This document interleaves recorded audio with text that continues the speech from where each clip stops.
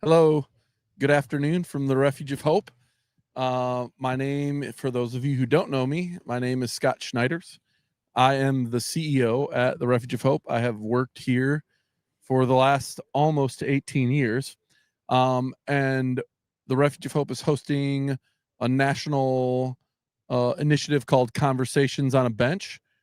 And this is basically like a time where we're trying to highlight the stories of individuals who are experiencing homelessness and other individuals who use our services to make ends meet. So we want to humanize the stories of individuals in our community who are in need. So we are going to be live streaming from this bench for the next 24 hours, having conversations with individuals experiencing homelessness, people using our services, and then other organizations in our community that are doing the hard, good work to assist individuals in those kinds of circumstances. So, yeah, we're super excited to see what the Lord will do with this time, the ways in which, we'll maybe learn things about our clients' lives and the challenges they face, and how maybe we can do an even better job of supporting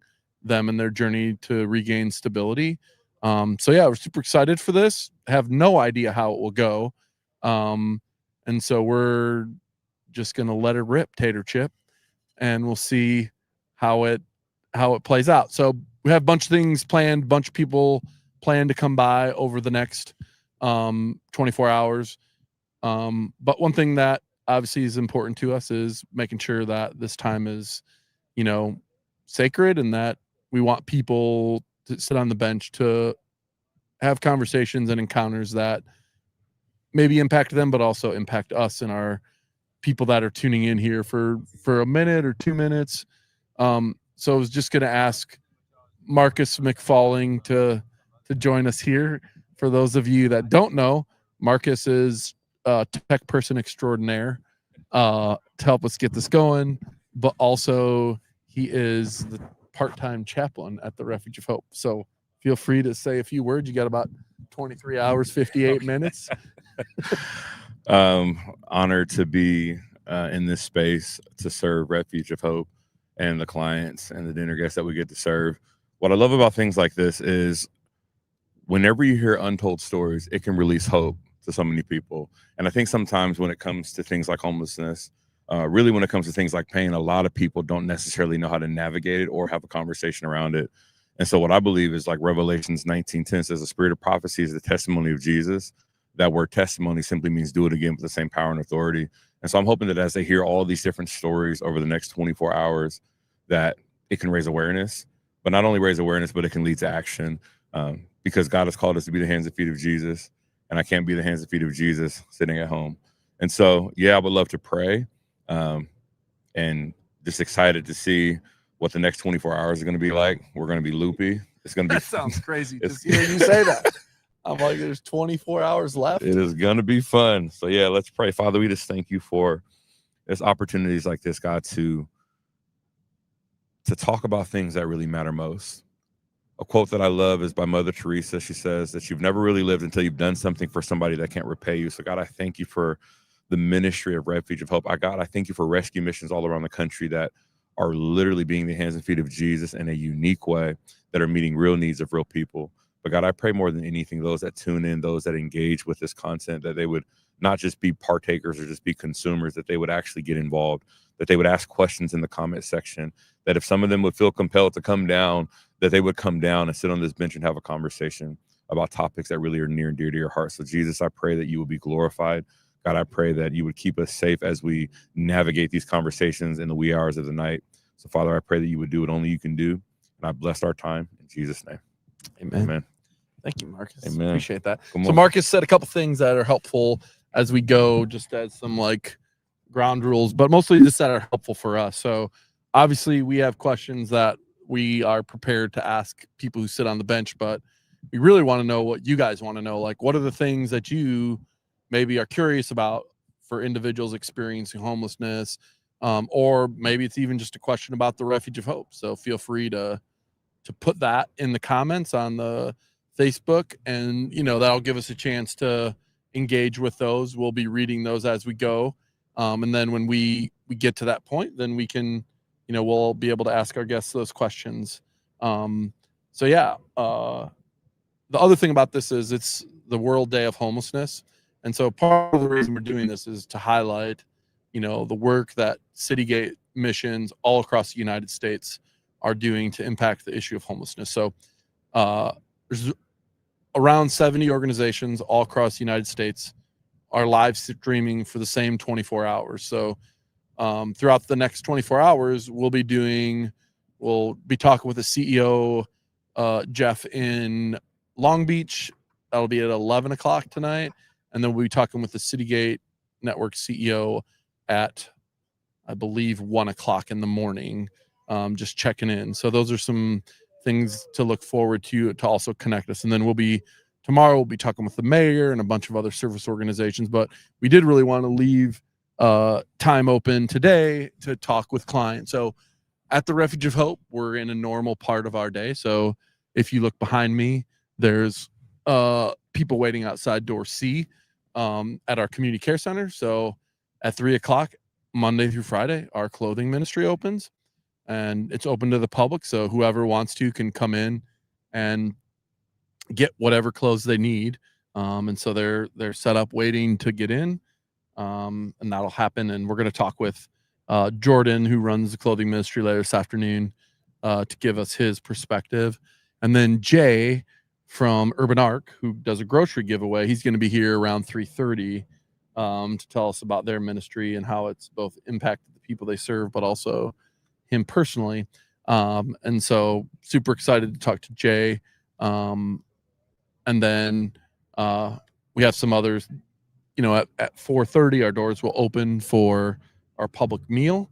So probably around 3:45, we'll have people start lining up here, getting ready, and we'll serve anywhere between 150 and 200 individuals for our evening meal. And so we have that time blocked off to talk to individuals who are using those services as a way to highlight their stories, because obviously not all the people that use our services are always homeless. Sometimes they use it as a way to make ends meet. So I'm going to grab Steve and have him come over and just have a little chat with him. He's a current client at the Refuge of Hope. So he's going to give you a good perspective on what it is, what life is like, what are the challenges, and whatnot. So yeah, you can just come in. Hey, how are you, man? Good to see you. You as well. So you can have a seat. You can grab this mic, and then you can just here. I'll get it underneath your feet, and then if you don't need to use your last name. Okay, Steve. Yeah. So Hello. this is Steve. So part of the idea of Conversations on the Bench, Steve, is mostly just to give some insight to people about what are the challenges that people face who are experiencing homelessness. What are the things that give you hope? Yeah. What are the things that, kind of keep you going in the day? So and you don't have to share all the details, but for you, what would you say, from an individual perspective, what is it that kind of brought you to the Refuge of Hope? Well, what brought me here was I was here before, and I'm plugged in here. Yeah. All the resources that anybody needs is right here, and you just got to want it. My situation, I don't get a check every month as far as SSI, SSD. Yeah. And I got evicted out of my apartment, and in between jobs, and I couldn't keep up with the rent, and I fell too far behind. And I got can you help people understand? Because I think some people, obviously, I work with it every day, so I know. Sure. But just when you had your own place, can you talk a little bit about what about that? Well, what was so challenging? Well, I got to give Refuge of Hope a lot of credit, because within 4 hours I had my own place. Clay come up to me and he says, we're moving it. And I had an idea I'd be moving soon, but he goes, we're moving. I was like, really? Within 4 hours, Scott, I had my own place. I was sitting there, I had, pots and pans, all brand new. Everything was brand new. And I'm sitting in my apartment 4 hours later, and I'm looking around. I was like, man, I am really blessed. I am really, really, I would say the Lord has really, really blessed me. And I was just sitting there. I was like, man, I owe a lot to Refuge of Hope. Yeah. But what was I gonna say? Well, I was asking like the challenges, like when you're living on your own, working jobs, like the difficulty to make ends meet. Can you talk a little bit about that experience? Yeah, well, I mean, I was working out at Meyer, and that was out in North Canton. Yeah. And one of the challenges I had was, I had to clock in at 8 o'clock, so I'm getting up at 4:30 in the morning. Just so you didn't, I'm going to repeat that because I think people don't understand. Yeah. Like I understand because I see it. So in order to get to your job that's at Meyer in North Canton, you're having to get up at 4:30 to get on the bus. Yeah. So that you can get 8. to your job at 8 o'clock. Correct. And I was hopping like 4 or 5 buses too. And I was paying $45 for a bus pass a month. Yeah. And then they cut my hours down, and it wasn't feasible for me to keep going out there. Right. Because it wasn't cost effective at all. Right. Yeah. So that became a problem. But getting a bus, I mean, as far as getting a bus, if I have an important doctor's appointment or somewhere to go, Refuge always will take care of me as far as but like if you're just using transportation though, like to get to an appointment that isn't directly on a bus line, if you have to hop a bus, it's basically 2 hours to get there and 2 hours to get home. Yeah. Yeah. Most people don't understand that because we get in cars, whatever. It takes it's 15 minutes away. It takes me 15 minutes to get there. Yeah. But like if you're here and you got to catch a bus, it might only be 15 minutes by car, but from here it could take you 2 hours with the buses. Right. There's a program. There's a father's program that I got a 13-year-old son who I don't get to see as often. I mean, I put him to bed on the phone every night, but he as far as the buses, I can't get out there and see him. Yeah. And but yeah, some of the challenges as far as can you talk?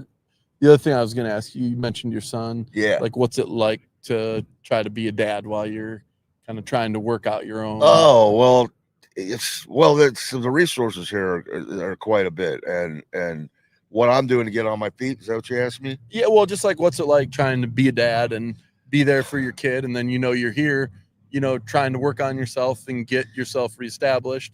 That seems like a lot I'm a dad of kids. I know how much work it is. Yeah. I can't imagine that extra layer of stress. Well, yeah. Can you talk about that? Or well, I mean, it's heartbreaking that I'm not around him, but right now I got to work on myself. Yeah. And I'm not going to be, the best dad that I want to be, like my father was to me. Yeah. If I don't get on my feet and use the resources here that are available. Yeah. But it's challenging. I mean, you don't, the Holy Spirit's how this has gotten me through everything. Yeah. Jesus Christ is the only person that's gotten me through. That's how I begin my day. And if I don't listen to him, things don't go my way. And they, they're not always going to go your way, but it's that anchor type point where like, I know I'm anchored to something solid. Exactly. And you just wait for the blessings to come, and they do, but you got to do the right thing. Yeah. Cool. Yeah. These are less questions. Sure. These are just more relaxed. So are you a big Lions fan? Or are you a Brown? Or did you just get a nice hat? I got a Browns hat, and I haven't been wearing it. All right, that's fine. I'm fine if you're a Lions fan. But I was just checking to see, I am a Lions fan. They're 4-1. It's better to be a Lions fan than a Browns fan right now. You got to look at root for a winning team, man. But I suppose you're an Indians fan. Then. Oh yeah. I think I remember seeing you. Oh yeah. Yeah. And they're the Indians as far as. I'm sorry. The tribe, as far as I'm concerned. So one other question, or some other questions I was asking of for you, you've been at the Refuge a couple of times.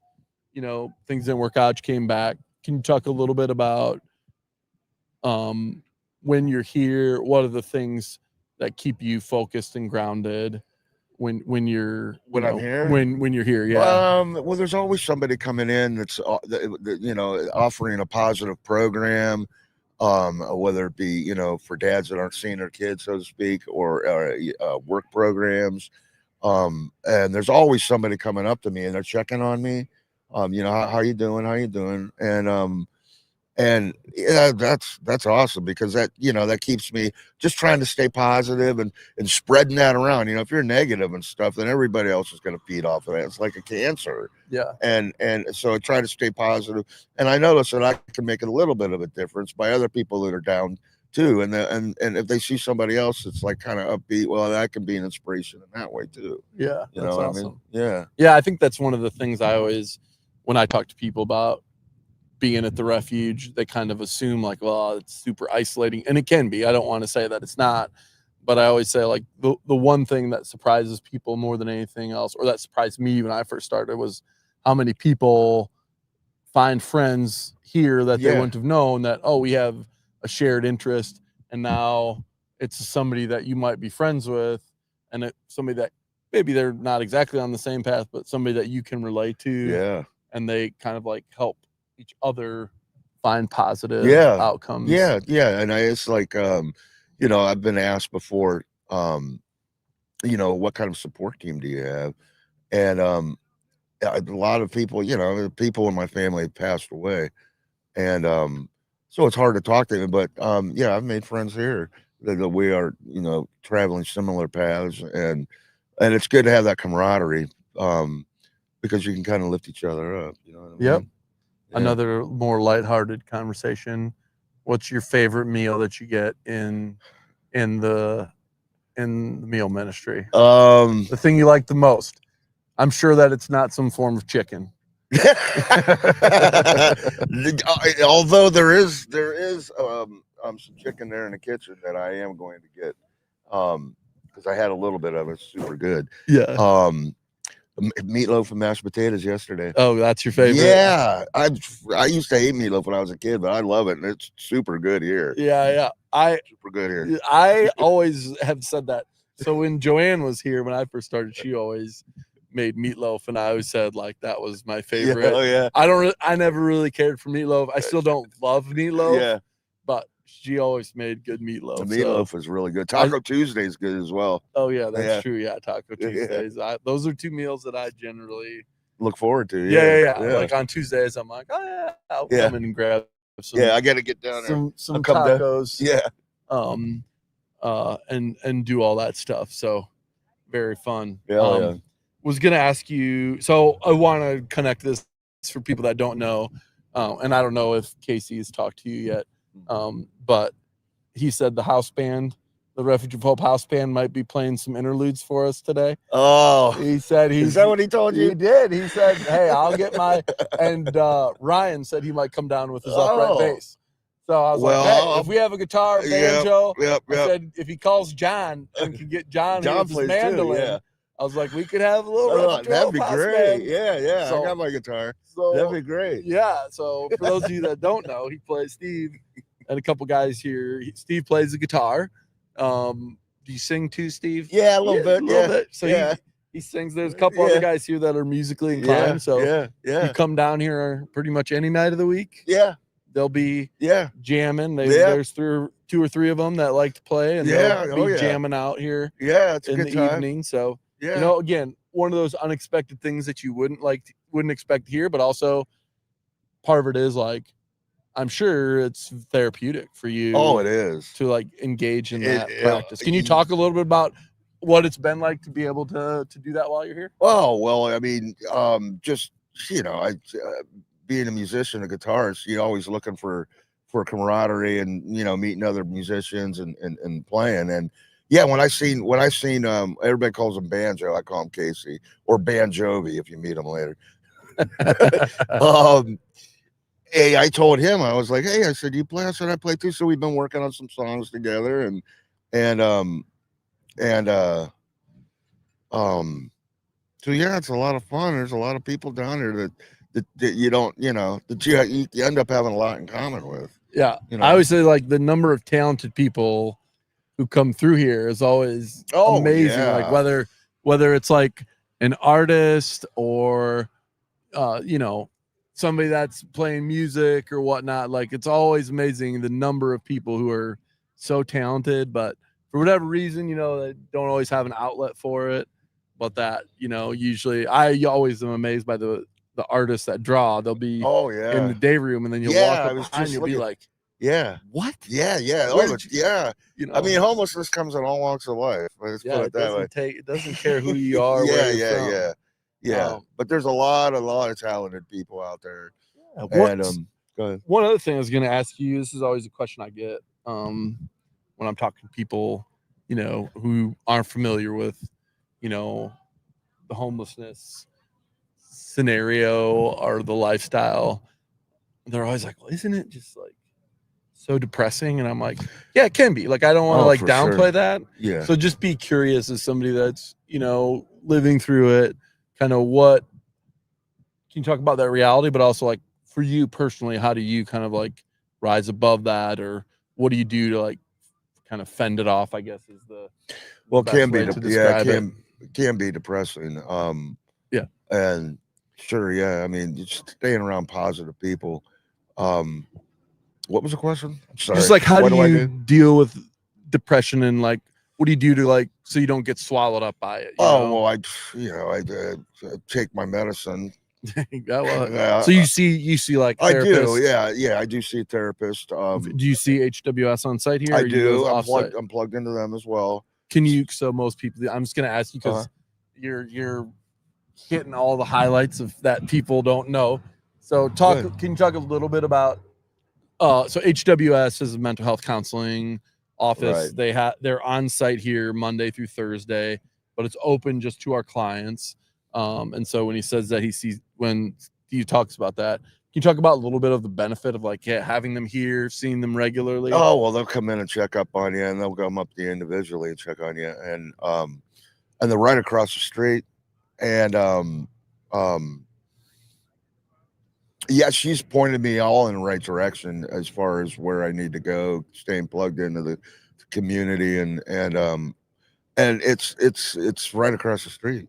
Yeah. You know, and they come over and see us too in the day room. Yeah. And just they check on, you know, each of us individually and make sure we're doing all right. And if we need anything, very, very helpful. And because I have some SMHA government housing. Did you get selected? I did get selected. Yeah, so I'm over the moon about it. That's awesome, man. Yeah. Thank you, Scott. That's Thank you. great. Yeah, I know it, right? Yeah. I didn't even know. Steve, I feel they're going to think that I set this up, Steve, to be like, no. Scott had somebody come over, but I promise you, I saw Steve sitting over there like, hey, Steve, will you come talk to me? Yeah, it's for real. I didn't know that. Yeah, that is awesome. It is awesome. God so is good. Are you just going through the application process? Right. I submitted all my paperwork, and they said it'd be about 3 or 4 weeks before they find anything out. So I'm waiting, with bated breath right now, just trying to, stay positive. Obviously, I've got a lot to work, would be happy for. But yeah, when I got that letter in the mail, said I was at the top of the list. So I went over there and found out, and I was like, what do I need to do to keep make the ball keep rolling? And they said, just be patient, and we'll give you a call to just do my background check and whatnot. Awesome. And yeah, so couldn't make this up. Yeah. So one question. One of the parts of Conversations on the Bench that we're trying to highlight is we obviously want to hear about people's stories like yourself, Steve, but we also wanted to learn like, hey, like what could we do better at the Refuge of Hope? Like I'm not under the guise that we're perfect. So if I was like, Steve, you get to be in charge for the next 24 hours. What are some things you're like, hey, if somebody could figure this out, or here's something that's really hard that if you could help with, what are some things if you could change that you would change? And I just so that I'm not going to get in an argument or try to justify it. I really just want to hear what people say. Sure, yeah.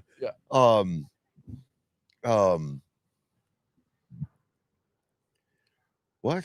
Say that again. I'm sorry. No, you're fine. If you could change one thing, things like what would you change to make it? Boy, I don't really. I mean, I don't know how y'all tackle a lot of this. I'm sure y'all run into so many different scenarios and stories and stuff. But I mean, I don't know how you do it. I don't know. I wouldn't really change anything. There's really nothing that I'm perturbed about or is there maybe think about it differently than like is there an assistance that would have been helpful to have? Whether I'm just going to throw out some examples that I don't think probably are applicable, but like if it's transportation or if it was medical care or something, is there like a ancillary service that we could provide that would assist? Oh geez, I'd have to get back to That you on like, that one. yeah, it's fine. You don't have to. I'll be here for 24 hours. Yeah, Steve. you're gonna be out here. I'll think of something. I'm sure you're gonna be. That's awesome. You'll be out here 24 hours. I had no idea. Yeah, when you wake up at 3:30. Oh my gosh! Just wander on out here with your answer. I'll be here. I'll probably be laying down. See, I put a little camp mat down because I'm like, well, this is awesome. I don't know that my butt's gonna survive 24 hours. So try and do something different. But yeah, like this. I wouldn't change anything. There's really nothing that I can think of. But yeah, like you said, what's the other things like? What's something I kind of already let out one of your secrets about being a guitarist, but I always say people like, what's something that people maybe wouldn't expect to know about you? Not that it's like has to be like something super personal, but just fun of like, hey, here's just something random about me that most people. Well, yeah, I've been asked that before, and I say I'm a guitarist, but I already blew that one. Yeah, so it's therapeutic, but I like to hunt and fish. Oh yeah, yeah, but right now I'm not able to do it. Where do you usually do it? Well, when you're able? Well, I Clendenning Lake. I'm not familiar with that. That's down in Harrison County, but okay, I don't drive right now, so I can't get down there. Any places locally that you go? Well, you don't have to go too far out of Canton to find, a nice stretch of woods or, and a lot of. Did you bow hunt or? I do bow hunt. Okay. Yeah, and bow hunting just came in. Yeah, it's just started. Yeah. Yeah, it just started, and so yeah, it's in the air. So I love doing that. That's super therapeutic. Nice. Did you grow up in town here? Did I grow up in Canton? Yeah. Yeah, I grew up in Canton. I grew up in Plain Local. Okay. I went to Glen Oak. Nice. Yeah. Yeah. Very fun. All right. Well, hey. Thank you for your time, Absolutely, Steve. I'm Scott. super. Hey, somebody had to be first. Yeah. You broke the ice. I appreciate it. Yeah, it's nice talking to you. I appreciate it. So yeah, you can go. Appreciate it, and then Steve will be back with the Refuge of Hope House Band at some point in the next 24 hours. Thanks, Scott. Awesome. Thank you, Steve. So so that was our first one. That's kind of what we hope to replicate over the 24 hours. I did not check the deck. I had no idea that Steve had just got contacted for housing, so I wasn't setting it up too. Not everyone that sits down is going to have that experience, but it was pleasant that they did. So we're good to go. All right, you come in, Jay. As we go through the day, Jay, our friend Jay, is going to have a seat here. He even got all dressed up for you guys. So at 4 o'clock, what time are we at here? 3:28. So in about 15 minutes, people are going to start lining up. And in about a half hour, people are going to be let in for a service we offer twice a week here through our partner. So the Refuge of Hope doesn't really have anything to do with it. It's called Urban Arc. And this is, you can introduce yourself, Jay. I'm Jay Wallace with Urban Arc. Not by choice. Nobody wanted to do it. He was the last man standing. So here he is. So mostly, Jay, talk to us. How long has Urban Arc been doing grocery giveaways? I think it's gone back about 25 years. I've been involved for 15 and retired 4 years ago, and it's full time now. So Jay is definitely the hands and feet of the organizational end of Urban Arc, and he's here at least usually 3 or 4 days a week, prepping stuff that they give away. So can you give us just like a synopsis, Jay, about what Urban Arc does, what their service is? We order food from the Akron Canton Food Bank, and because our numbers have grown, so we're picking up food twice a week, Tuesdays and Thursdays. Last week we picked up 5,400 pounds of food from the food bank. Last year it was 185,000 pounds. The year before was 175,000 pounds of food. Yeah, those are big numbers, just so that you guys hear that. That's like roughly, 90 tons of food that they're giving away at the Urban Arc. So the relationship, just to give a little history about how Urban Arc and the Refuge were connected, is that I started about 15 years ago, 18 years ago, and we'd always had a really close working relationship. We sent clothes up to them and worked together to get people what they needed. And then we'd kind of always wanted to work together, but nobody had enough space.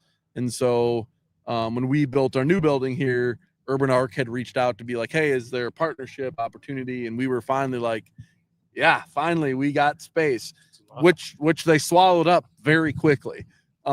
So that's how it is. So Urban Arc operates as its own 501c3. Yes. And then they use our space to do the grocery giveaways. So can you talk a little bit about how many individuals you serve every week? Well, I had to look at my numbers here it was June of 2022 we moved in here. Yep. So we were short a few months, but we had 2,155 clients. Mm-hmm. In 2023, we grew to 7,035 clients. And in 2024, we were 9,478 clients. So that's 9,000 plus people that came in and got a bag of groceries. And you guys are a little bit unique in that you're kind of like a choice. Yes. Can you talk about the difference between a choice pantry and a... Before we moved in here, we used to hold the mic a little closer. Make up brown paper bags with food in it. Yep. And it was, you'd walk outside and find it on the bus stop seat. So we went to a choice system where we have 3 wire racks and have all of our groceries on it, and they can pick and choose what they want, which is, sometimes somebody only has a half a basket and other times the basket's full. Right. That it's really, but then they're gonna use what they take, not like I got a can of artichoke hearts that I'm never gonna use. Yeah. I'm just gonna throw them away. Yeah. But we I think on Tuesdays we're open 11 to 2. And I think the low was like 95 this year, and the high was 134, a 2-hour period. Yeah. And then tonight we're open 4 to 5:30. Yeah. And 60 to I think 94 was the high. Yeah. So Tuesdays are the busier day. But yeah, we'll probably have somewhere in the 80s of people here the second week. Roughly the second week in the month. So that makes, if you're not familiar, that makes a big difference for both our meal ministry and also food pantries, is that if people are, for people that are on, SNAP benefits or whatever, at the beginning of the month, our numbers get lower because they have the resources. And then once those benefits are full used, then we have more of a presence from people that are kind of making ends meet. So I think it was 2 weeks ago, the wife and I were in the truck going somewhere, and my phone rang and a fella asked, could he get groceries? Yeah. He said, he's just running short at the end of the month. Yeah. He said he was a veteran, and my wife said, thank you for your service. And he goes, it was my honor. And he just was such a joy to talk to and so appreciative. And, God bless you for what you do. And thank you for being there. Yeah. We get that a lot from our clients. Yeah. Thank you for being here. Yeah. Nobody, Jay, probably works as hard as you do with Urban Arc from the number of hours that you spend down here. Can you talk? Sometimes people are like, oh, Jay's such a nice person, but can you talk about what impact that service has had, and what is it that drives you to give that much of your time in this space? I always wondered what I was going to do when I retired. Yeah. And I found it. I mean, I was, here every Tuesday, the first and third Thursdays, and I'm just glad I can serve these people. Yeah. One of the misperceptions that I always feel like from sometimes people have is that, not that it's sad or depressing, but that there's just a heaviness to being around that experience. That generally is not my sense. So I would love for you to talk about when people come in to get their groceries, what is that experience like? It's great. I mean, there's always a smile on their face. They appreciate us. They're always complimenting the volunteers. Yeah. It's great. Yeah, that's awesome. And then Yeah. can you who is Urban Arc like associated with from like a church perspective? We're both mostly financed from St. Stephen's, Holy Trinity, and Holy Cross. So a bunch of Lutheran. Yeah, 3 Lutheran churches, and we've got a couple grants. And Yeah. Awesome. do quite well. Yeah, that's awesome. One last question, just to kind of wrap up.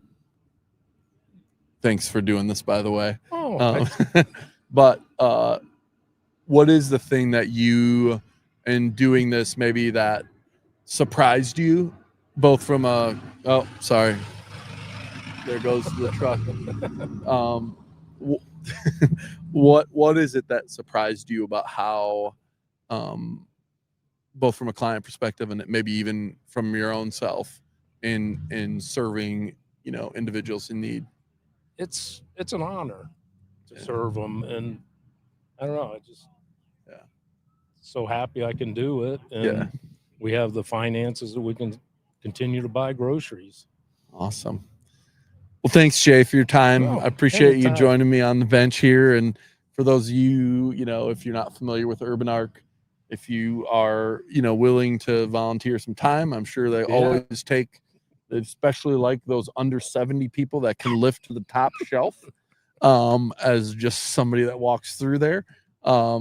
But they do lots of other stuff as well. They do a meal on Sunday nights twice a month. Oh, it's every Sunday. Every Sunday, sorry. Yeah. Every Sunday night at 5 to 6 p.m. up at First Lutheran. That's the front of it sits on Tusk, but the entrance to the meal is actually on 2nd Street. So they do that every Sunday night, and then they're doing meals here twice a week. So, I mean, they're super impactful in our community. And Jay's a part of, how many volunteers are there with Urban Arc? Ooh. I want to say it was like, I think 75. So, I mean, it's an army of people that are doing, coming in once or twice a week, depending on to make those things happen. So, super grateful for their service, super grateful for the partnership with the Refuge, because people might not realize this, but the people that are using Urban Arc, now some of them do use our meal ministry, but there's a lot of them that don't. They just come to get groceries and then they go home to make their own meals. So it's just a little rung up the poverty scale, but most of their clients do use our clothing ministry because they come in to shop for groceries. They can also get clothing and whatnot. And so good opportunity for us also to expose them of like, hey, if there's other assistance you need, they can get it at the Refuge, whether it's the doctor that's here on Friday. We always have people coming in here. So thanks, Jay, and thanks to Urban Arc for all you guys do. For the partnership. Yeah, appreciate it. You're a free man now, Jay. Yeah, he's got to go to work. They're getting ready to bring in people. So, you ready, Dr. Keefe?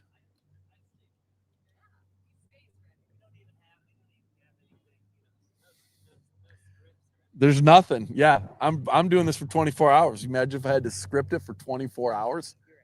And you just have constant people coming through? So we have some people scheduled. I don't know. What would you say, Christy? Like maybe 30 people scheduled. So this is like your telethon. Well, we're not raising money. Well, I know. But yes, it's essentially. Like it's the Refuge version of telethon. Essentially, yes. You're the host. So what we're trying to do is just raise awareness about stories of people. So like Steve sat down here. He was just the first one, but like we're live or no? We're live. Yeah, okay, sweet. We're live feed 24 hours. Just like, okay, sweet. Yeah, make sure. We're just everyone's counting the days till somebody says something inappropriate. So, but how long do you want to be doing this? Exactly.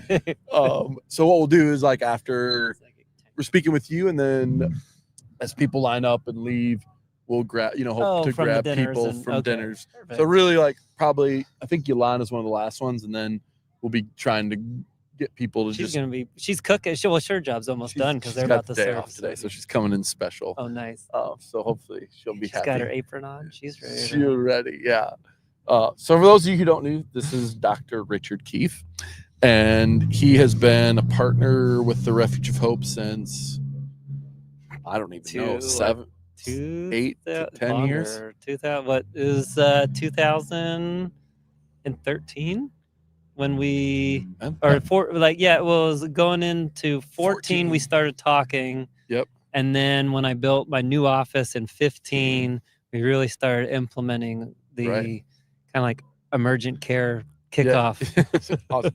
So just as a little background, Dr. Keefe is like a story that is actually not that uncommon at the Refuge of Hope, because it's kind of, we've always been like a grassroots where somebody's like, hey, can I do this? And I'm like, or whoever's here is like, I don't know, can you? We could try it.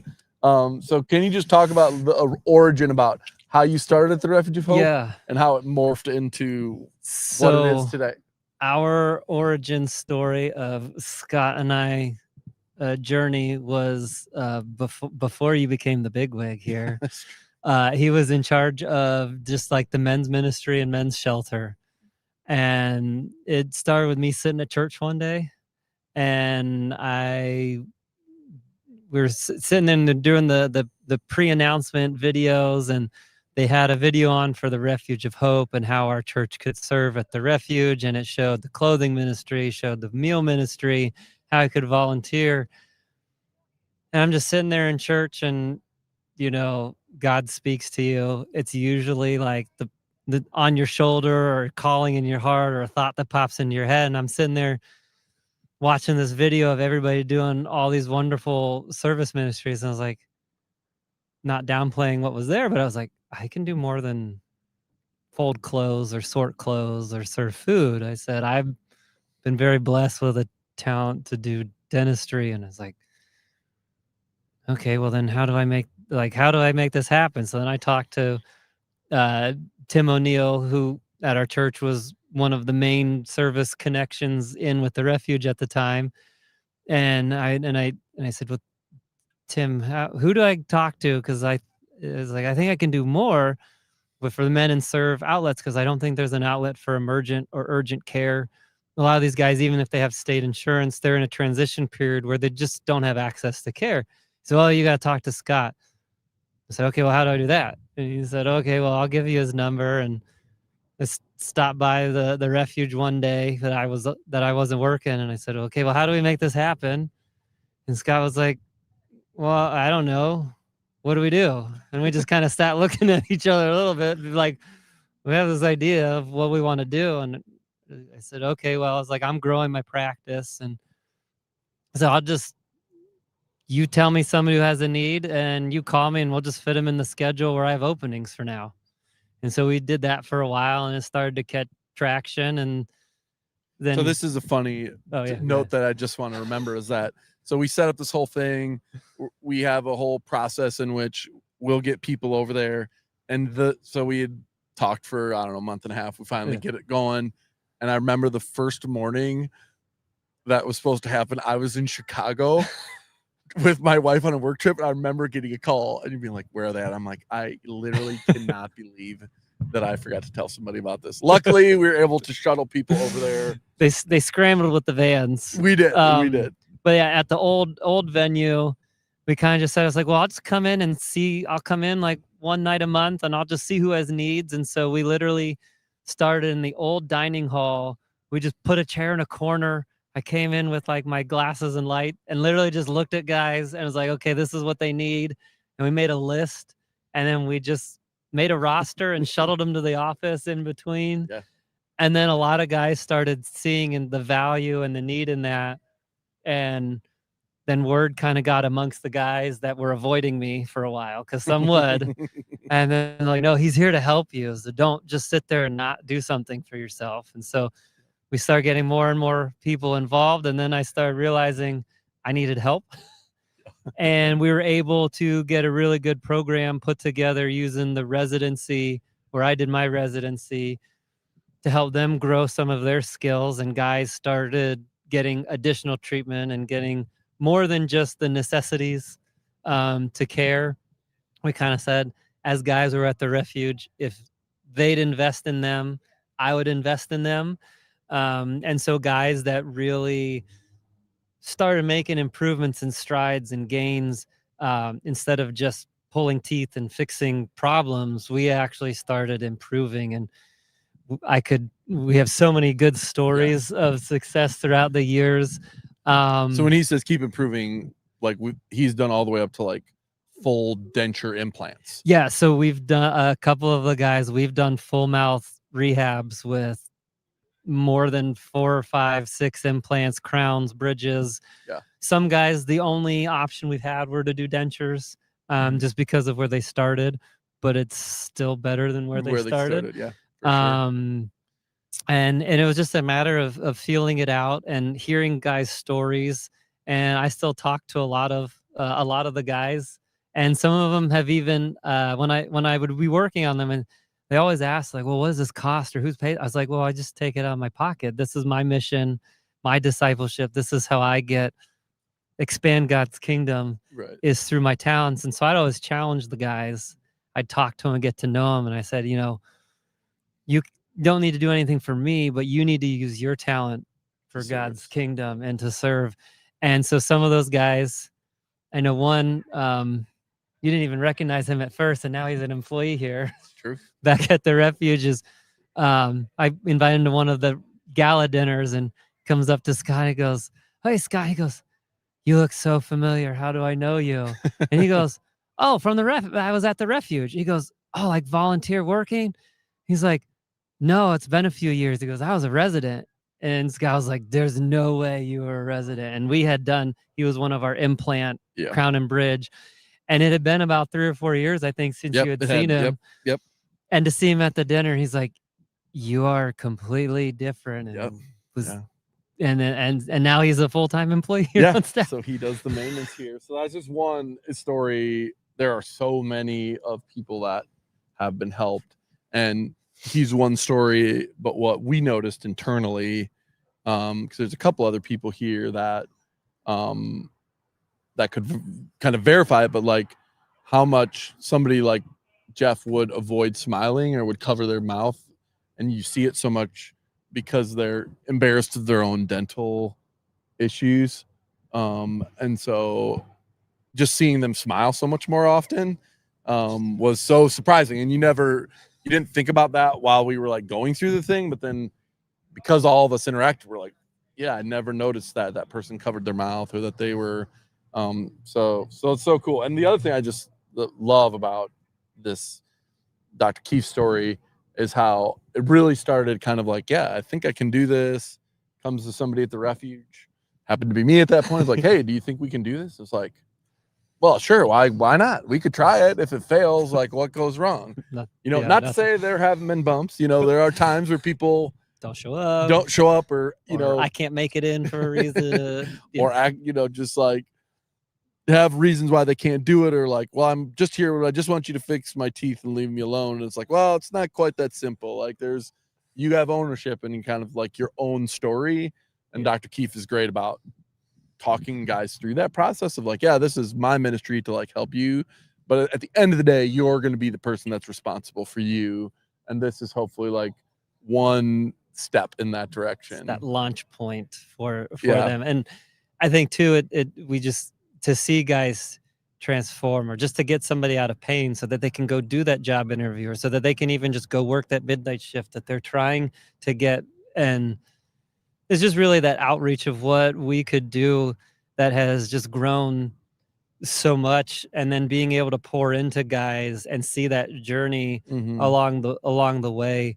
Another guy that we've been working on, he's actually gone through, he's just was recently in the office, but he's doing his own ministry and running a addict support group and driving people around, and now is helping out pastor church. And so he's just, a lot of these guys inspire me to keep doing. And whether or not we even had a success story, it's still the mission to keep pushing through and do. But it's just really a blessing along the way to see how God has his hand in everything and how it works. And it changes, but just to see how everybody gets called and to be on mission together. The end result is always going to be positive for God's kingdom. But to see, I tell everyone, like, my mission is to help create those strong men in our community, because the strong men, leader of the household, if you're not confident, if you're not smiling, if you're not going to go do that job interview, you much easily more set back. Yeah. So I see that through teeth, like you said, if Yeah. we can help, it's just as simple as even putting a denture in somebody to help them not think about their smile when they go to talk to somebody. Yeah. That's an overall win Yeah. for confidence. And you just don't realize, like, if you didn't struggle with like dental issues, you just don't understand it's hard to, it's hard to like realize the ways in which, like, in some ways it can like hamper them from doing so many things, because it's like, oh, you know, they're gonna just avoid it. assume some things about me or whatnot, you know. Oh, so many guys are like, wait, we're just, you know, I was like, you don't even have to worry about it. They're like, oh, this is the worst mouth I've ever seen. And they'll be like, I'm like, nope, you're good. We just got to fix it. You're like, I've seen a lot now. I was like, we've seen a lot. And I've even told the guys, like, you know, there's been bad teeth are not just to people. I was like, you just haven't had access to care. Yeah. And then if it's been care, it's just been trying to catch up. Yeah. And I said, we're here to do more than just catch up or Yeah. just keep the ship from sinking. We're here to, and that's what the whole team structure at the refuge is. So you got to use your resources. There's so many people here with other talents.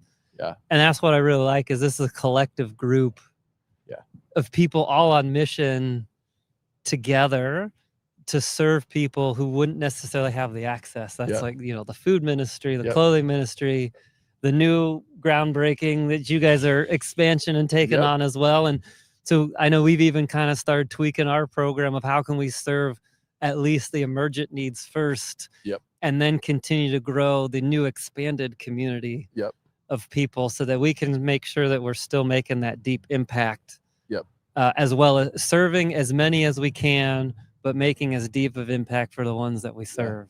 That's awesome. So yeah, so this is the first of a couple different stories that are similar to Dr. Keefe's, where it's just somebody that says, like, hey, this is what I do, and I would love to help people, and I'm kind of on mission for the kingdom. Like, here am I, what can I do? And then, you know, our responsibility to our clients and to our community is to be like, okay, yeah, you're willing, how do we make use of those talents? And so we've been so super fortunate. Dr. Keefe's been such a great partner, such a great mentor to so many of our men. And it's so rare. You may not know this, but, like, you know, so many people don't have access to dental care because of insurance, and not just people that are using our services. This is, you know, widespread problem. So even to have that access for the first time is, you know, feels like such a gift for them. And then to have Dr. Keefe's staff is always incredibly, you know, caring with the people that are coming and know that they might face some other challenges. So thanks to your staff and for all the work they do to give high quality care to our individuals. So wanted to make sure we highlighted him. We, you know, he's one of the, you know, 30 plus people that are coming through to talk about their time. So we appreciate it and are so grateful for your commitment to what we do and the ministry that you and your staff are doing to care for people's dental care. we appreciate it, and, you know, just continue keeping the mission going forward. So I appreciate being out here, just to even pass some time on the bench to help it go a little faster. Hey, we got rid of almost a half hour, so we're 25 minutes closer to being done. We're still in the first hour though. We haven't made it to the 23 hours left. You're gonna have to have a barber come out by the end. And well, I have my coat over there. I have my jacket in the car. If you wake up at 3 a.m, you could probably turn on the live feed to see me laid out on the bench here. Fall asleep. Yeah, so we're gonna. But if you have time to tune in, if you didn't know, you might know. Do you know Casey and Steve? They're two guys. One plays the banjo, one plays the guitar. Another guy plays the bass. So they're gonna do some little house band interludes. Nice. For 15 minutes for us. So thanks for coming. Oh, thanks for Appreciate having it, Dr. Keefe. And you can just set it down. You can just set the mic down. I'm not sure who's next. Christy will. Yolanda's in the fire. Next. Yeah, no, you should walk into the camera. So yeah, Dr. Keefe's been an amazing partner for us. Next up is an even more amazing partner. Oh, never mind. She's not a partner. She's my my favorite employee.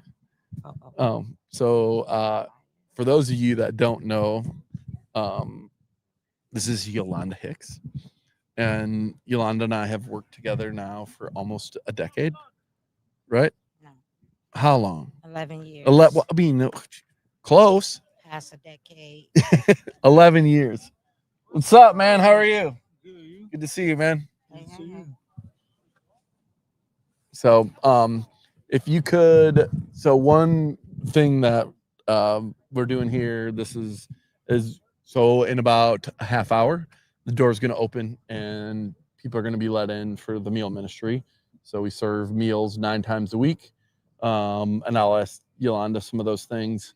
But we serve Monday through Friday at 4:30. We serve lunches on Tuesday, Wednesday, Friday, Saturday, from 11 to noon. One thing that is cool though is that Yolanda's story is such a unique Refuge of Hope story because Yolanda never came to use our services. Are you comfortable talking about how you ended up at the Refuge of Hope? Sure. So give a little kind of history about how you ended up connected to the Refuge of Hope. So 2008, came to Ohio from Chicago, signed up for Job and Family Services, and had to do some hours for some benefits, and went to a couple places, didn't click, came to the Refuge, haven't left since. So can you talk about what about the Refuge when you came here you were like, oh, this is where I'm going to be? Like I said before, I had went to a few places, try to do my hours, and nothing clicked. Came to the Refuge and something was different. The people were more friendlier, just kind of loved on me, made me feel like I had a purpose. So I said, this is different. Kept coming back, kept getting more and more. That's right. And how long did you do your work through jobs? So I started in 2012. That's right. And I was offered a position in 2014. Okay, yeah. And so you started in the original building, 2014. Starts as part-time. Part-time. Does that, and then gets hired full-time in 2016. Yep. And then becomes the meal ministry director in 2017. So it's a cool story in that Yolanda came here doing community service hours, and 5 years later she was in charge of the whole meal ministry, which is mostly a testament to her hardworking nature. She is amazing. If you're ever down here, she's always the volunteers' favorite, but she's amazing with our clients, and she's amazing with our volunteers who are coming from, we have volunteers in the meal ministry that come from some of them come from the halfway house. Some people are doing community service hours because they broke the law. Some of them are here from the courts, and you just get all different types of people, and you do such a great job of like making them, you talked about purpose, you do such a great job of making them feel useful, and that when they're here they're not just standing around doing something meaningless, like, oh, I have a purpose while I'm here, I'd wrap the desserts or do this. So can you talk about how your own personal experience kind of plays into the ways in which you're able to fill your position now? Since a young kid, I always was taught treat people how you want to be treated. Yeah. Then start having my own kids and teaching them that, and it's just something that stayed with me throughout my life. So I'm a firm believer of treat people how you want to be treated. Yeah. And that's how I go about my day every day. Yeah, that's awesome. Can you talk about a little bit about, walk us through what a day in the kitchen looks like? Most of our volunteers, they maybe show up half hour before a meal, and you're pretty much a whirling dervish back there, you know, getting people organized, getting them to do what they need to do. But what does a normal day look like for you?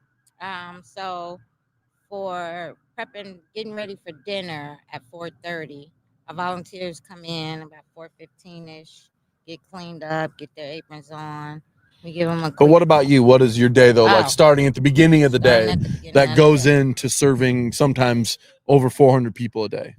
Come in, see what needs to be done for the meal for the week, get some things together, see who's around, who's to help, put people on task, may have to pick up donations, keeping the place clean, checking in with you, just making Usually sure. she's getting in trouble. I'm Yeah. usually back there No, barking I'm orders not at getting her. in trouble. We pray a lot around here, so we don't get in trouble. Oh, I thought you were gonna say when we see Scott come Yeah, praying, we pray a dear lot. Lord, just help him, leave me alone. I'll say each day is a full day. Yeah. We have our work cut out for us. Yeah. But we get it done. Yeah. So can you talk a little bit about what mealtime is like here in a day, like when people sit down, kind of some of the thought process that goes into how we kind of do meals here that might be different from other places? Yeah. So our guests come in and they have it's like a restaurant setting. We don't use paper products unless it's special occasion. Dishwasher's broken. But we use real plates, real silverware, cups, coffee cups. We serve them like they are our guests. We make them feel like they are appreciated and loved. And one by one, we serve each one individually. Know most of them by name, and they get a 4-course meal, hot, bread and butter, dessert, the whole 9. Yeah. And we make sure even guests that don't eat what's on the plate for tonight, we accommodate. We just go far and beyond to make our guests special. That's awesome. Can you talk about what's maybe one thing that you weren't kind of expecting when you started this job that has been maybe impactful or transformational for you individually? I didn't expect for myself personally to have an impact on somebody else's life. Daily, people come up to me and tell me how grateful they are for Refuge of Hope and in Refuge of Hope staff. That they can come here and they feel safe. They know they're going to get fed, not just a sandwich and a soup, but a 4-course meal. And some people don't come for just that. Yeah. They sit and they wait for devotion. Yep. That we do before every meal. And some people come for social aspect. Yeah. They want to sit and they want to chat. And sometimes I have to tell them I got a job to do. I mean, I think that's me when people talk about like what's different. It is the service aspect. There's a dignity to the ways in which stuff is administered, in that we know who people are. We, a lot of them come to multiple meals a week, so we know how their week's going. If something good or bad's happening, like we're able to kind of keep a pulse on that. But more and more, how much we're becoming a spiritual home for people. So like, yeah, they often refer to the Refuge of Hope family. But also in that is that Yolanda loves this, but people refer to Yolanda as their pastor. Yeah, Pastor Yolanda. Which she does. Like the reality is like almost everyone that works at the Refuge of Hope, you almost can't not work here and have to fill in for some pastoral role, because a lot of our clients aren't going to darken the door of a church. Doesn't mean that they don't believe in God or they don't need to feel Jesus' love. It means like sometimes it's an accessibility issue, and sometimes like they already view us as their church. Yes. So why would I go to a different church? And so being able to step into that space, and Yolanda does a great job of being kind of a shepherd of the people that are here for that purpose. And yeah, what's your favorite memory? Like something that happened at the Refuge of Hope, or is there a favorite time of year, favorite meal? I'll tell you what, being at the old building for 7 years, Mm-hmm. and coming to this place, spick and span new, brand new kitchen, bigger dining area, just more space, able to house more guys, clothing ministry, storage room. God has blown my mind. Just to see now women's ministry, male ministry. Just every time you think he's satisfied, he just keep going and keep going. Yeah. So, just not knowing what's next is the best part. Yeah, it's true. It's almost laughable for those of us who've been here a while to sit here and be like, oh, there's a new building and there's a community care center when we needed that. And then when we needed storage for furniture to move guys out, there's a building over here. And, the next goal or the next dream was taking care of women and single women in our community. So that's going to start here behind us right over there pretty soon. Yeah, that is, I didn't think you were going to say that, but it's so true for all of us who have been there. So Yolanda technically is on a day off. She left today at noon, but she said she'd come back to sit on the bench with me. So I don't want to take too much of her time. So I appreciate you creating some space, being willing to talk with me. And if you're down here, get a chance to talk to Yolanda. If you're volunteering, you'll definitely, run into her if you're in the meal ministry. She's one of a kind. She is, the heart and soul of what we do here, and she fights hard for her people. And we're lucky to have her on our staff. And I'm so grateful as somebody that gets to work with her that she's also pleasant outside of that as well. But such a good teammate for all of us and encouraging and looking out for her staff. So thanks, Yolanda, for all that you do to help people here. Thank you. Yeah. So we're going to transition to the next one. Thanks, Yolanda. But did want to talk a little bit about, you hear Yolanda and I talk, and you're going to hear me talk about the Refuge of Hope, and what we're able to offer. And I don't ever want it to be like construed that anyone here individually is offering this. I will be totally frank. Like, I'm the person sitting on the bench today for 24 hours. I do the least amount of client care probably of anybody here right now. Now, previously that was been my main focus, but the people that are doing the work is our staff members, and they are phenomenally good at what they do. Yolanda's one example of so many people that work here that have expertise and care. And if you ever wonder kind of what the special sauce of the Refuge of Hope is it's that we have employees who are on mission, who care about our clients, like in just a real genuine way, and want to fight for their good.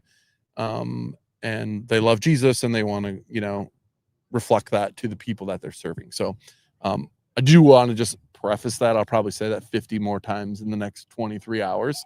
But just to say, like, when you hear us talking about, or you hear clients mention stuff with the Refuge of Hope, it's especially never about me sitting on this bench, but also if you talk to other staff people, they would want to be like, oh, we're just here because our community has supported this mission to make it happen. So don't want to ever think that we're at the center of this. Everything that happens here, God does and provides, and we are acutely aware of that. We have a prayer time every week where I don't know that a week ever goes by where we don't acknowledge, like, hey, look what God did. Look how he's cared and taken care of this place. So, we've just crossed the first hour threshold. So 1 down, 23 to go. Are you ready, Paul?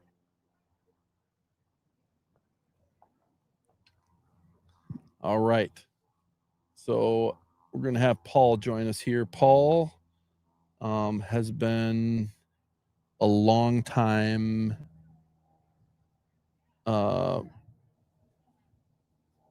fixture around the Refuge of Hope.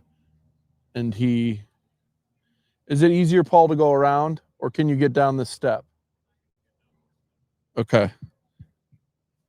Christy will help. Just be careful with those cords too. They can kind of be tricky.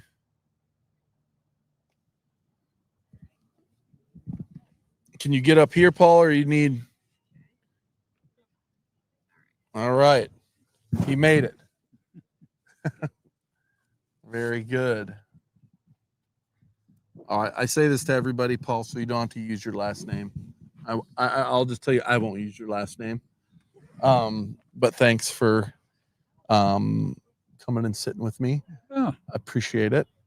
So I know a little bit about you, Paul. So why don't you share a little bit about kind of your history and how long you've been kind of connected at the Refuge of Hope and what's the impact it's had on you?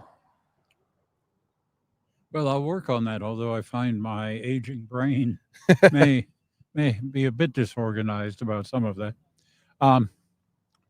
My my parents were very active in local church Mhm. kinds of things, and so from my baptism as an infant on up, it was most every Sunday at church and all of that. And I thought I was going to follow my father in public accounting practice, and that was my focus of my bachelor's and master's degree. But while I was doing the master's degree, the church that I was attending in that community, I somehow felt much more drawn into the possibility of doing ministry. And I think in part that could well have been driven and informed in that I was student body president at the Ohio State University. And that experience, my senior year in undergraduate, dealt with a lot of needs within an institution. Yeah. It wasn't so much person by person, but there were those things as well as structural. And I think I was on my journey. That's part of what engaged me differently with society. I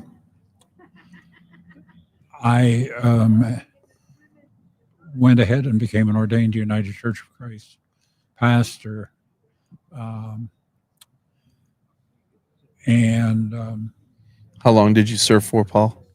well, I served about 3 years. And at that point, the people in the church I was serving had heard a rumor that I was gay. And one of the members informed me that the council was going to have a special meeting after my next worship service to dismiss me.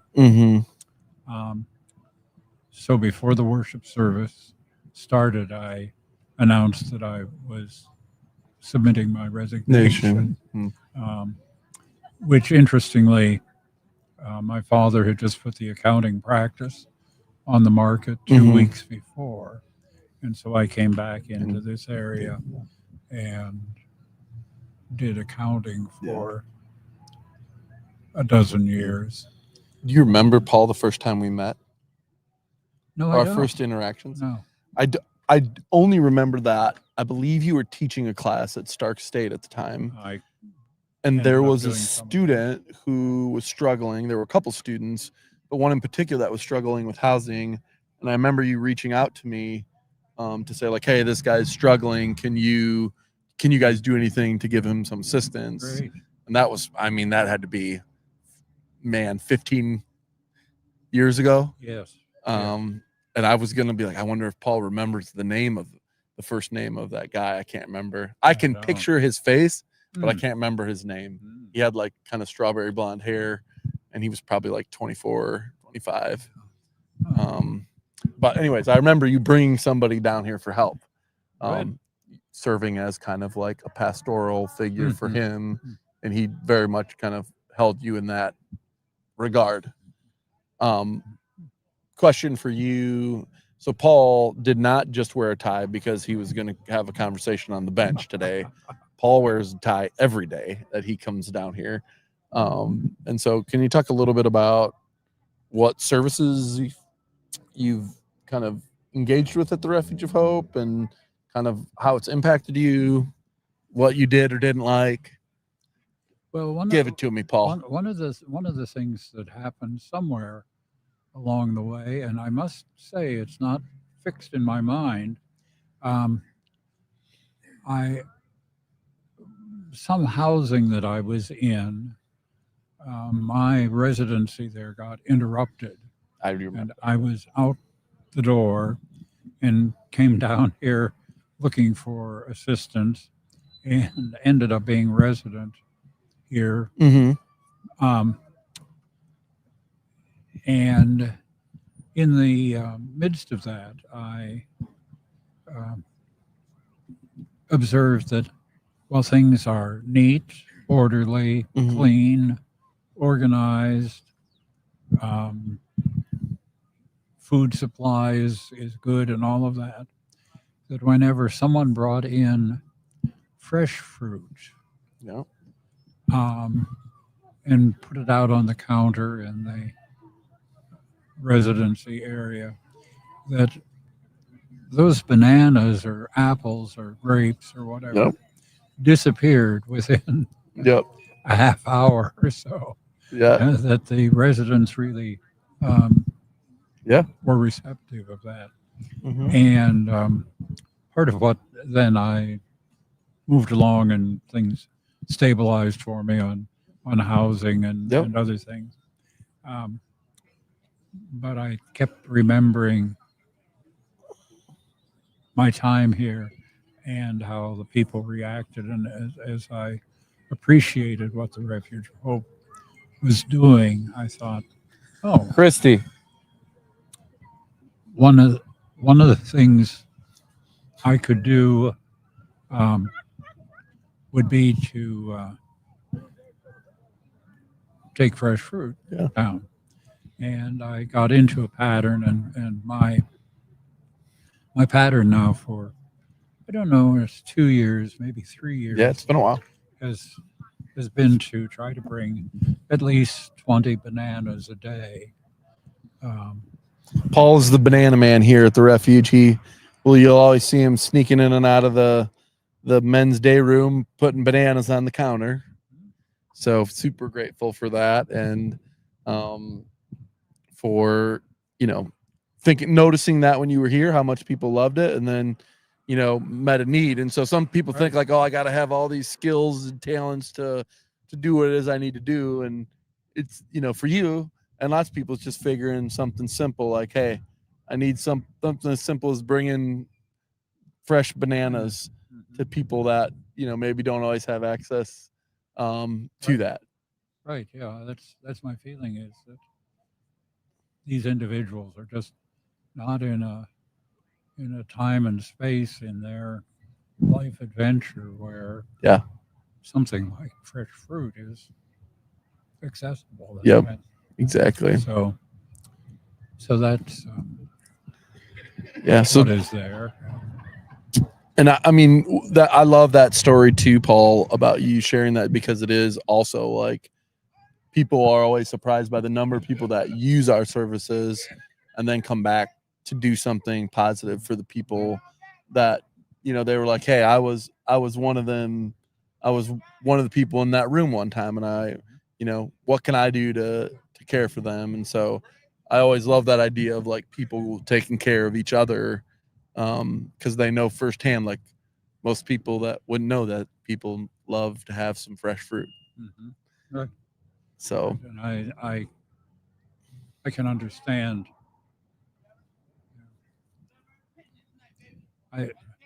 I suspect, in my perspective, that I could sit down and say to you, well, I will contribute cash on a restrictive basis that it has to be spent on, and push the facility in that direction. But yeah. I don't see that as really being useful out of staff time and Yeah. efforts and all.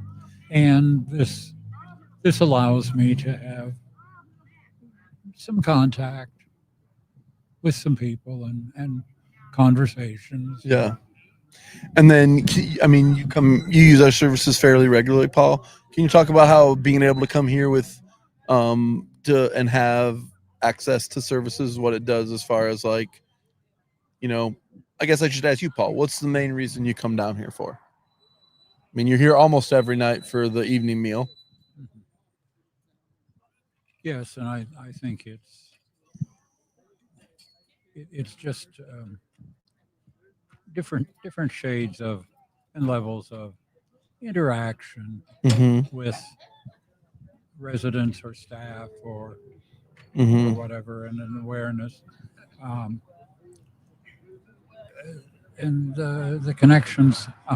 I'm currently filling in occasionally on Sunday mornings at a church in Alliance, Ohio, Mm-hmm. and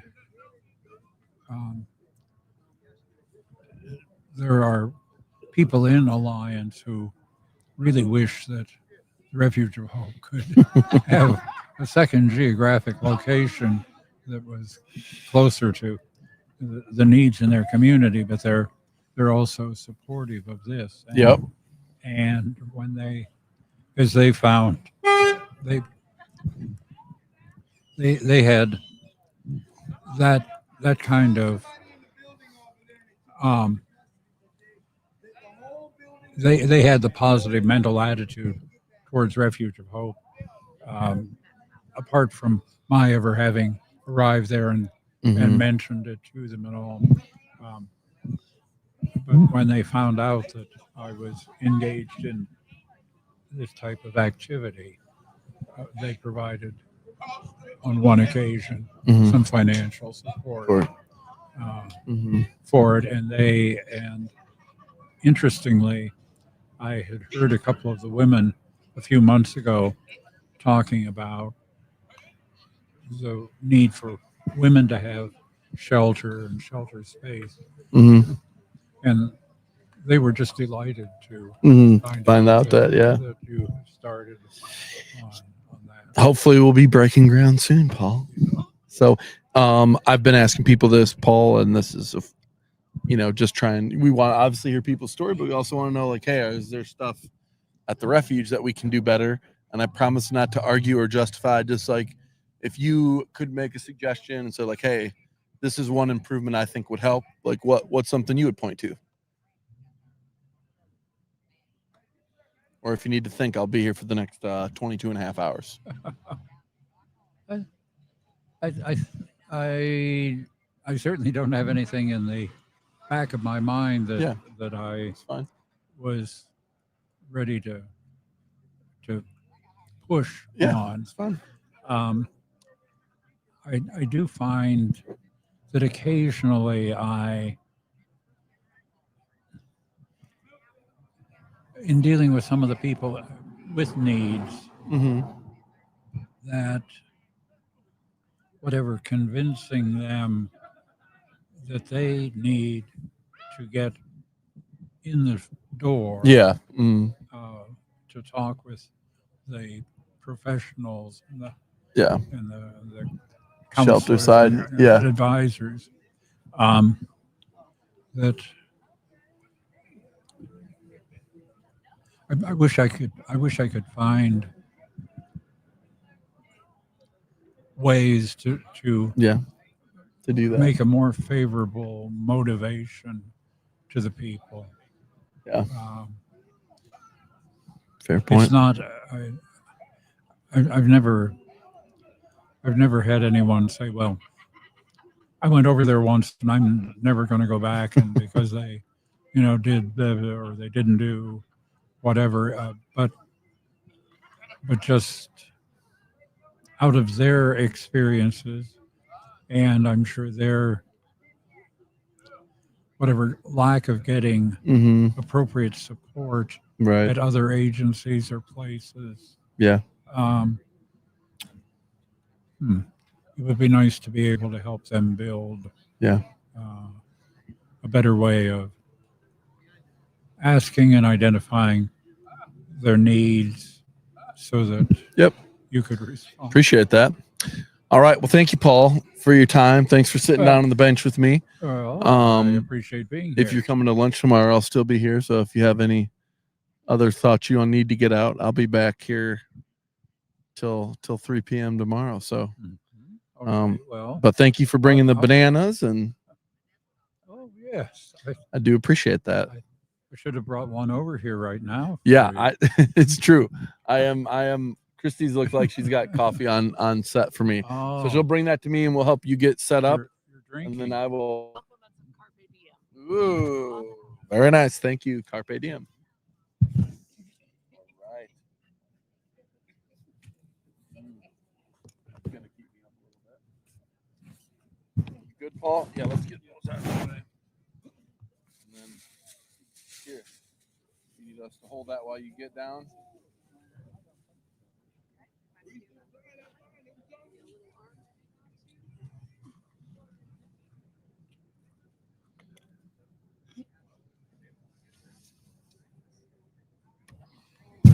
Figure out any comments or questions we need to answer from the comment section.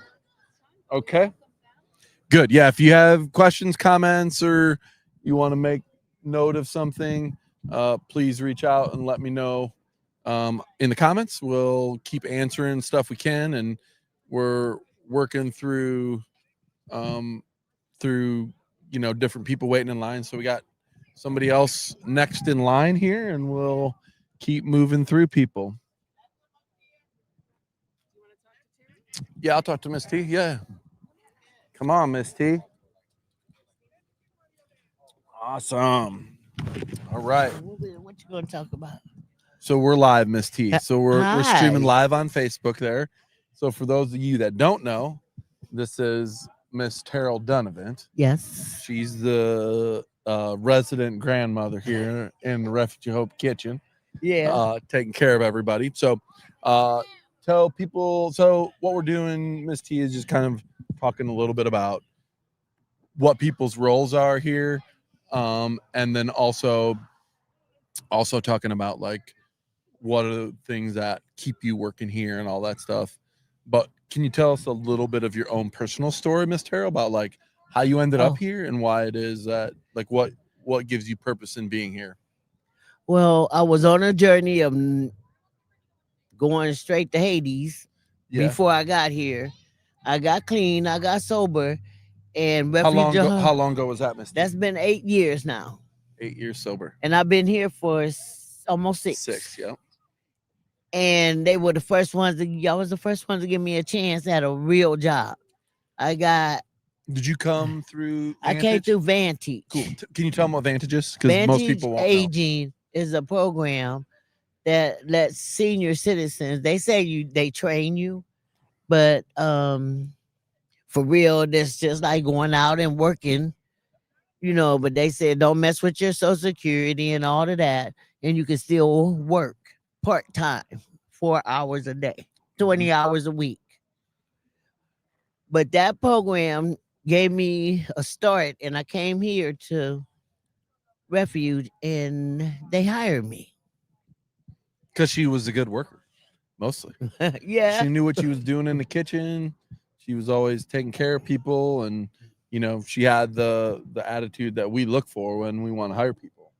And we hire people through the Vantage program if they're a good fit. Like if they're a good worker, they are treated just like every other employee. And then if we have an opening, we invite people that we think are good candidates to apply. And I came here during COVID.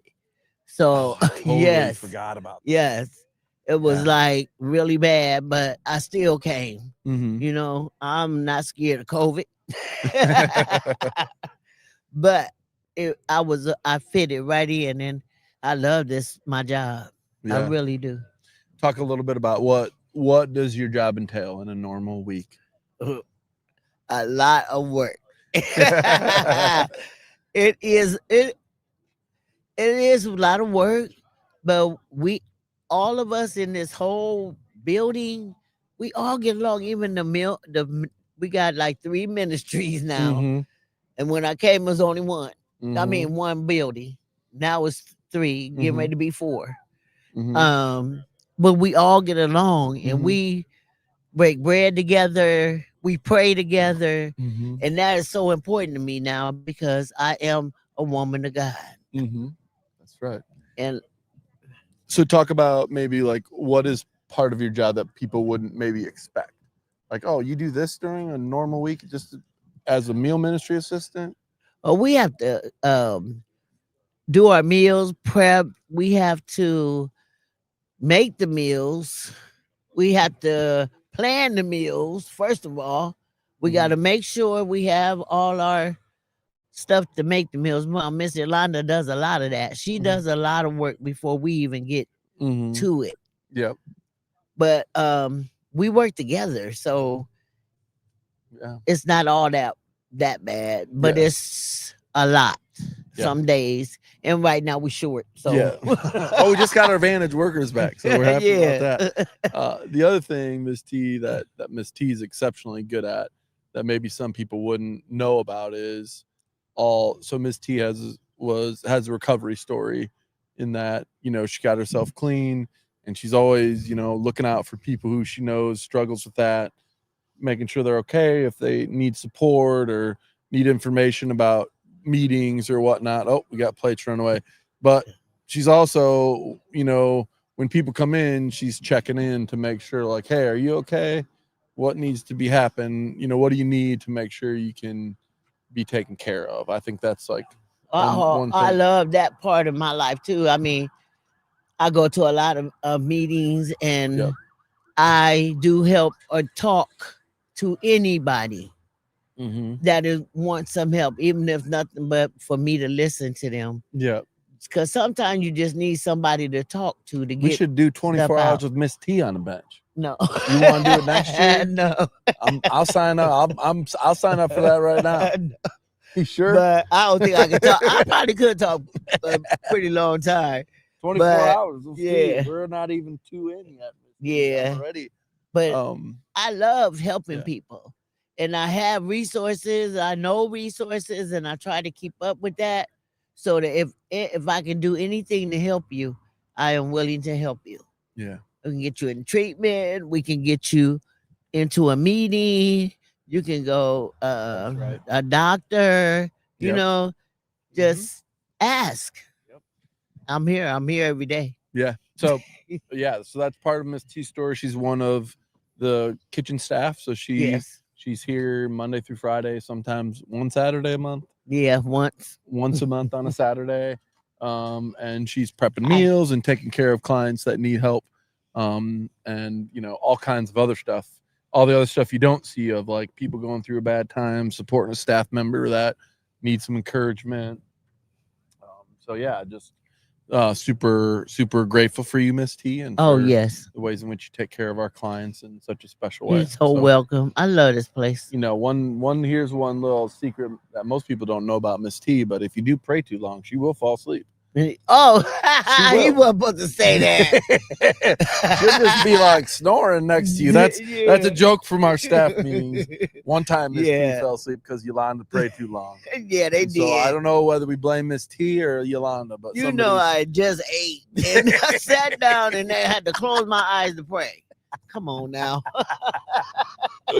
And we're never going to let her live that down. So she's going to be stuck with that for as long as she works here. So, yeah, thank you, Miss T, for your time. I appreciate it. Can I go now? You go. You're good. You're getting ready to serve. You probably need to be out of here. Yeah, I do. No, I can't go yet, Miss T. I got 22 and a half hours left. Oh, I put your hot dogs in here. In case you want to do hot dogs. Did we find hot dogs? Oh, good. We got our little fire pit here. We're getting ready to. All right, we're ready. All right, John. Welcome. Oh, what do we got here? How are you? Good. It's nice to see you, John. Well, it's good to see you. And I brought a gift because this is your inaugural Conversations on a Bench, correct? Yep, sure. So I brought a birthday cake. Oh, we got a happy birthday cake. Yeah. Happy I don't know if- conversation. I hope you can hear me. Okay, you better Um, go through in case they couldn't. You better give it that to him again. So, I don't want that I thing to don't want that fall. to drop either. Right. Okay. Let's move that Yeah, let's just plastic move there. it Let's right put on there. So, There we but go. yeah, we brought a birthday cake to celebrate the inaugural Conversations on a Bench here at Refuge of Hope. So tell And- me, John, because I am not sure I'm totally certain, is how are you connected to the Refuge of Hope?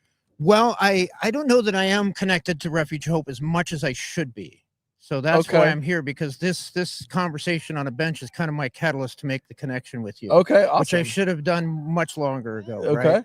But I have a lot of really well documented stories. I had an exhibit at the Empire State Building called Empathy from the Empire, with a focus on what I termed the less fortunate, which was less divisive than the word homeless, I feel. You Yeah.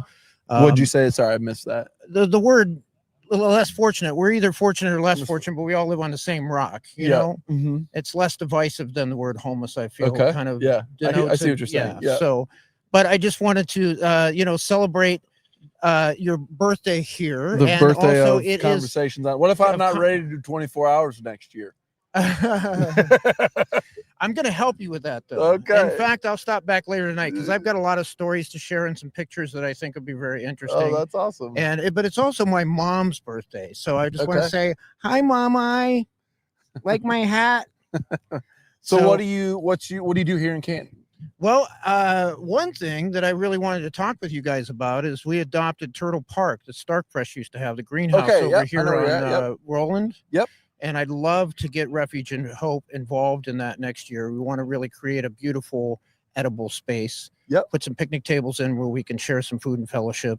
Okay, And that's awesome. Yeah, and just Is there like a group of people, or is it just you and a few friends? well, so far it's me and a few friends, but Okay. we want to expand our Yeah. circle of friends and family. Yep. Because that's, we need less money when we all share our Yep. human That's resources awesome. and grow free food. You see, that's the heart I put on there. Grow and share free food. Okay, awesome. And share your birthday cake with the homeless, because the idea is, Yeah. I have someone that's very special to me who used to live here in Canton, who's living in Greenville now, named Amy. And she texted me one day and said, next year on my birthday, I want to get a big birthday cake and share it with the homeless. So Okay. that's the idea. It's Okay. not just that, this is your inaugural conversation on a bench, but this is happening nationally. Yep.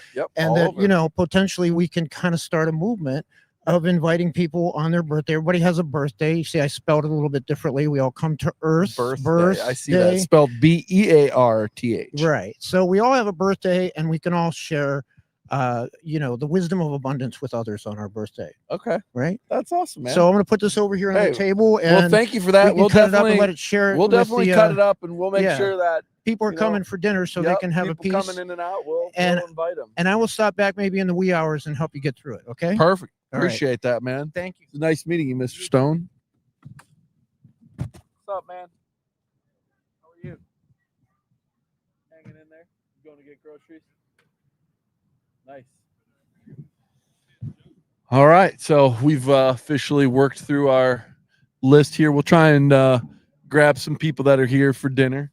Yeah, if you want to swing by, you can stop. We have this how do you love your neighbor sign here. So people are writing little messages about, how they want to treat neighbors. So accept that others have different perspectives and needs. Grow and share free foods from Mr. Stone. I show grace. I show the grace God has gave to me and give it to my brothers and sisters. Treat others with respect and dignity as you would like as well. Love thy neighbor. Patience, kindness, and understanding. So those are just few. So we would love for this sign to just be covered in heart. So you're welcome to come down, even if you don't want to talk with me on a 24-hour live stream, which is understandable. I'm already getting sick of talking to me. But you can no, we're not doing phones. So this is a funny, just a funny little happening that I didn't expect, but then as soon as it started happening, I was like, oh, that's why. So we set up a orange tent to cover all the cameras and computers that help make this thing go.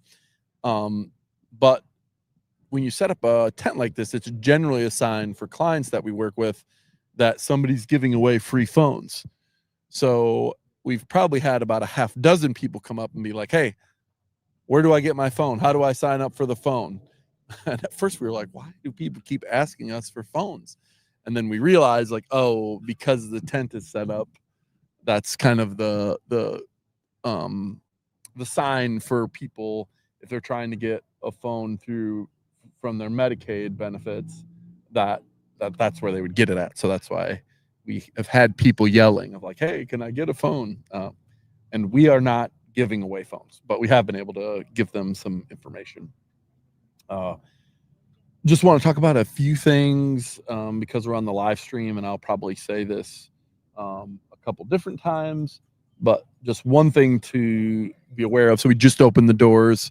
It's 4:30 or just after 4:30, 4:40. So clients are entering the dining hall, headed inside for a meal. So our public meals, nothing's required. You just come. You don't have to provide ID. You just come and sit down. It's a full service style restaurant where you come in and there's a dessert when you get there. You can help yourself to that, so that if you're hungry or you haven't eaten, when you sit down, you have something in front of you. You're not waiting to get something to eat. And then it's drink service, so people come around and serve you your own drinks. Hey, what's up, man? Not too much. Oh, this is called Conversations on a Bench. So we're live streaming for 24 hours. So I am currently an hour and 41 minutes into a 24-hour stream.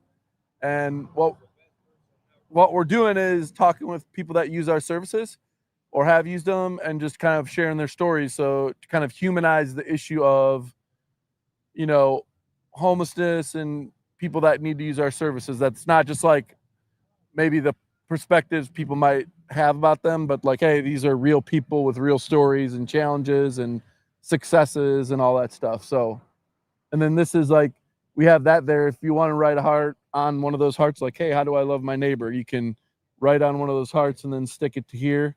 Or if you're so daring, you can come have a seat on the bench with me and I'll just ask you a few questions. So yeah, so this is just so that it is live streamed to Facebook. So like right now, there's probably, I have no idea. There's probably, I don't know, 10 people, maybe 2 people watching. Who knows? So you got to have this mic. So I don't use people's last names, just so you know. And when you're done, Christy will probably just have you sign a release. But I just want to make sure. So tell everyone your first name. Larry Purdy. Oh, Larry. First name's Larry. So I've known Larry, I don't know how long it's been. Was it COVID, Larry, that you first met? I was thinking that was like, it's been 5 or 6 years since we first met. Can you talk a little bit, Larry, about like how you ended up here at the refuge? Well, it was so hard. So you got to have this up. Sorry. It was so hard when I went through what I went through and I came down here. This place is a great place. They give you everything you need, and I almost messed it up. Almost did, for real. Yeah. Because I was drinking and they breathalyzed me and I got in trouble. But I got kicked out, and this is a great place. I come down here all the time. Yeah. This place is great. I promise you it is. What Larry, obviously, nobody's sobriety is kind of a straight line. What are the things that you work on to kind of keep yourself being positive, doing good things? That'd be her. Okay. That'd be her. She's the one that helped me for a long time. Yeah. But I helped myself, and I'm still trying to help myself. Yeah. I still be messing up. I'm still struggling with everything. I'm struggling with addiction. I drink every day. And I'm trying to stop. I got off of meth and amphetamines. I used to smoke meth really bad. I used to mess everything up in my life, and I'm messing everything up still drinking. I'm glad I came down here today because this is my best place. It's my safe heaven. I love this place. Yeah. If no one don't like it, I don't know what to tell them. Yeah. What do you come down here for most often, Larry?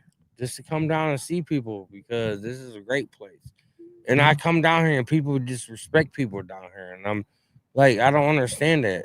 Like, they help you to do everything for you down here, and they just treat people like crap. Why? Do you usually come down for meals or for the groceries or for the clothing? Kind of what's the main thing that you use? I just come down there because they help me. Yeah. I just went over there and he helped me get a recliner. He gave me some dishes. He gave me a lot of things. Like just today? No, a few days ago. A few days ago? About 2 weeks ago. Okay. Yeah, Talk about that. He helped me over there. I went over there and he helped me. We got everything we needed, huh, Stacy? We got the recliner, we got dishes, we got everything we needed. So some people watching might not understand. So what Larry's talking about is, so when he's saying over here, we have our big storage building that sits over here. So we use it for both when clients move out, but it's not just for people staying in our shelter, but if people that use services have a need and they know us. So like we moved Larry into his, are you still in that same apartment? Same apartment. Yeah. So Larry, I personally carried that furniture up those 3 flights of stairs to Larry's apartment, right? Yeah. You live on 3rd floor? Yep. Second floor. 2nd floor. So I remember I could drive you to Larry's place, right? I've been there for 5 years. Yep. 6 years almost. Yep. So February 12th will be 6 years that I've been there. Crazy. So Larry moved into that place and then needed some furniture, so reached back out. So we have a building that we pick up. We'll help him. You know, he needed a recliner and something else, and then we'll help him get that. And then for client, like when he moved in originally, we help him with like a whole apartment. So pots and pans, dishes, plates, everything you need to get started. You need. They don't understand. People don't understand. You go get help. If you want help, you can get it. Yep. They act like it happens over a day. When I was here, I worked at Parallel Plastic. I did it 77 days. And I got back on drugs again. I did that one, but this place is a great place, man. Yeah. And so, I mean, my encouragement to you, Larry, would just be, you know, he's talking about just struggling, figuring out, is to say like, hey, what kind of help, what kind of help are you wanting with, this place is so great. I can't say nothing. If anybody wants to talk stuff about this place, don't do it. Yeah. Because they be out here arguing, like, they don't understand what to do. Yeah. What would you say is the most impactful part of the ministry here, like for you? If it wasn't for the Refuge of Hope, I wouldn't have what I got right now. Nothing. Yeah. This place is great. And you're great. Well, thank you, Larry. I appreciate that. So that's awesome to hear that you're still, I knew that Larry was still in that place because he had been here a couple weeks ago saying that he needed some stuff. So cool to see, that people can make it out. But even, that when they get out doesn't mean that their challenges always end. There's still work to do and still help. Yeah, you still gotta want it. Yeah. They don't want it. They just want to sit around and do nothing. When I was here, they just waiting on something. Why don't you get a job? Why don't you do something? Yeah. They just want to sit around and just handouts. Yeah. I worked at Parallel Plastic. Yeah. So Larry, that's how he got his place, and he's been there for almost 6 years. So thanks for sitting down with me. Appreciate it, Larry. Appreciate your time, man. Thank you, Have a good day, guys. Yep. Hopefully that wasn't too painful for you. Are you guys here to get groceries, or are you getting a meal? Getting a meal and groceries. All right. 2 birds, 1 stone. Yeah, it's just the release, Larry. Yeah. So yeah, that's a great story of somebody, that has been out for a long time, and sometimes people might need a little assistance. Man, my shin is itching. They might need a little extra help, and we want to be there to be that little pick me up as well. To do that. So I'm gonna set the mic down just for a second and go talk to Christy.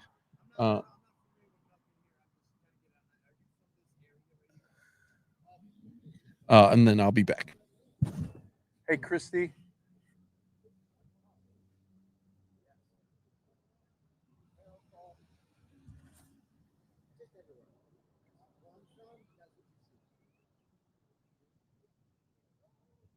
what in your personal opinion, like I said,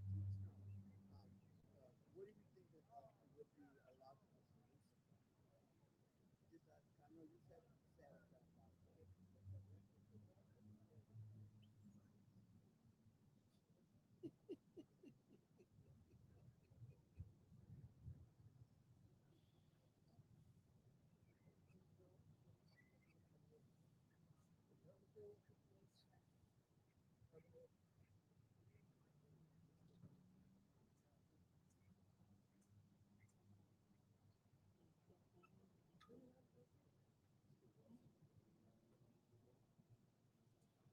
Hey, Christy, do you want to make an announcement in there about what we're doing, or you want me to go make an announcement? Okay, I was just thinking, like, if people are wondering, I'll be like, That's cool though. It's an informative thing that a lot of people that would normally not be in these circumstances have anything to do with that. You do not want me on there, trust and believe.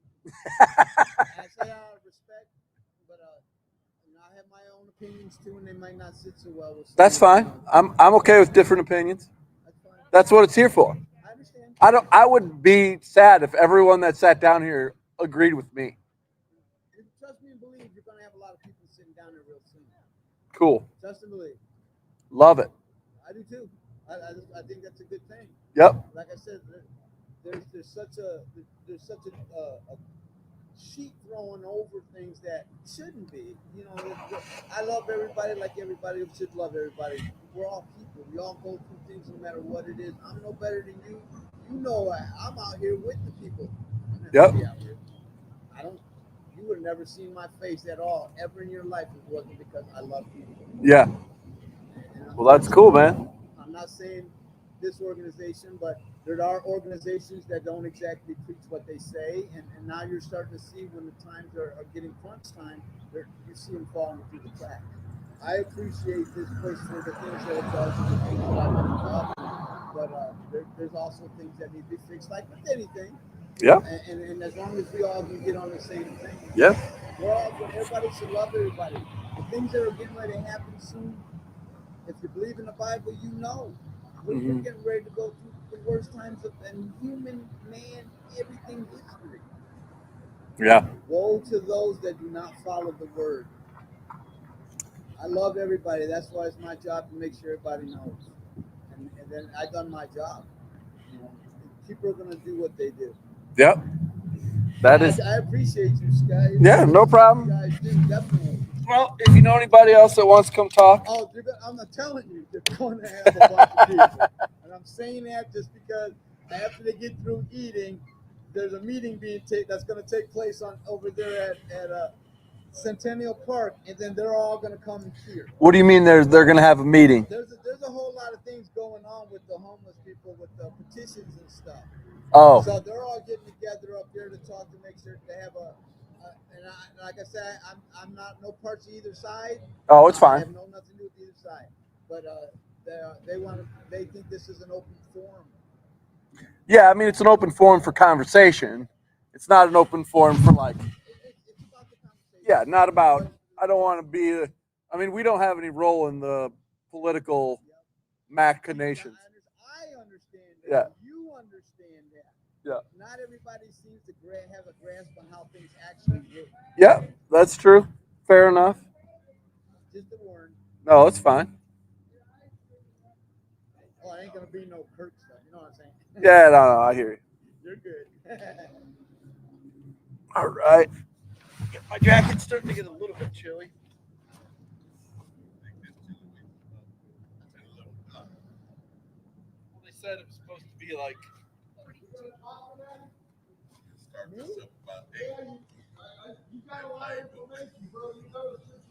Yeah, the fire starter's in my office.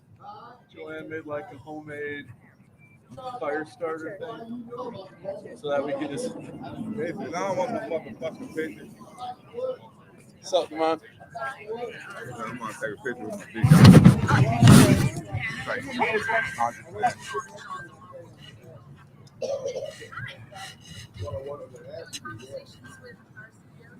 For homeless, for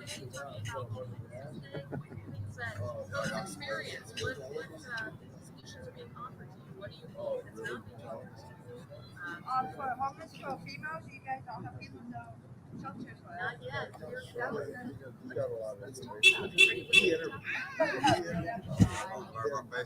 No, we can't blur, but we don't. It's because it's live feed, so we can't. Yeah. So if you don't want to be on camera, you shouldn't.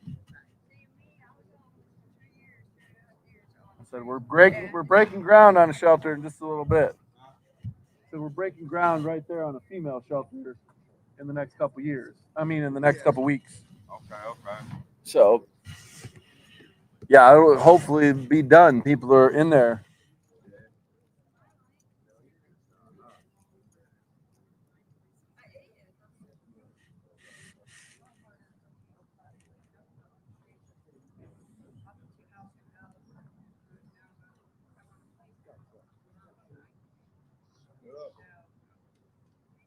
I said I was going to send somebody in to go get the fire starter. So, what's up, Tim?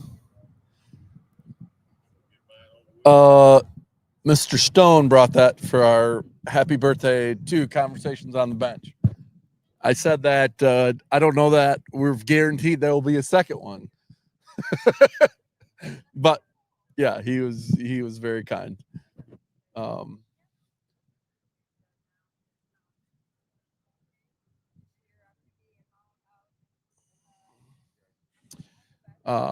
So right about now, just to update you kind of on what happens here at the Refuge of Hope. So at about 4:50, 4:55,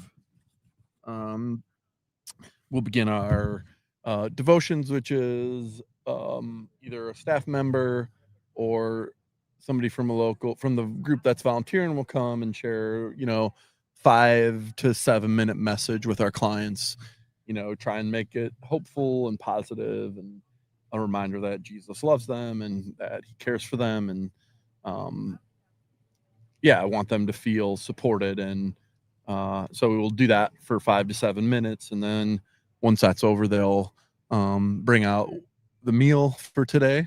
So they'll serve here between now and 6 o'clock. They'll serve somewhere between 150, 180 individuals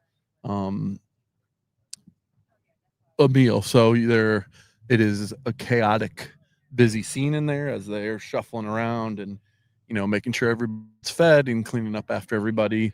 One thing that that's interesting to see. What's up, Susie? One thing that's interesting is that you see kind of all sections of people come in. We don't require any ID, but you see, somebody like Paul who's older, and Paul comes for the social aspect, and there's a fair number of people that's true of. And then there's everything from little kids all the way through the age spectrum. So we see a wide range of individuals who show up here to use services. And so this is the time in which people are eating. So we figured we might have a little hard time filling this because everybody wants to be right up front as the meals are going out. So I'll just kind of wait till the next person comes up.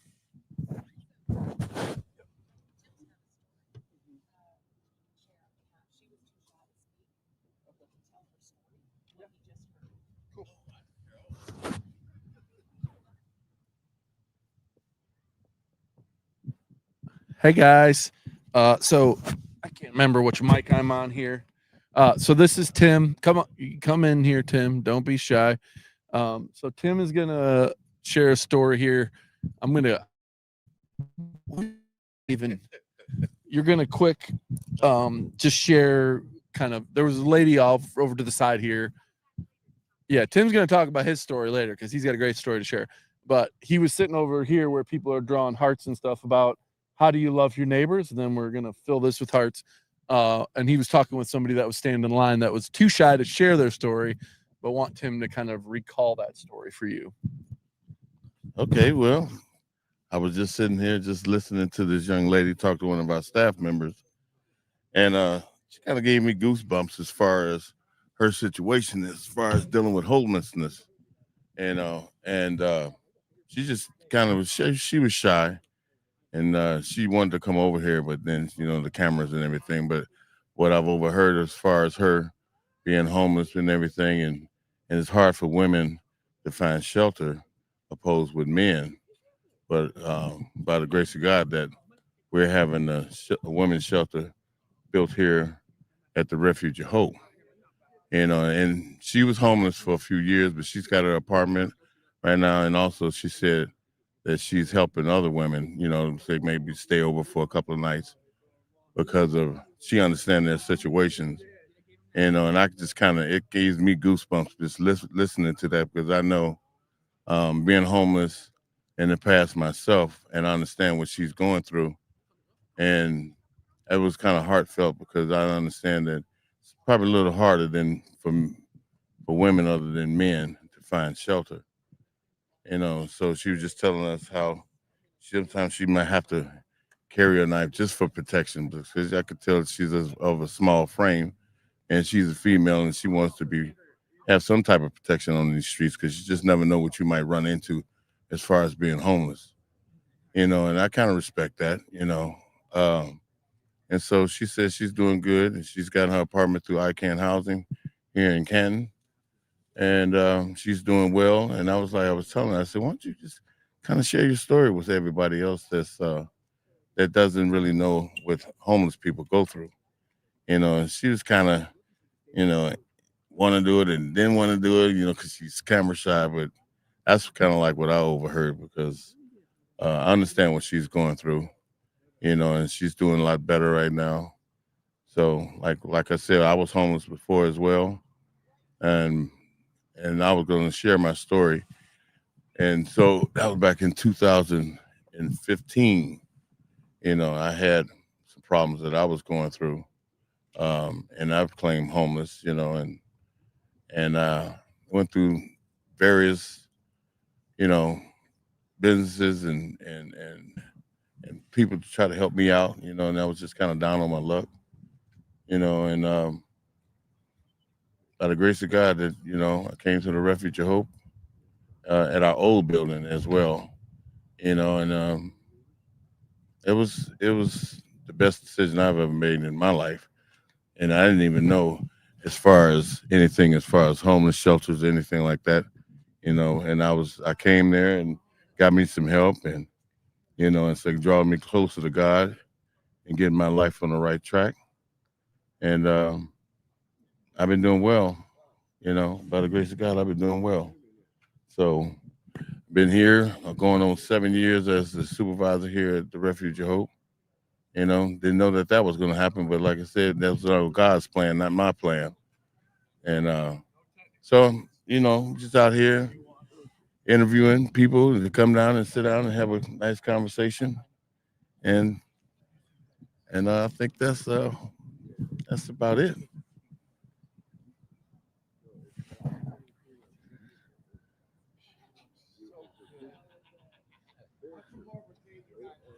Anything y'all want to share?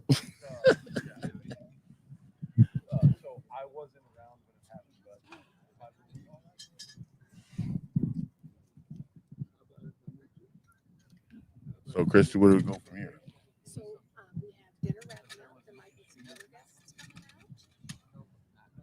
Is this still on? Oh, okay. All right. Yeah, I'm here till 10. Yeah.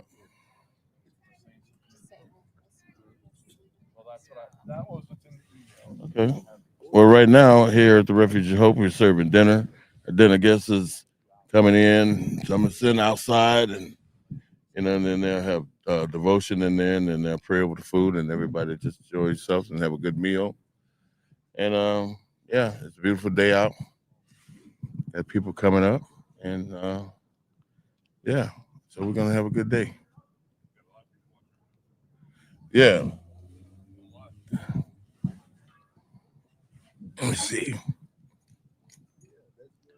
Yeah, got a lot of people out here. A lot of people in our clothing ministry. Go get them some free clothing. And that's another beautiful thing that we have here at the Refuge of Hope as well, is our free clothing ministry. At your meals, you can get clothes, you can get free medical care. You know, what other city has that going on? I don't know, other than here in Canton, Ohio, which is a beautiful thing.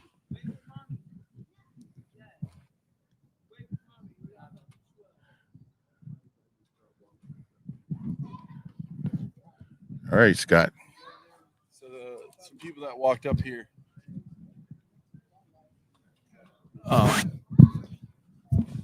Thanks, Tim, for You're welcome. taking over for a few seconds for me there.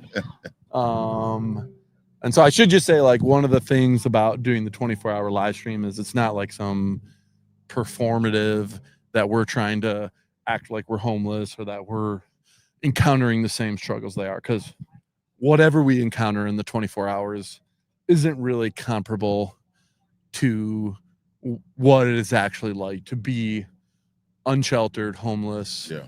on the street. Like we'll when we get delirious and it's hard to sleep at night, and then you're gonna have to function the next day. Like, yeah, I mean, that will be a part of the experience. But yeah, I'm gonna leave to use the restroom, and maybe in the middle of the night, I'll probably lay down on this bench and try and sleep for a while. And we're not trying to be performative in nature that we Right. are homeless. Like, we Right. are not. And we don't know what everything is like for them, but it is the reality of like Well, what it is that they're facing. Like I explained to the audience that, that I was once homeless. So I do understand what they're going through, Mhm. and by grace of God that I've got me a place. But let me tell you something, just the basic needs that you need every day, just to bathe, a drink of water, something to eat, clothing, even Yeah. brush your teeth, comb Yeah. your hair, things that you go through daily. And when you get to a situation where you can't even do that, that's humbling. Yeah. That's very humbling. And those that never experienced that could break you down physically and mentally. But through God's grace and mercy, trust me, he can make it happen. He gonna guarantee gonna make that happen. It's you weather that storm. That's a real storm All right, to so go this through. is live. This is the Refuge of Hope in like real living color here. So clearly we have some type of medical emergency happening. So ambulance is here to deal with. This isn't regular, also not uncommon. So we do have an ambulance here. Hold on, I'm gonna go handle this a sec.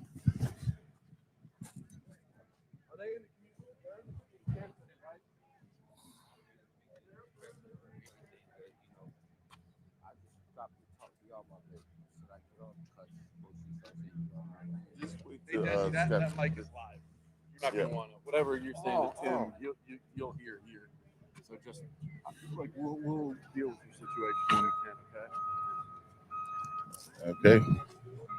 All right. That's in the community care center, or that's in the dining room? No, it's in the community care center. We got somebody had a medical emergency, so they're handling that right now. So, but this is kind of part of what happens. We do deal with people that are in unique scenarios there.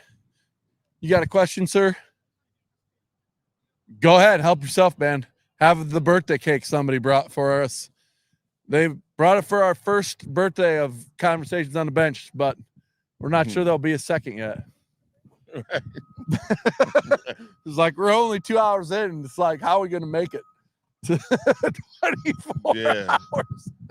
Watching that time flick away, like, yeah, wee. It doesn't feel like the time's going fast enough yet. It's like 2 hours and 9 minutes in. Wow.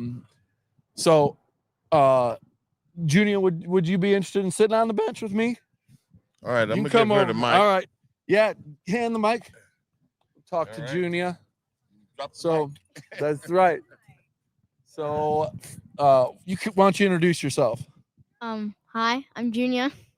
Junia is a financial supporter of the Refuge of Hope. So she regularly receives mail from us. She is probably one of our youngest donors. Can't say for sure, but I would think you'd be in the running, Junia.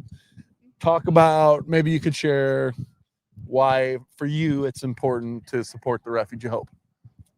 I just think, like, all in all, like, the idea of homelessness, it's like, I find it a very, like, sad concept, as I'm sure other people do. Mm-hmm.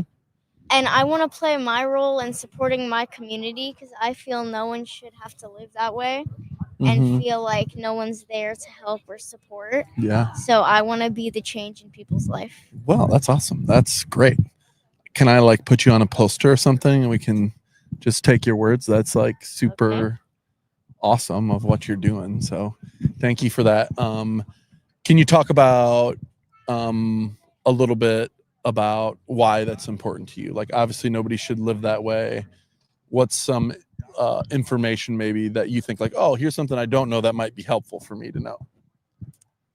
I'm not quite sure. I feel like I've lived a very good life and I've had like great family and opportunities.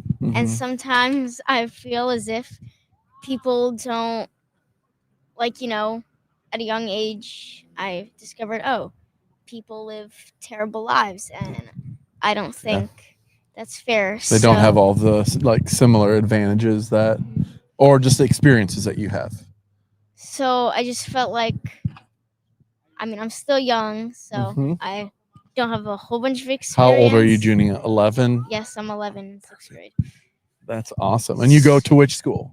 St. Michael's. St. Michael's. Awesome. So thank you so much, Junia, for coming down. Any questions you have about homelessness that maybe I can answer? That you're like, hey. Just like more ways I could support Refuge of Hope. What can you do? Okay, so that's a great question. So I will use this as an opportunity. So later, I think tonight around 8 o'clock, we're going to have our volunteer coordinator come on, but there's, you know, other opportunities. Like some people do like corporate fundraisers with their school, like how many socks can we get, or how many, they do like an undie Sunday at a church, or, you know, so that you could, you know, raise, you know, a certain item that people need, that we need often. Like socks and underwear are the two most used items at the Refuge of Hope. We always can use more underwear and socks. A lot of our people that come don't have access to laundry all the time, so they have to get a new pair of underwear because they don't have an ability to launder. So those are always, that's one easy way. We do have ability to like sort clothes in our clothing shelter. You can come down, which you did some of that with your church groups. I happen to be here and we happen to go to church together, Junia. So those are some easy ways to give. And then also just like our volunteer coordinator and Christy will go out to schools and do talks just to inform people about ways that you can get involved. We do during the holidays, we do placemats where people draw like encouraging messages on the placemat that they eat, you know, they're getting a meal on. So when they eat or something, they have, you know. I think my school did that once. Probably, yeah. We have all kinds of schools do that type of stuff. So, yeah. Any other questions you have, Junia? I don't know. I'm just always trying to find ways to be helpful. Well, we appreciate you and your helpfulness and for coming down and checking out the conversations on the bench. And I'll be here for a little while. If you think of a question, you can put it in the chat on Facebook and we will answer whatever we can. So thanks guys for coming down. Yeah. Thanks for joining me on the bench. Yeah. You guys get to see some real life action here. I saw Joanne running across. Hey Joe. How are you, man? You headed home? Yeah, I'm headed home. Hey. How you doing? Good. How are you? Real good. Awesome. Take the bus home or you drive? I take Yeah. Are you still up at that same place? Oh, yeah. Nice. How you doing today? How long you been there? I'm going on 2 years in June. Nice, dude. That's awesome. What'd they have for dinner tonight? Chicken and green. Chicken and green beans? Yeah. Very nice. Thanks for coming down, girls. Appreciate it. Thank you. What happened?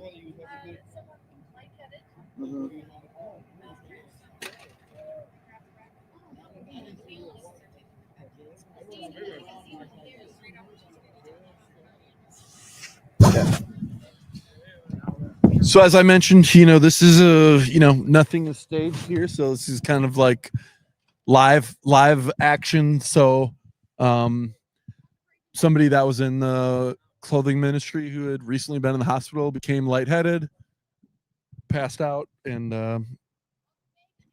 they ended up needing some medical assistance. So EMS is here. So at the Refuge, we are super blessed. We work very closely with our local fire department, EMS, police department to meet and take care of the needs of our clients. And so this is just one, our staff is very kind of well trained in how to handle an emergency, how to respond in medical crisis. All of us take a CPR first aid training class so that when something like this happens, we're able to respond and do it in a helpful way. So those things happen here. So we have, when we're open for our clothing and meal ministry, we always have a security officer on duty who's here to make sure our clients are safe and our staff is safe as well. So, he was running between the two buildings, making sure that everybody's doing okay and everyone, that person's going to get taken to the hospital because of a injury to their head, and we'll go from there. So yeah, the rest of this evening we kind of have a few people scheduled to come in and chat. We'll take people who are interested in having some conversations once they're done with dinner. It'll be a combination of stories and highlighting, and just want to say this, like obviously we've set up some of the agency interviews, but clients we have not scheduled. So we're just kind of here open to people showing up and having conversations. We don't expect everybody to come to the bench and tell us how great we are. Some people that isn't their experience, and we're open and okay with that. Just want to talk about that. Hey, what's up? Hey, Matt just went into the ambulance. He probably, I don't know what hospital he's going to, but I think Matt. He used to stay here. Yeah. I think he needs a IV because he looked very pale when they're taking him to the hospital, right? Yeah.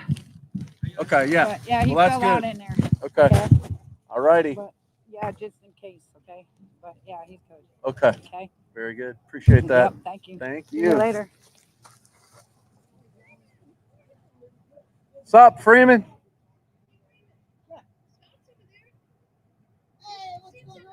You want to come sit on the bench for a conversation?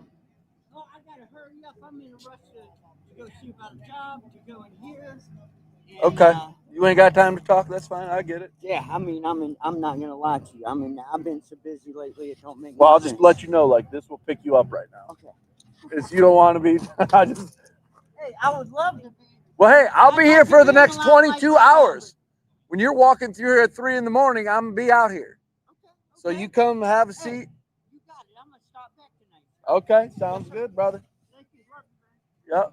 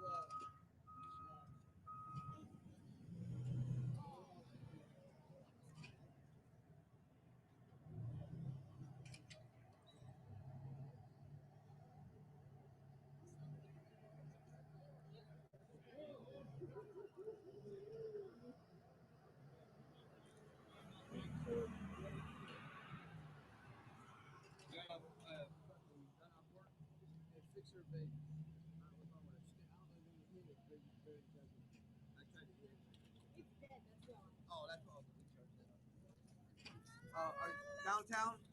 Yeah, I'm going downtown. Okay. At least left before like 45 bucks. 45 bucks.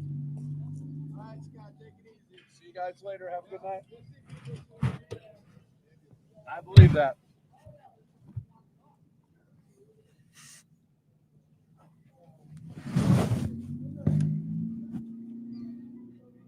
That's crazy that it picked it up all the way across the parking lot.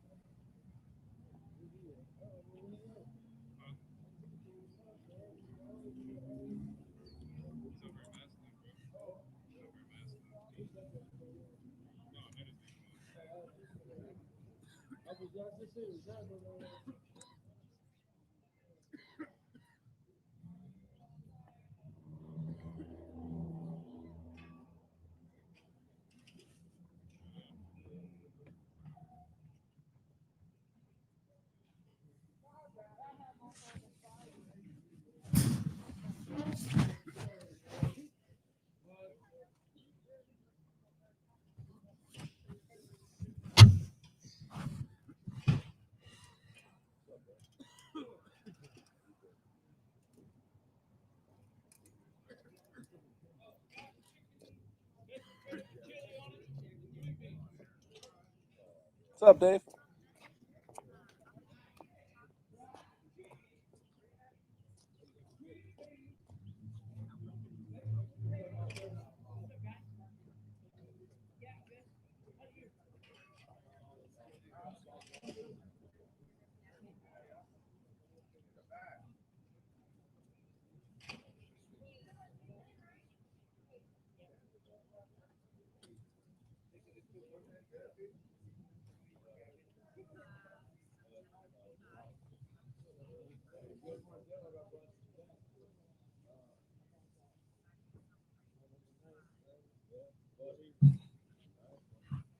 You want to come talk, Dave?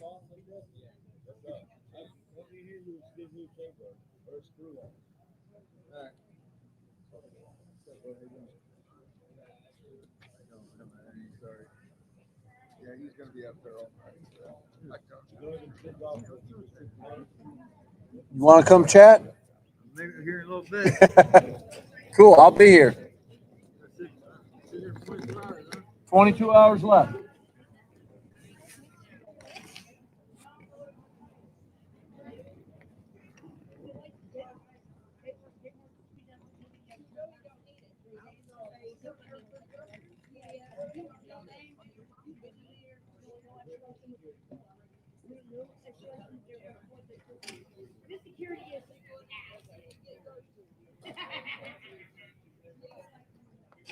He was waiting on security. Disarm me. Yeah. I mean, I feel like if you get to like a super long,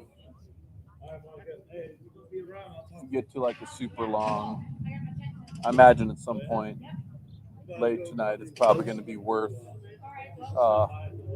muting some mics for a while if there's nothing happening. Right. There you go. I know. I think my kids are coming down around like 9 o'clock because Caden's been gone. What? What? No, I have not.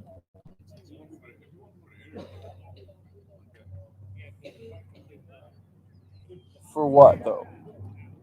Like people that are using services, or I mean, they said in the training to be like, don't feel like you have to like have people sitting on the bench for the entire 24 hours.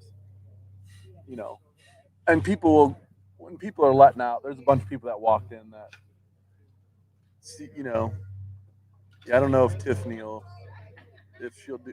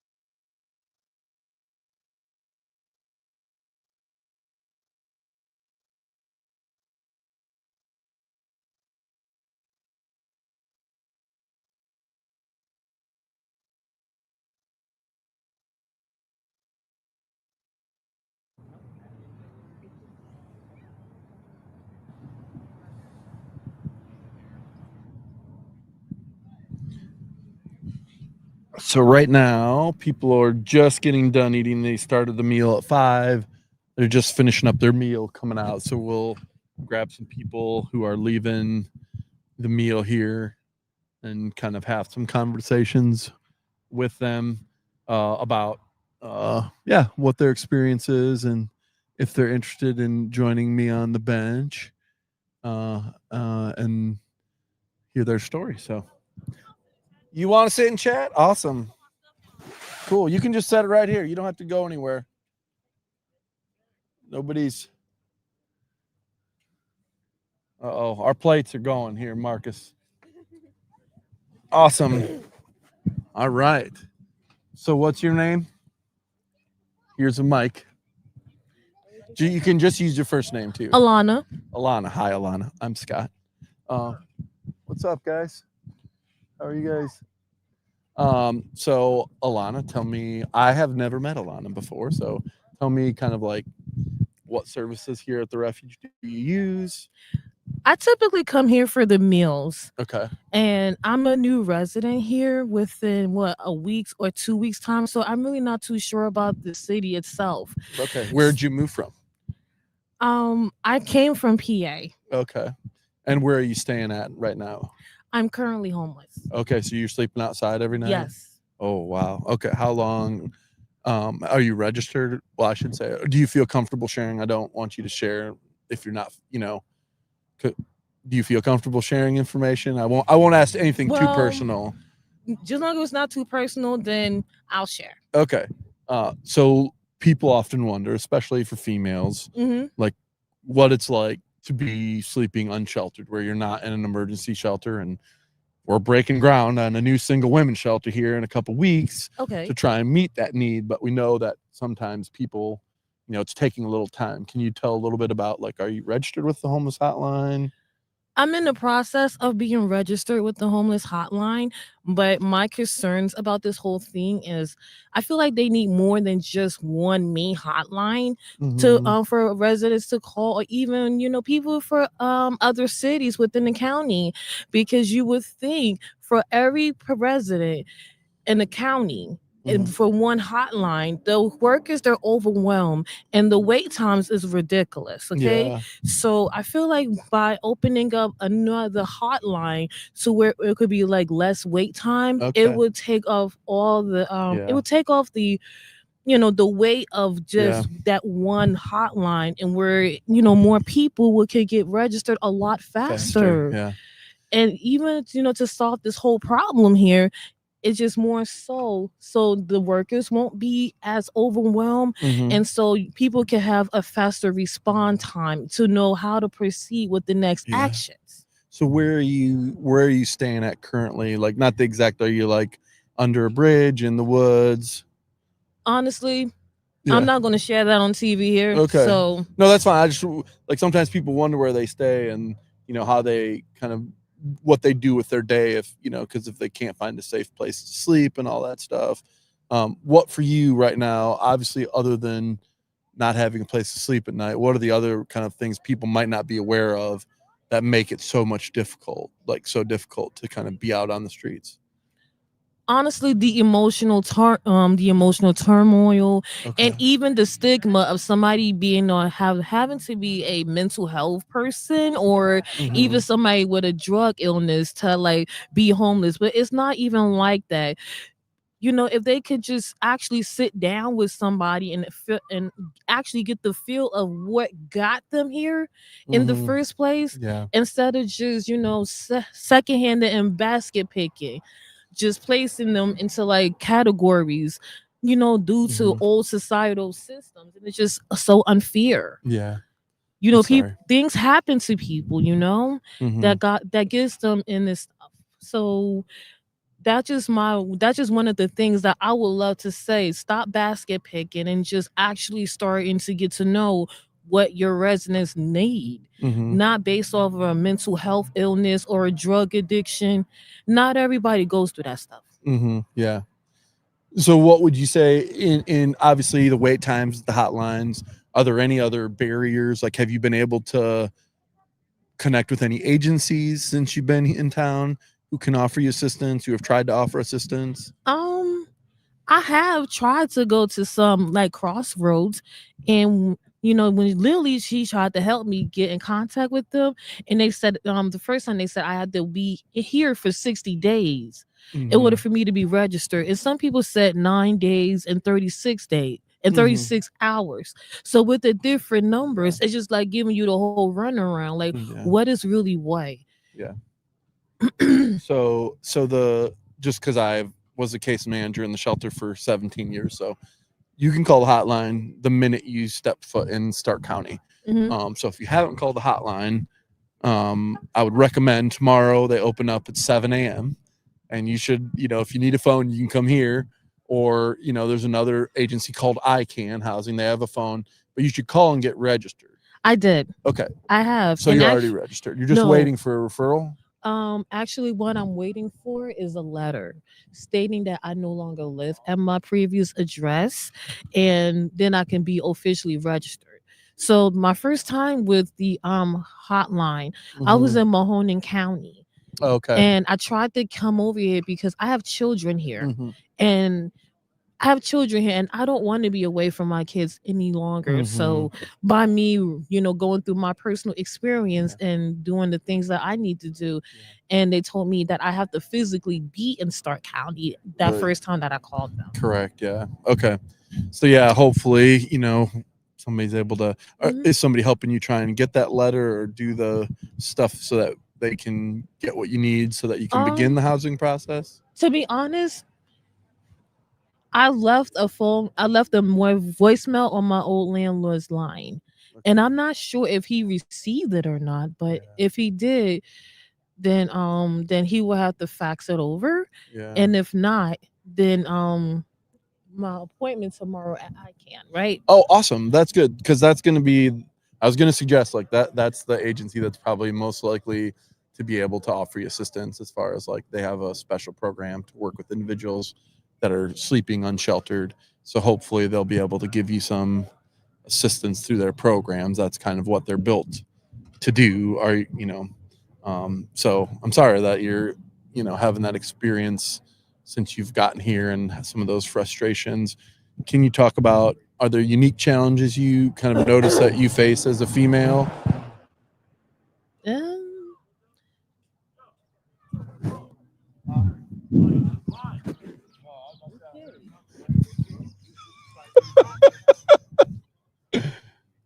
Awesome. Sorry about that. Real life burnout. It just gives you a second of a distraction from like whatever's going on. Yeah. Sorry, I didn't mean to get distracted. Somebody was doing burnouts over here. So for those of you watching while we were both distracted, sorry, back to the questions. Any kind of unique challenges you face as a female? How many people have you met that are also kind of sleeping outside? Oh my goodness. I've met a lot of people sleeping outside, but the challenges that I more so face is just that, only one per place that gives out showers that allow you to take a shower. And that's another thing. I feel like more places should allow you to take showers, start opening up linings so it can take off from the Salvation Army. Yeah.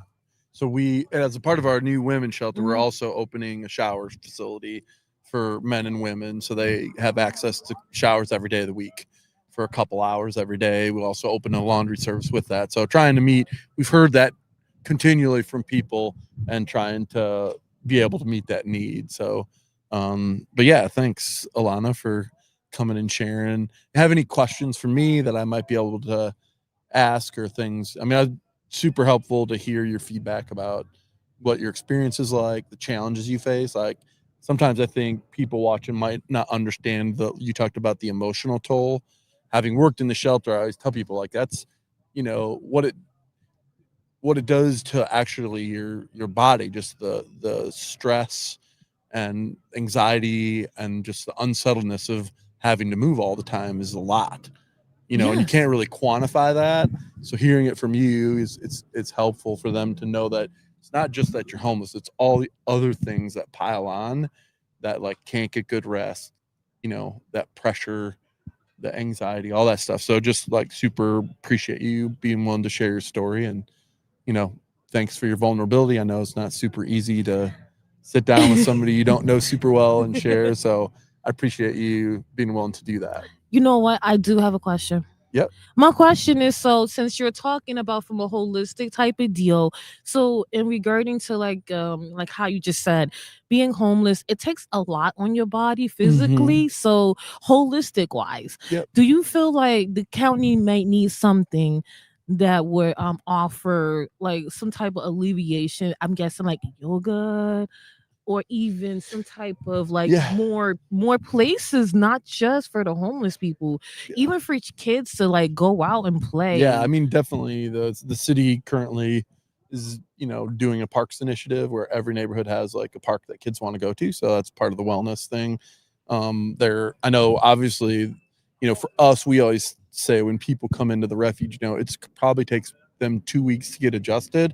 So it's not that we don't expect nothing of them, but that you have to allow space for them to like get physically adjusted to the being here. You're sleeping in a room with 50 other people, and you're probably not sleeping good for the first week because you're nervous and it's an unfamiliar place. So creating enough space for them to get comfortable before you start asking a lot of them. And so that's just like part of the nature of what's happening. So yeah, so that's that there are options, you know, places I know, you know, they have reduced things at the Y and other places where you can get memberships to do some of those things. And but yeah, always, you know, the wellness piece is hard to offer it because it takes somebody's time and space. But I know a bunch of the women's shelters trying to focus on some wellness stuff as a part of their, you know, as part of their holistic approach to what they're doing. So thank you, Alana, for your time. Appreciate it. It was I don't nice. do handshakes. Oh, you don't? Okay. Nope. Fist pumps. Fist pumps. Okay, that's cool. Very good. Thank you for joining me, and appreciate your time. Yeah, glad to be with you. What is your name? My again? name's Scott. Glad to be with you, Scott. Thank you. You got it. Awesome. I had to like really get myself in tune with like characters. Yeah.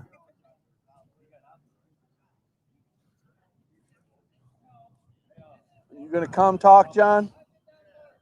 All right. I'm good. How are you? You're going through hell. Okay, well, let's sit down. I don't like it here in Canton. You don't like it here in Canton? I don't like it over man. there either. You want to hold the mic? Or you want me to hold it? You good? I don't like it in Perry either. Perry Inn, that's a hellhole. Okay. So this is John. I've been kicked out of that damn, what do you call it, ranch house? Yep. That place should have been torn down 20 years ago. Yep. That is And a that big guy that was running it, he was stealing from everybody. Yeah. And he So was making so life here's unbearable for me. here's one thing, John, is you can't like, so we're not going to just like randomly disparage. But I'm give people a context so they know what's going on. So there's a building in our neighborhood here that, you know, it's being torn down. It's getting torn down, and so there's a bunch of people that got displaced as of yesterday. They finally boarded it up. There were 30 people that had lived there, so they're now trying to find some type of stable housing. And so you hear about that. So that's one challenge our community's facing right now. And so yeah, so that's what so can you tell me like what are the challenges that you're facing right now? I'm facing trying to find housing. Yeah. I don't want no group home. Group homes are suck.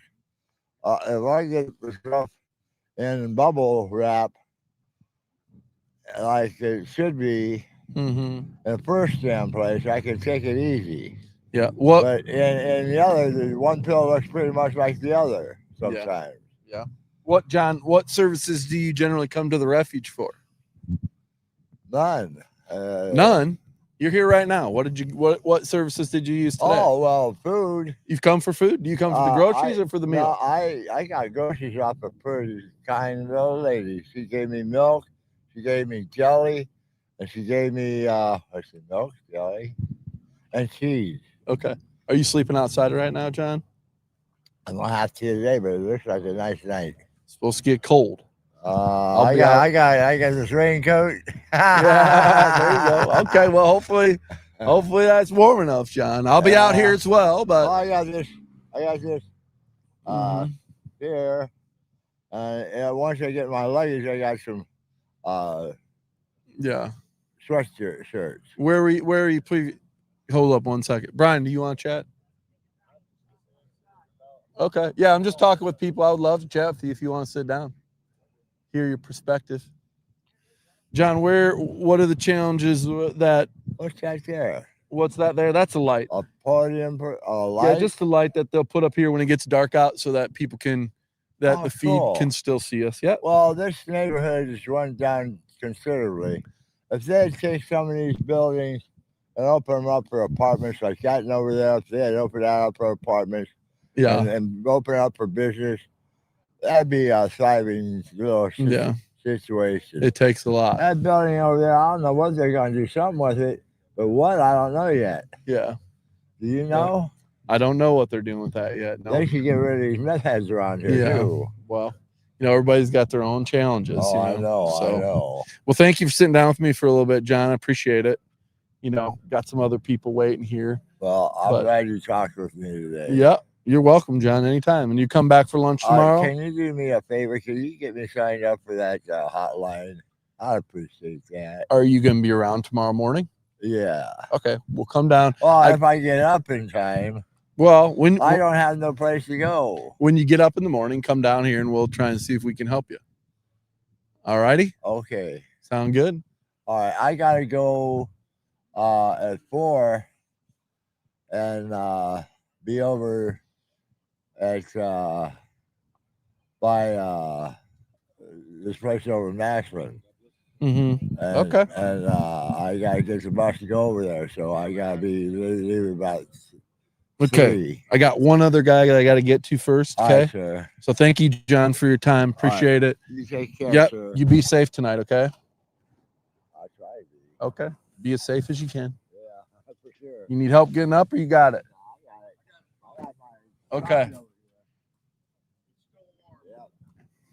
All right. Jordan, you're up.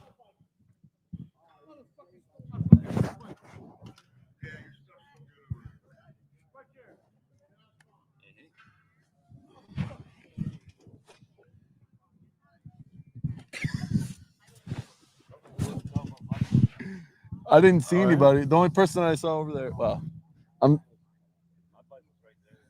it's real life here. This For is sure. real life. Yeah. So sorry, everybody. There's a lot going on here, and there's a lot that goes on here every day. Yeah. So For sure. For those of you, why don't you introduce yourself, Jordan? Oh yeah. I'm Jordan. I have multiple hats here. I run the front desk at Refuge, and I also do data entry. Plus, I am the clothing ministry manager to the building in the back. Nice. Which is super fun. Keeps my schedule very busy, and talk to a lot of great people. Yeah, it's just stay busy. Talk a little bit about kind of the services from the clothing ministry perspective, what Sure. services you offer and all that. So we receive a lot of donations from the community, men's, women's, children's clothes, shoes, for all seasons. We also receive like small appliances for, everyday kind of use, kitchenware or other products like that. And we have a store that we open from like 3 to 5, Monday through Friday. And we allow people to pretty much shop. It feels like there's so much going on. There is a lot going on. I can't focus. I'm a zone in.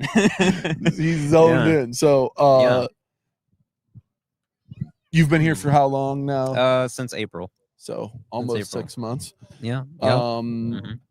What kind of was something or the most surprising thing of like you started working here? This was like, oh, I didn't expect it to be like this. I'd say how easy it was. Getting into ministry, I know it can be, some can say tiring, or you can reach a stress point, but overall it's been exciting. It's been my favorite job I've worked since forever. Yeah, awesome. I love coming to work, and I genuinely look forward to coming here every day to just support the community. Honestly, Yeah. Can you talk about from from the clothing ministry Yeah. perspective? What is it? The That you greatest really need enjoy? you see Mhm. that coming in? Like, Oh what is yeah, the most common things you run biggest into? needs we need are like hygiene products. That could go from like toothpaste, toothbrush, mostly body wash and like shampoo. Underwear is a big one, but we'll only take new. Please don't give us used. Freshly, just fresh, right out of the package. Yeah. Overall, those are our biggest needs, and we're getting geared up for our coat collection on October 20th. Yeah, which so is if you cool. have coats Mhm. at home, it's tonight's going to get down to 32. So Yeah, it's about time. It's been Yes. 80 for the last 4 weeks, but it's actually been is forever. going to get cold Yeah. here. Yeah. So if you have some old coats, feel free to bring them down. We will, Mhm. go through them, gently used or used that are Mhm. still used Mhm. in good condition and can be used. Yeah. Bring them Yeah. down. We'll go through it and then we'll disperse that to the public. So Yep. can you talk about like coats for Mhm. Christmas? Yeah. Who else? So Obviously, people coming in get them, but who else do Yeah. we work with to disperse them? yeah, we work with a lot of different organizations throughout Stark County. Mostly, libraries, different hospitals and churches, and multiple different organizations that all partner with us and allow us to drop a giant box on their property and Yep. just have that fill up, and we'll send drivers out on their routes to pick those up weekly to bi-weekly. And yeah, it's just communal support pretty much from all Yeah. Stark County. So I'd if- say over 79 locations. 79 locations. So Mhm. if you don't have a big coat box at your place of business or your Mhm. church, reach out to us. We're happy to get you on that list of Yeah. people that could have a box. You could make number, maybe get to 80. We could try. Yeah. So we can try. Get that. In a normal year, we take Yeah. in about 3,000 coats. Is that Yeah. right? So last year, I think it was 2,900, and the year before it was about 32. Okay. So we're going through a bunch of coats. It takes over a whole room and takes a bunch of manpower to sort them Absolutely. and get them out to schools and other agencies that can use them. Yeah. So yeah, just another cool ministry. Sometimes people might not be aware of that. Yeah. Can you also talk about the greatest need you see from people that are coming in off the street Mhm. with that? I mean, Yeah. socks and underwear, Mhm. obviously, but like, Yeah. anything else that you notice? I'd say biggest things that people always walk in wanting a nice new pair of shoes. We're often running into issues where people, walking around on the street so often, they just need a fresh pair of shoes that Okay. they can get. So mostly tennis shoes and sneakers. Dress shoes are nice, but Yeah, not as nice to walk maybe it's around not as in. nice to walk around. Most of in. our clients Yeah. are walking a bunch, so Yeah. dress shoes, not that Mhm. they're bad, but tennis shoes are Yeah. the most preferred Yeah. means of transportation. yeah, and like for clients to get, that's the Mhm. thing they're most likely to use. Oh, plus we will take bikes. If you bring in bicycles, we'll take those too. Yeah. And they'll gladly take those. Mike Ludwig has a bike ministry, so if Mhm. you are interested in doing that, reach out to us. We'll give you a place where you can set it up, and hopefully down here, Mike will fix it up and he'll put it back into use. Yep. So even if it's a little broken, Mhm. he owns a bike shop and fixes them up. He's going to be coming by, I think, about 8:00 tonight to talk about that. Oh, So nice. you'll hear more about that later. I If you spoiled wanna, it. if you want to come back, we won't bury the lead totally in 2 hours, roughly. So Cool. something to be aware of there. Mhm. Could you talk about also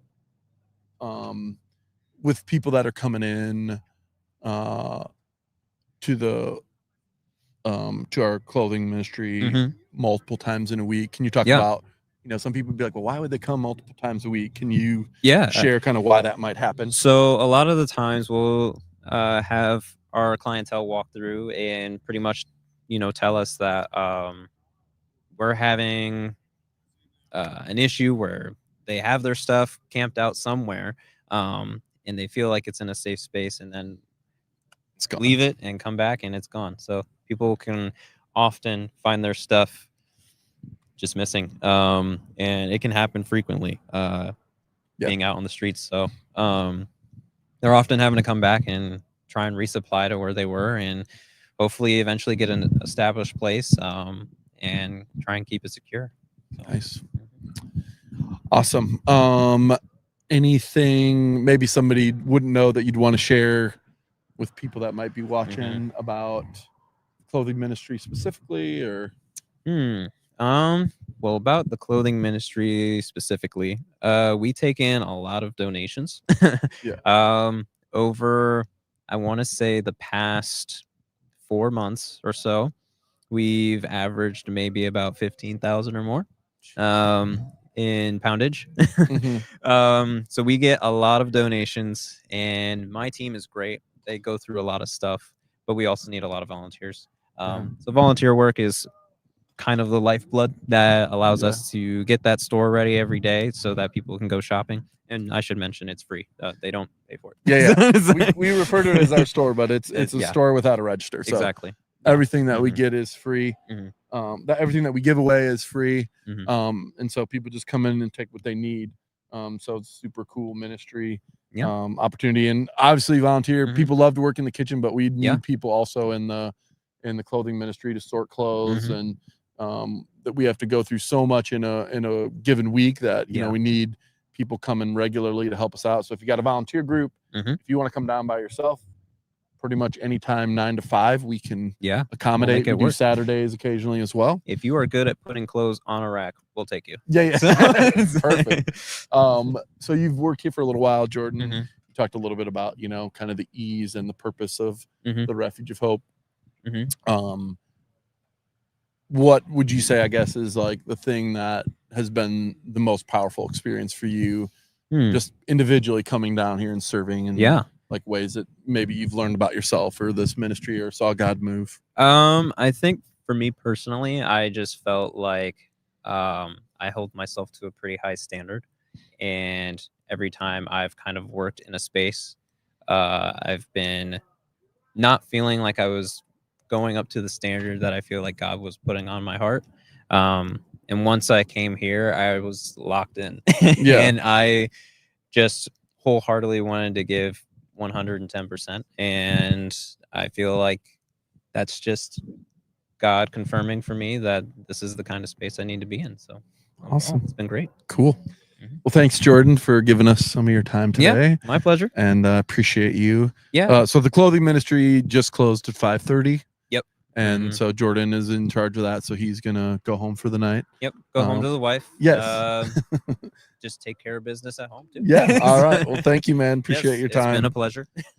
All right.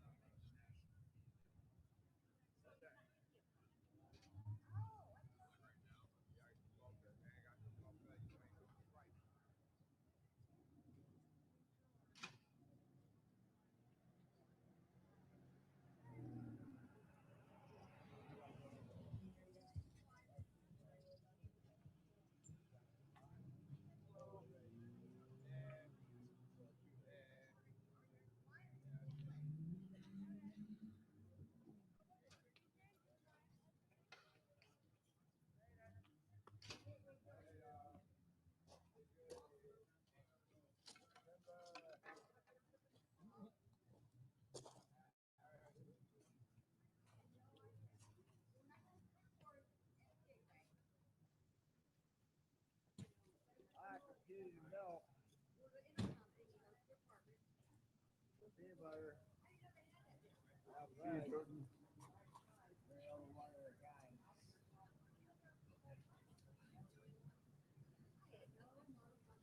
exciting.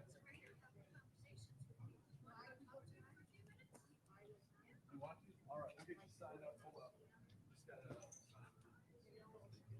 There you go.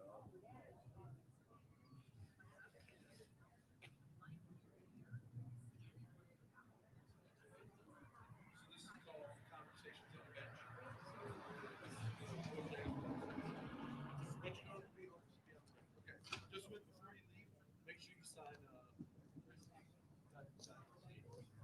So this is live. Hi there, man. It's been a long time no see you. Are you okay?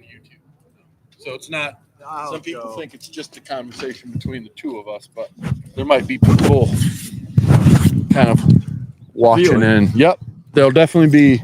There were 6 people watching earlier. Might be less because nobody was on the bench. It's gonna be more now.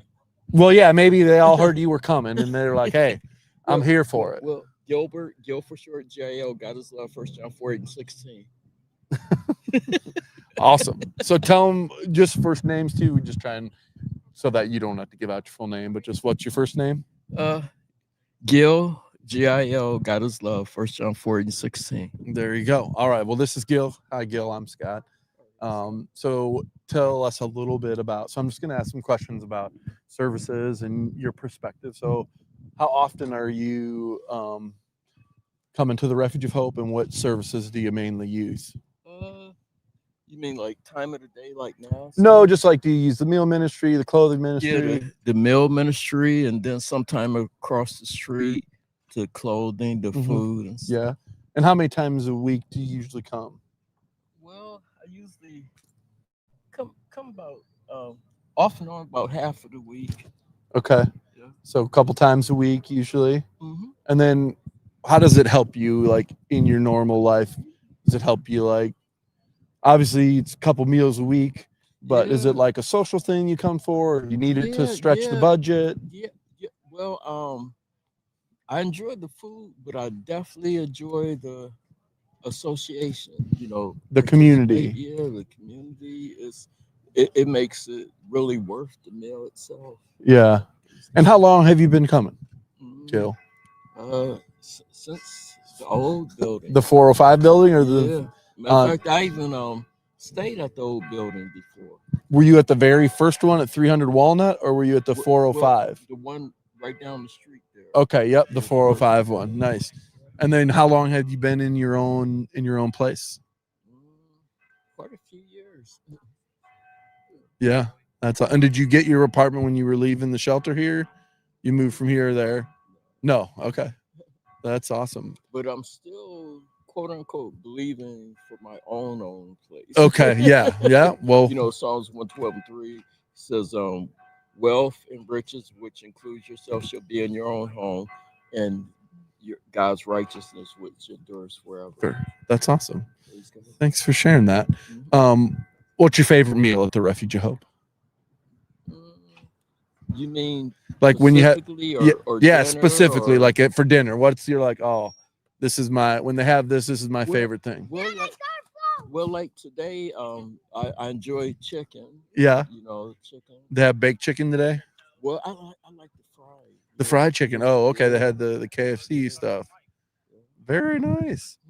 Awesome. And then as far as like coming here, having meals and all that stuff, you mentioned the community. Is there a specific thing that happens, would you say, like the support or a specific person that you like to see? Well, like even like today, I even brought some stuff in. Okay. To put out for people to take. So I like, instead of always ask for a drink, we should become the person with the picture in the hand. Yeah, that's awesome. So that should be our ultimate goal, to be the person with the picture instead of the picture needing cup. Yeah. Well, that's awesome. That's I love that imagery of like, going from being served to being the servant. And that's a powerful kind of analogy there. And I like that. Yeah. And it's like, it says, "Be not conformed to this world, but be transformed by the renewing of our mind." And so it's our total lookout on things. It's the exact amount, but is your cup half full or is it half empty? I choose to look at it as half full because a little more, you got a full cup, and a little bit more, your cup runneth over. Yeah. And so, and then too, I make up my own jokes. Not that I shouldn't keep my day job, but I like to make my own jokes. Like since we're different nationalities, I ask you something like, what is Afro Americans' favorite dessert? I don't know. Brownie. Oh, there you go. And Okay. then too, You maybe shouldn't quit your day job. oh yeah. And then you know what's good about vegetables? No. See all this stuff, all this equipment is sitting on. Yeah. Vegetables comes with its own table, veg table. Okay. Yeah. I see what you're doing. And then too, you know that piece of paper starts with N that we might our mouth when we eat. Is that a relative? No. Nap what? Ken. Okay. Nap. I see. I see what you're doing there, Gil.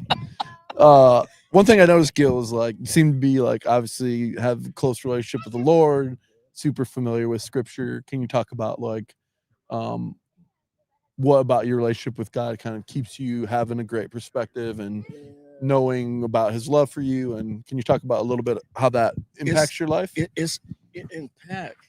It's like I couldn't even be having this conversation right now. In school, I hated to get in front of the class, and especially if I was on the telephone with the opposite sex or female, I'd be thinking what to say next and stuff.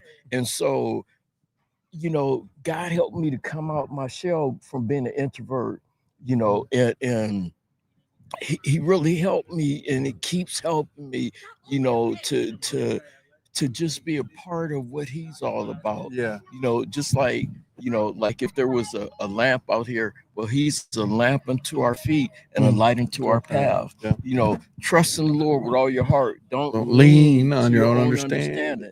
And all your ways acknowledge him. And he didn't just say he would direct your path, singular, he would direct your paths with an S on there, Hey, Marcus, he's coming for your job. He's starting to preach. Said he's starting to preach. He's going to come for your job.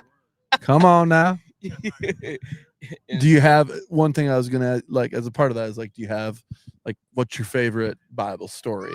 Like, is there a particular one that speaks to you that you really love? Well, this is what amazed me about the Word of God.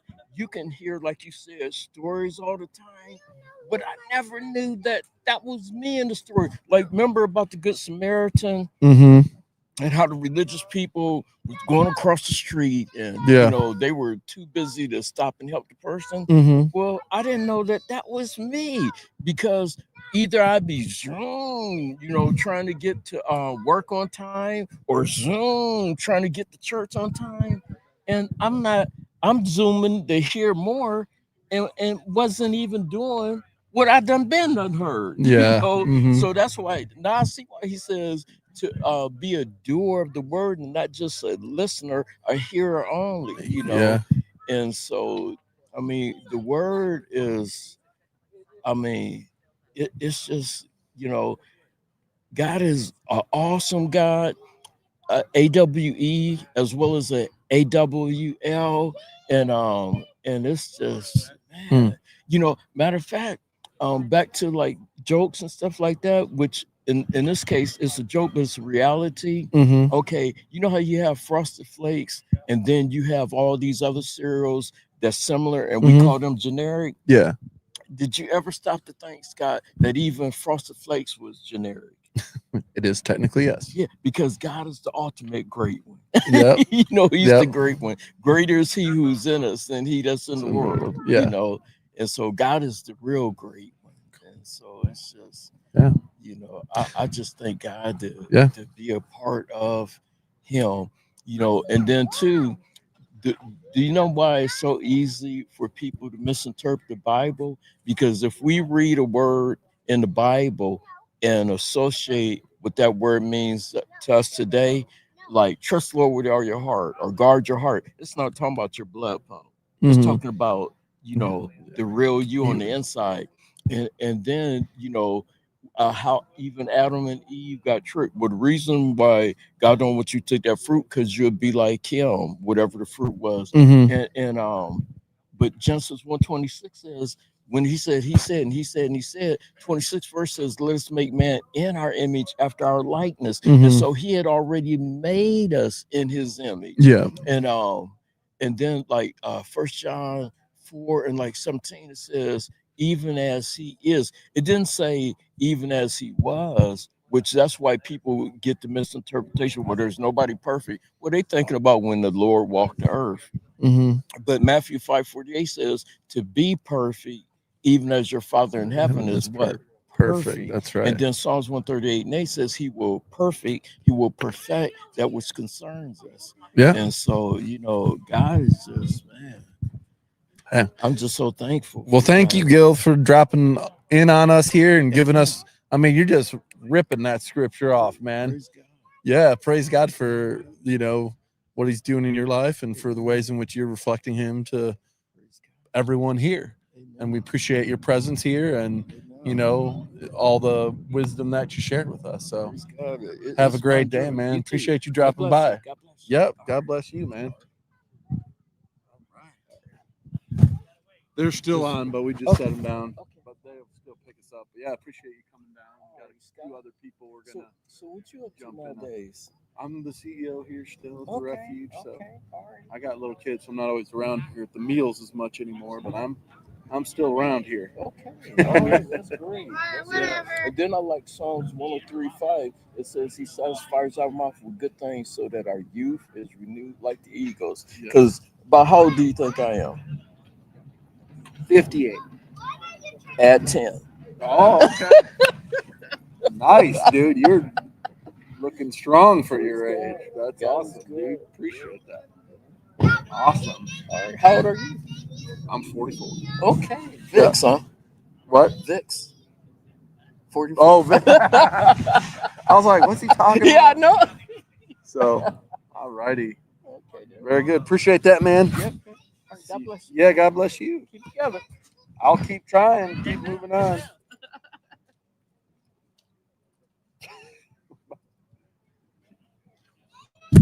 All right. You want me to just grab Mickey? Are they waiting to talk?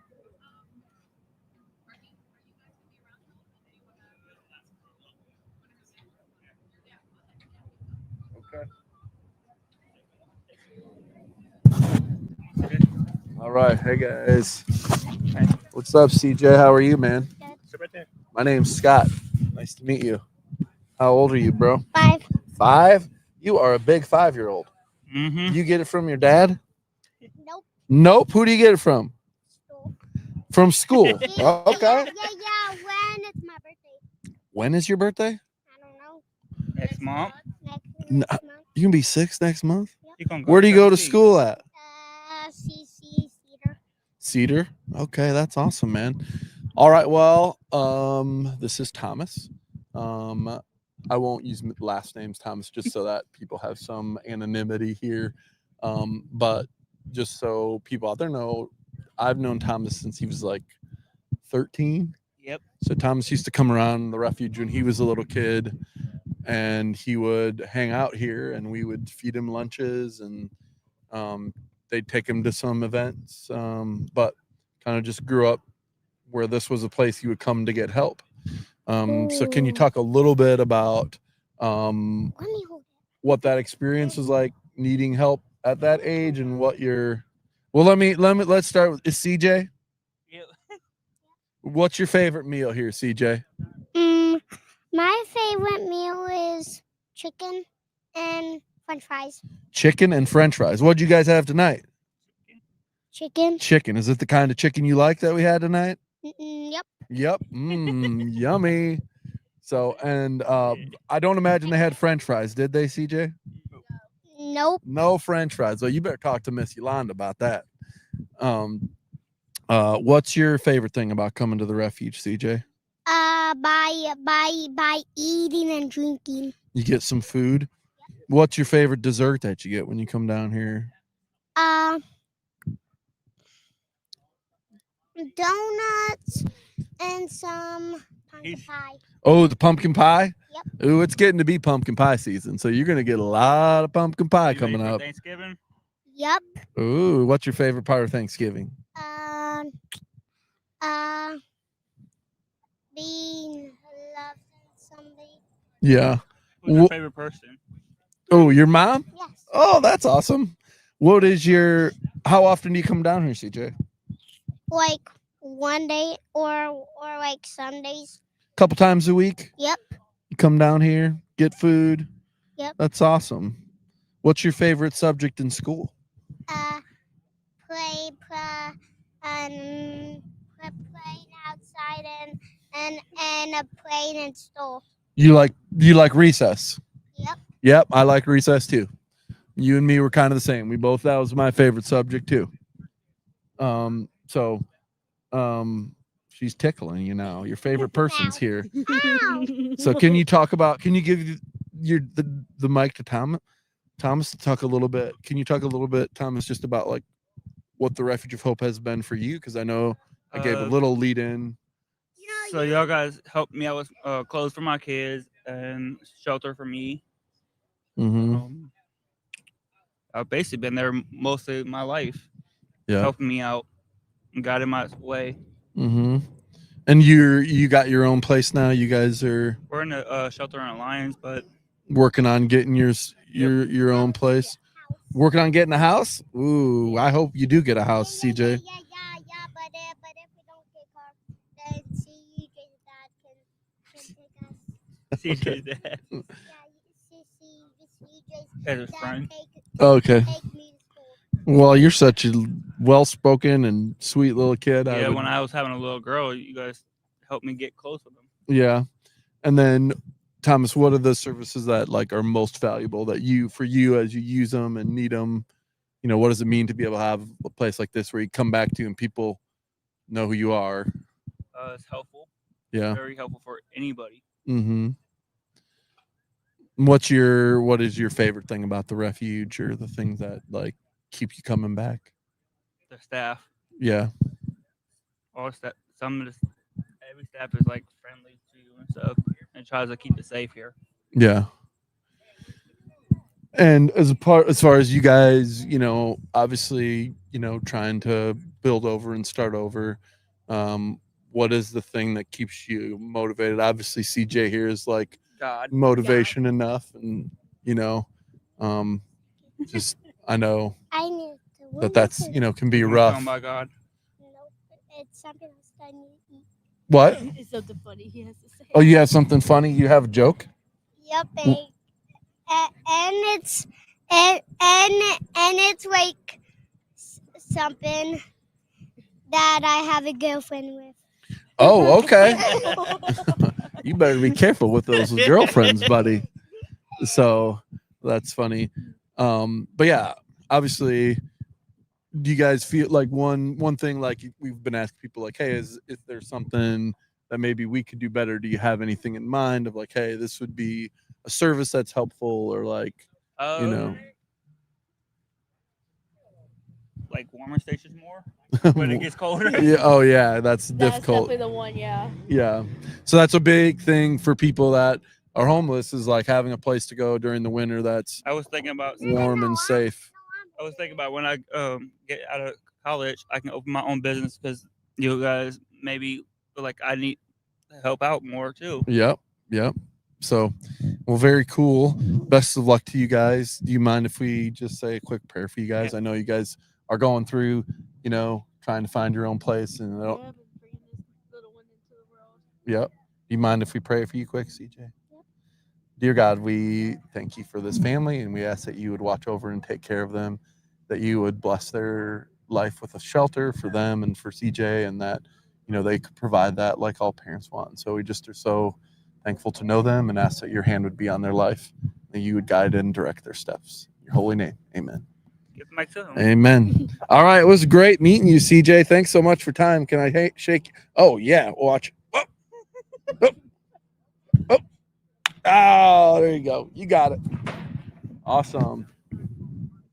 You're next, Lakeisha. All right. Thanks, CJ. What's up, Lakeisha? How you doing? Good. So, for those of you that don't know, the last time I sat down to interview Lakeisha, she left in an ambulance. Yes, sir. So, we'll hold on tight here for the next 10 minutes. Hope that she doesn't have an asthma attack. Right. No joke. When Lakeisha interviewed at the Refuge, I was interviewing her. She had an asthma attack, and we had to call the ambulance. So, I'm not saying that I'm a difficult interviewer, but I did send her to the hospital. He was rough. He was rough. So but he saved my life at the same time. He's like, you think you need a moment? I think you maybe need a moment, Lakeisha. So I wasn't trying to have it. I was like, no, I'm gonna keep going.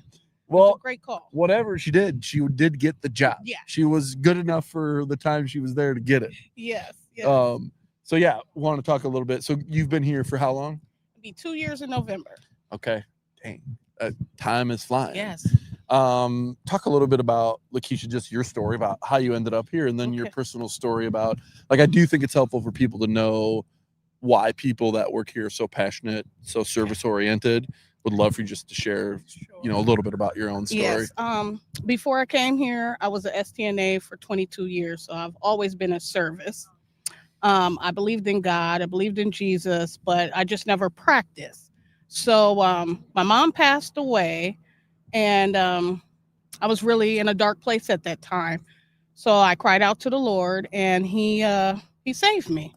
I began my journey with Him, and I asked Him, Lord, please make me your vessel.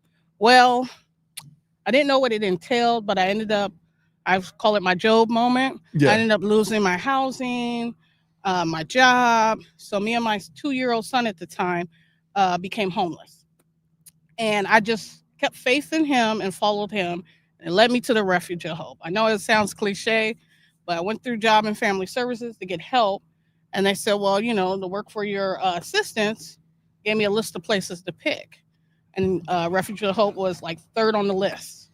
Just for some reason, it just stood out to me. So I'm like, yeah, I'll go there. Didn't know anything about it was a ministry, or they helped the homeless, and they had a shelter. But I come down and I'm doing my work, and the people around me, Yolanda, Miss Terrell, they embraced me. So we think you'll be a good fit in the kitchen. So of course I came for the interview, and I got it. And just being here, I know God sent me here, and my life has changed drastically from the day that I stepped in this door as an employee. Not only with the situation with my asthma and all of that, it just, I found my soul tribe, my family, people that were in the same faith as me, believing the same, been through the same things I've been through, that could hold me up. When I felt weary or weak, someone always said something that inspired me, or was confirmation that God was working with me, through me, and others. Then I got the opportunity to do devotion. Never was a speaker, was scared of crowds. Devotion opened me up to telling my story, and then and helping others. Then I realized that everything I went through up until that point, God was preparing me for this moment in life, that I was going to help others too. So now I know why I went through what I went through, why I had those hardships, is because God was going to send me somewhere so that I could be that testimony to others that were going through the same thing. There's other, there's just different levels in my life that I went through, a lot of different things, depression from a young age, and just finding myself through Him, and realizing, I thought I was broken, but He was really building me. And then getting here, it just sharpened that vision. This is really, and sometimes it wavers. You're like, am I really doing what I'm supposed to do? This is the right thing. And He always confirms. He sends, like tonight, so many people were asking for my guidance, and I'm like, Lord, I did ask for this, but it's just, when you see it happening, you're in awe. Can you talk? So such a cool story that, and Lakeisha said this, like, I was one of the people that would have come in here you know, I didn't have a place 2 years ago, and you know, she's got a son, so all the stress that comes with that, and how the Lord, you know, assisted you out of that, and how this has been like a spiritual home. It's like so fun to hear. And you said like, oh, people were asking me for guidance. So one thing that people maybe don't understand about working in the meal ministry as a kitchen assistant, they're like, oh, well, she makes food, but like we know, like that's just a small part. That's a small part. Yeah. So talk about like when people come to you for guidance, like what kind of things are they wanting? They're asking me for spiritual guidance. They're asking for prayer. When I first got asked for, someone asked me, can you pray for me? I was so nervous. Like, who am I to pray for somebody? Yeah. I'm not ordained for anything. I'm really praying for myself, right? But I did it. Yes. I did it anyway. Yeah. That's awesome. I surrendered and did it anyway. So more and more people are asking. They ask for information. You know, I don't know a lot, but I know where to direct them. Yeah. You know, they're asking for sometimes when I do devotion, I'll speak on something and it'll be something that someone needed at that moment to hear. To me, it might have been, oh, I should have wrote better. Yeah. You know, Yeah. but to them, that little phrase, this one guy was telling me, I said, woe is me. I'm like, we always saying woe is me, but you know, we're supposed to, through God working through us, we're going to be the solution. You know, you solve your problems. And he took that little piece and he's like, you know what? My wallet got lost. He was like, I'm going to do this and this and this. I'm not going to sit here and say, well, it's me and be beat up by the situation. Yeah. He was going to be proactive. I haven't seen that man again, but I prayed that he made it back home and everything went well. But that little piece, I'm like, that didn't mean anything, really, you know, but it meant something to him. Yeah, that's awesome. And, you know, there's, you know, just guidance with children. You know, they know I have a son, health issues. They come and ask me about health issues. I just had a guy come in and he has an enzyme problem with his stomach. I do know a little something, but I don't know a lot, but it was enough, you know. There was avocados that he needed and pineapples when we had abundance of that. So I gave him a little bag of this. Here, this is a start. Make you a smoothie to get your stomach together. You know what I mean? So it's those little things. I didn't know either that the job entailed all of that. Yeah. No one does. Then it's like, wait a minute. He calls us into places that we're not equipped for, but I guess that's kind of the point of all the work down here. None of us probably knew what we were getting into when we signed up to do it. But you know, the Lord always has a way of kind of making it work in ways that using us in ways we never kind of imagine that we would ever kind of see ourselves in those positions. So on another thing, the singing. Oh yeah. For some reason, that's always been a secret desire of mine. And they say God will give you the desires of your heart. Or Joanne will. One or two. God or Joanne. Right. And now it went from singing at the banquet to singing in the chorus. Yeah. You know what I mean? That's awesome. And it's just beautiful how that opened up. Yep. You know, and it all started here for me, you know, watching that growth. I mean, it started before, but it really blossomed here. Like, I know he wanted my presence here. Yeah. Once I got settled in, it's like, I'm supposed to be here. The other thing I would love for you to talk about for just a minute is, so most people don't know this, like at the Refuge of Hope, we, you know, try and invest in people who are using our services, who work for us. And could you talk a little bit about what it was like to go through the giant leadership training that the kitchen staff went to, and kind of what you learned about yourself in that process? Well, what that did for me, it came at a perfect time for me because there was a lot of things going on up here. I'm a really heavy thinker, and I analyze, and I think that was, you know, part of the gift God gave me, and I'm learning to utilize it now. But that just validated some things and put some words to how to explain, okay, I'm a nurturer, connector. I would have never saw myself 2 years ago as a connector. A nurturer, yes, but a connector, no. I never talked to people. I was afraid to open up. And being here, I became the connector part. It pushed me to be out in the front, move around the dining room, speak to people, share my story, they share theirs. So it brought out the connector part of me. So a connector is someone who connects with other people and bring other people together that don't know how to connect. And then as a nurturer, I've always been a person that just I can feel, if I watch a movie, I'm dropping tears if it's a sad thing. Yeah, yeah, You yeah. know, I can feel other people's pain naturally. Yeah. And it moves me. Yeah. And so it also taught me the thing that I was figuring out about myself as a nurturer. I don't have any boundaries. Yeah. Yeah. You know, I don't set I feel boundaries, so that. I just give, Yep. and never get anything back. Yep. And so that showed me that there's nothing wrong with that, but you have to set those boundaries for yourself and Right. others so that you don't get depleted. Yeah. You got to find that happy medium. Yeah. And that's what I was trying to do when we started the class. Was I was trying to figure out, what am I too aggressive? Am I not aggressive? Yeah, And yeah, You got to find that happy medium. Yep.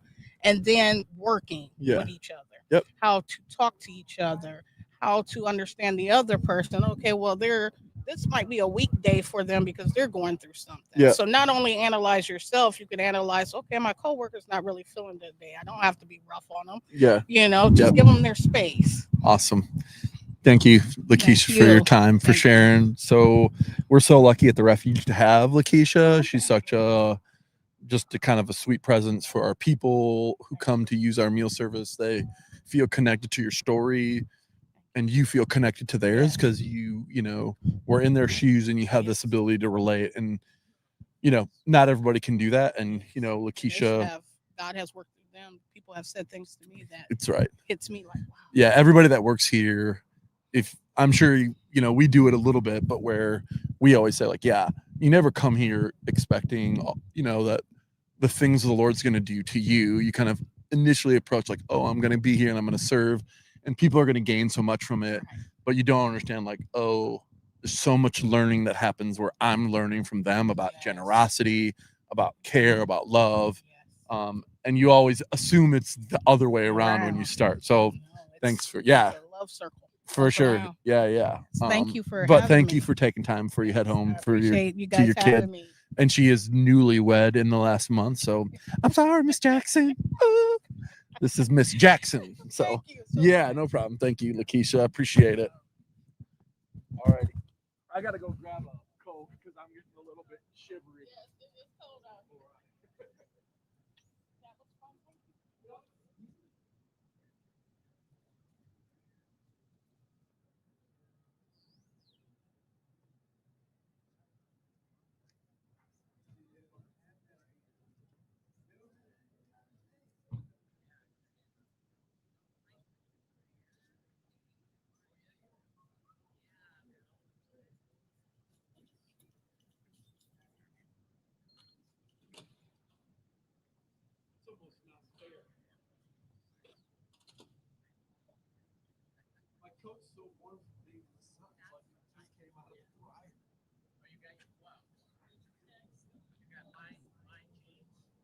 No, I have my sleeping bag. Sleeping bag.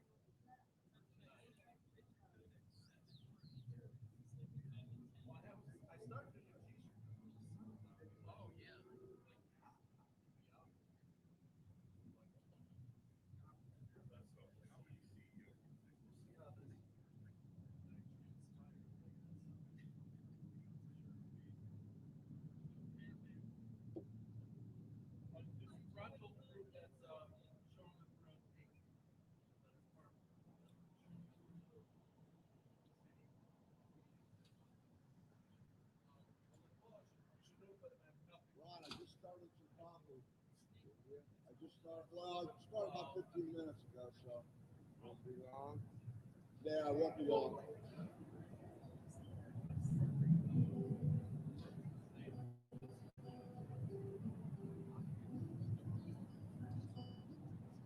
All right. All right, Mickey, you're on. Mics are live.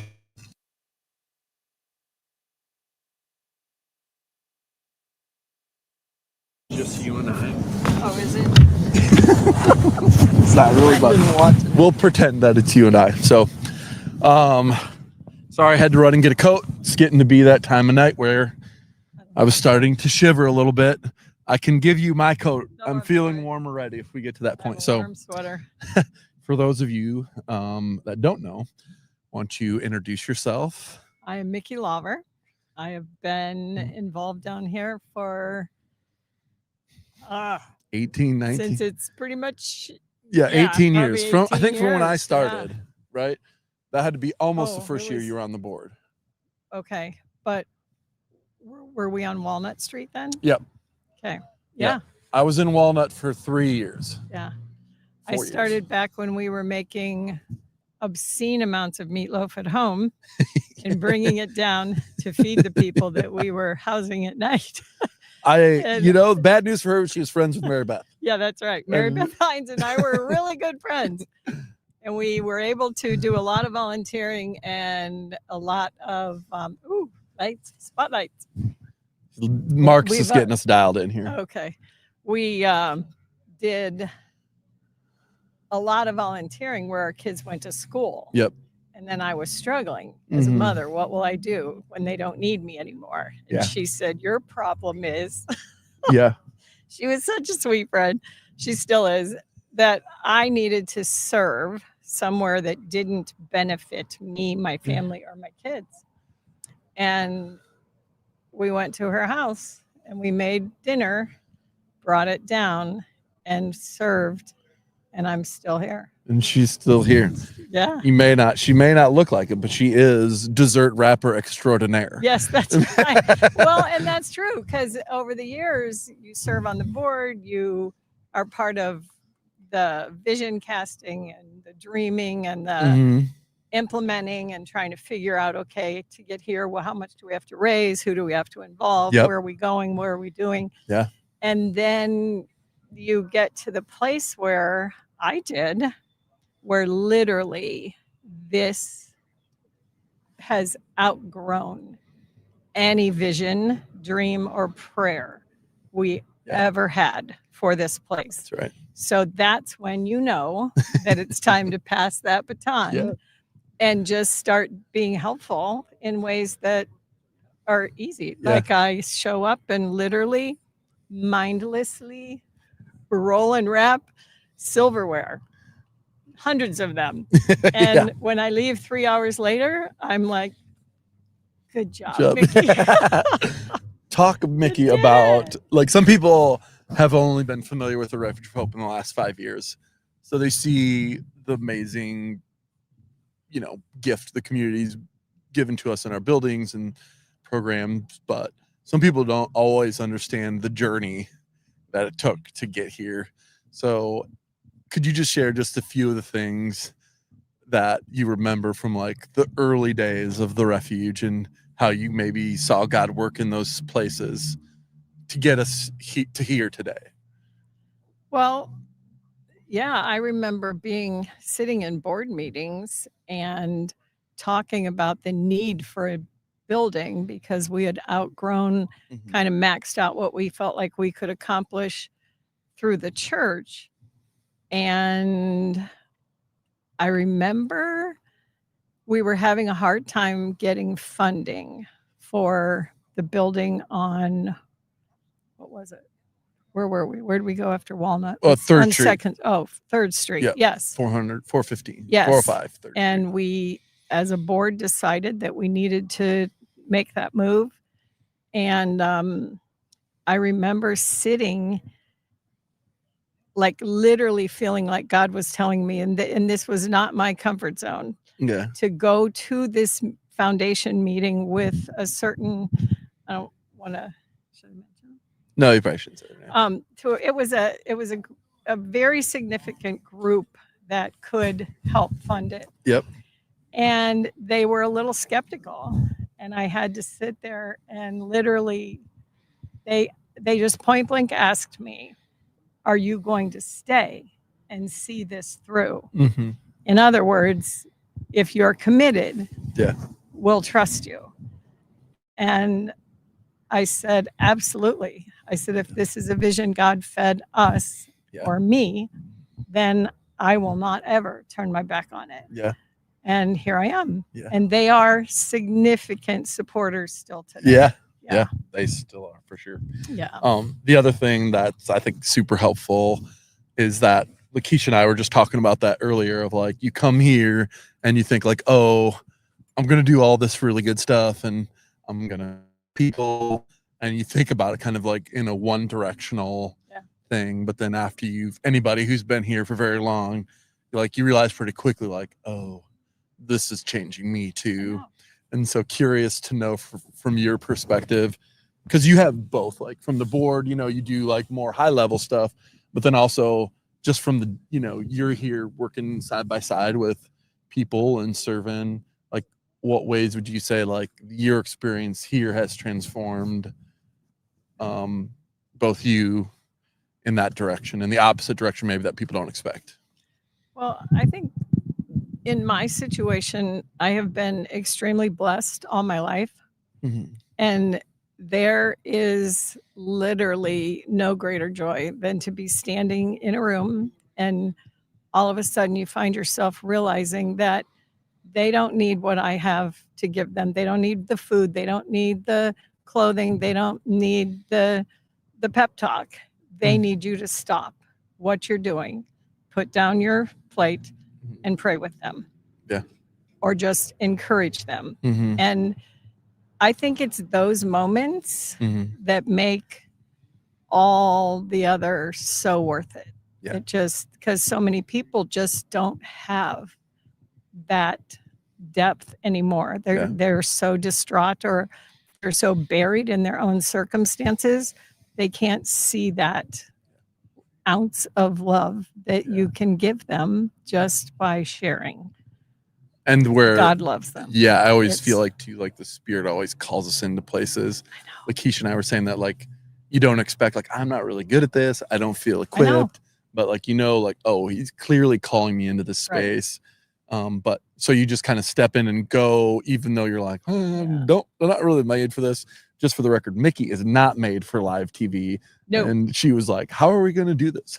I was like, it'll be fine, but that is like a movement of the Spirit in our own lives to call us to be things that we don't necessarily expect.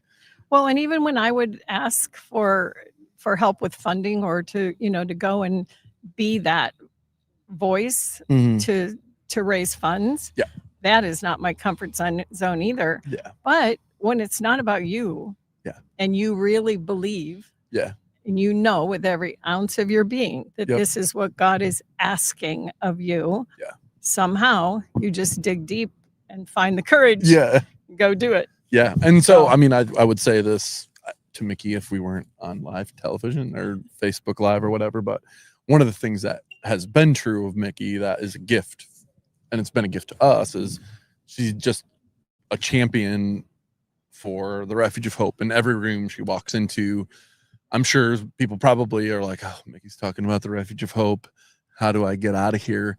But it's just true. That they just know, like, when Mickey's around, it's been a like powerful experience for her. And so you want to tell people about, like, hey, this experience of service and support isn't even about you, and it's not about me.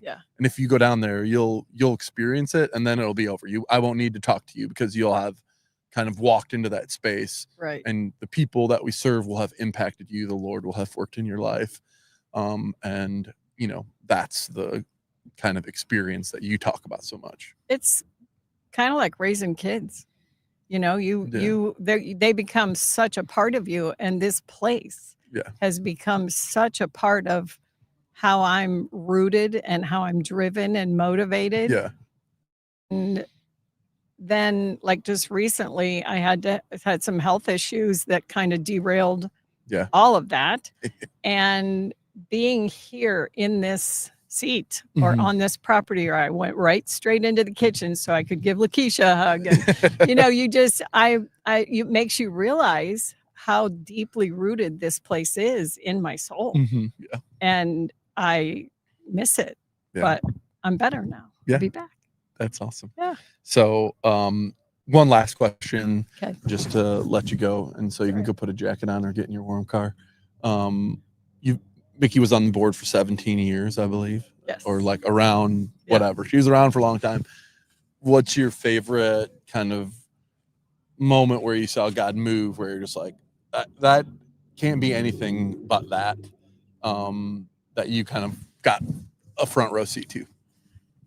I think when we were transitioning from Walnut Street to 3rd Street, back when we were, making meals at home and carrying them down there, bedding men on church pews and sleeping bags, and praying there has to be more. This can't be what this vision was about. It was, while we were doing great work, but then to be able to see us be able to acquire the next building and make happen what we did there, I think that was probably one of the biggest God moments for me, was that even though you think it's impossible, it really did happen. And Amazing. So thank you, Mickey, for being such a champion and Scott, for agreeing for always to welcoming do this against your better judgment. I'm okay. But we so appreciate something people maybe don't understand out there is like people that serve on our board.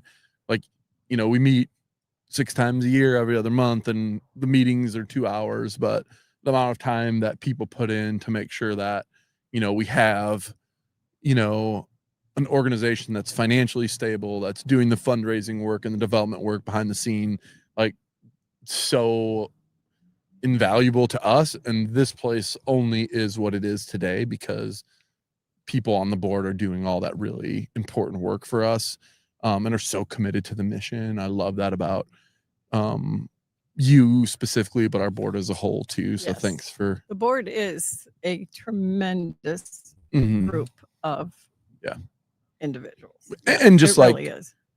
Our organization, we need good employees and we need to be able to deliver, but without a board that's doing all of the strategic and necessary work, you can still end up in trouble. And we've been so blessed to have people who are committed, and we are opening for board members. So if you are interested, you're welcome to reach out to my email, and we will, take an application for that. And it is, I would encourage anyone if that feels like they just need something more. Yeah. It is definitely a period of growth spiritually and whatever. A lot of people might think you don't have the gifts or the talents or the experience, but that's not true. Yeah. You probably do. You do. Yeah. The If I spirit can will do make it, a way. you can do it. Yeah. Well, thank you for your time, Mickey. you, Appreciate Scott. it.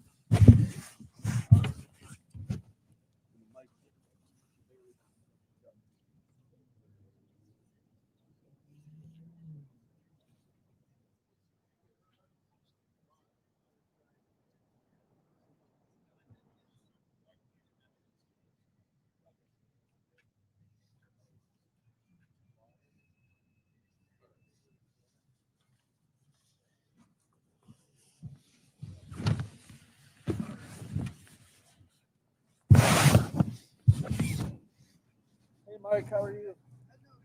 I know you, Mike. We've known each other for a long time, brother. How are you? I know you. Yeah, that's me. All bundled up here. Yeah, are you going to play a little number for us here? Okay. You want me to ask you some questions, or are you just going to play? Okay. Oh, sorry. You got to have this mic for a little bit. So we'll ask a few questions. They were saying you're kind of needing to get out of here pretty soon before it gets too dark. Yes, sir. I stay in the garage. Okay. And I can't see. I got a lamp.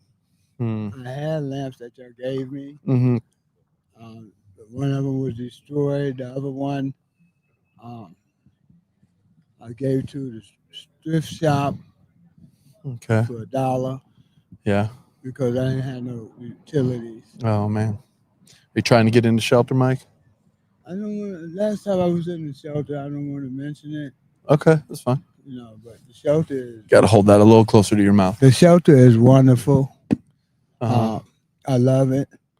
But I'm permitted to be out in the streets. Yeah. For the last 7 years. Ooh, and God has blessed me so much. Make sure that I'm here. Yeah. I'm living. Yeah. And I got to accept the responsibility to stay away from the devil. Yeah. Do you feel comfortable sharing what your struggles are? Yes, sir. Yeah. What kind of things are you struggling with? I struggle with reality. Yeah. I've been in prison for 37 years, off and on. I have to accept that because when you commit a crime, you have to do the time.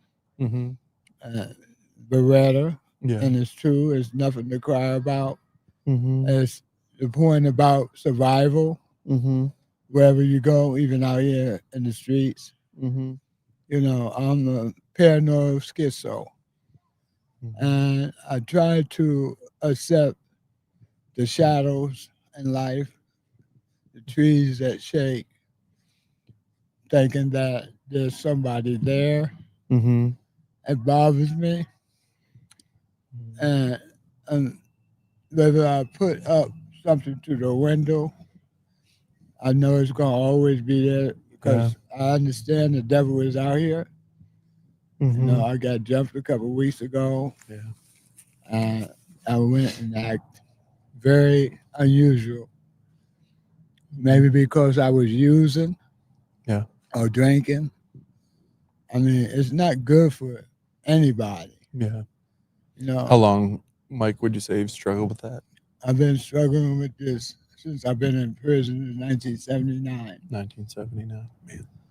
And somebody, well, a family member turned me on to crack cocaine. And I used to hate people that use. I've been in a whole lot of programs, even in prison. I did 10 years in Wilmington, Delaware, for robbery and kidnapping. Basically, I haven't hurt anybody, but I accept the responsibility that whatever I had coming to me, that the Lord provide for me to make it through. Yeah. And once you turn your life against the Lord, things are going to happen. Right now, when I ask everybody that I have aggressively approach with anger to forgive me. Yeah. Because I want to turn my life right now. Oh, Lord. It's okay, Mike. Over to God. Yeah. And maybe I might be struggling. Yeah. But when you ask me, oh, how you doing? I have to say great. Yeah. Even though I'm not. You're not great, yeah. I want to be happy, but everybody's trying to take advantage of me. How do you think, like, for you, what is it? What are the things that make you happy, Mike? I've never been happy in my life. Yeah. I'm a survivor. Yeah. And that's not through me, it's through Christ. Yeah. And I realized that I had to stop running. Yeah. I got to stop hanging around because I don't know who is against me. Yeah.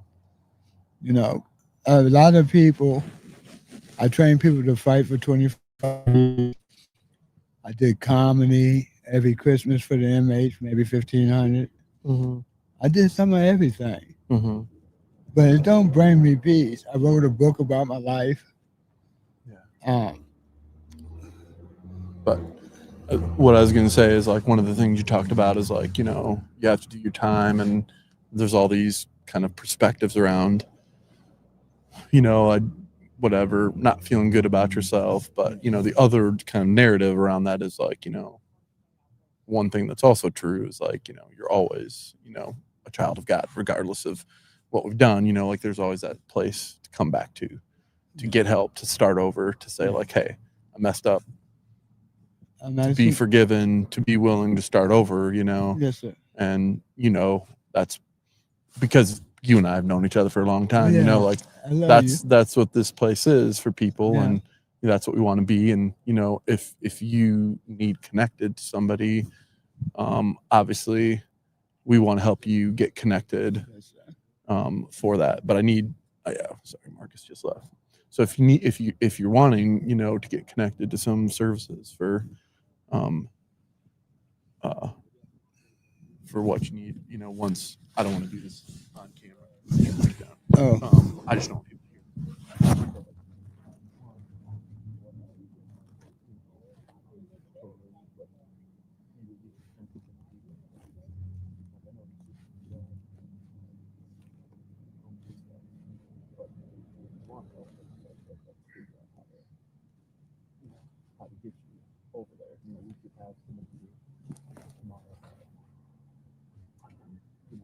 by 9 in the morning. That's usually that. You know why I want to go? I don't know. Because I'm tired of being isolated. What is the deal? And that's what we need to do. There's a question I think called Skype. It's a really good program. They're going to work with you to get you support. Marcus, can you cut off? Because they're going to work to get you the support that you need. Sorry, I had to cut the audio because I don't want everybody to hear it. Yes. And if you come down here, like we'll get you what you need tomorrow morning right away. See, I got work to do before I go. What work do you have to do? I'm helping people. What? I've been helping people. But I mean, like if you're gonna keep drinking and doing what you're doing, right, you ain't never gonna be your best self to help the way that you could. I understand. Well, if you're here, whatever, we would be ready for you. Can you give me time? Yep, anytime. Whatever day you go. I was gonna come over here last week for that. But the thing about that is, how can I explain that?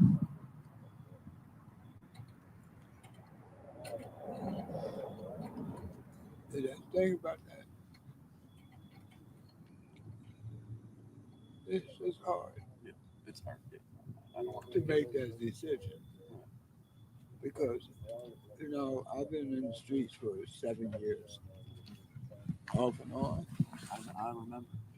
And now I'm going through emotional disorder. Yeah. I'm not messing with nobody. Understand. But my kind of intention would be that if not now, when? You know what I mean? Sometime next week. Okay. Because I'm with BVR. Yep. And I'm supposed to start working next week. I'm trying to hang in there because I don't want to lose that. But my thing is, if you don't get a hold of it, right, I know. Lose it anyway. I stopped drinking vodka. Well, I know, but I can smell it. That's beer. I mean, every day, right? Every day, right? So, figuring out how to do that. So, okay. Anyways. And you know what? I love you for that. Yeah. And let me go to church Sunday. Is we're having something for the pastor's wife. The pastor died. Okay. It's my uncle. Okay. And I'm going to be there. Okay. And forget everything else. Yeah. Okay. And then come back next week and see. Yes. I'm probably not going to be here, so you're going to talk to Clay, right? I know Clay. Because I'm going to be out Monday through Wednesday. I got the Panther, and I would love that. Yeah, you would. It would be great. You can't leave the place. You can't for the first 90 days. Oh, that's say that long? It's unrestricted. I can stay that long? You can stay for a year. They have a year program where they help you get work and all that stuff. Yeah? Oh, yeah. I didn't know that. They didn't tell me that. Yeah. I would love that. Okay. Well, next week you show up here and we'll get you connected. Yes, sir. Do you want to play a song or you want to? Yes, I'm going to play the song. Okay. It's not much, but. All right. I'm gonna step out here just for a second while you play, okay? I can play a guitar a little bit, but I'm going to sing my song. You can sing.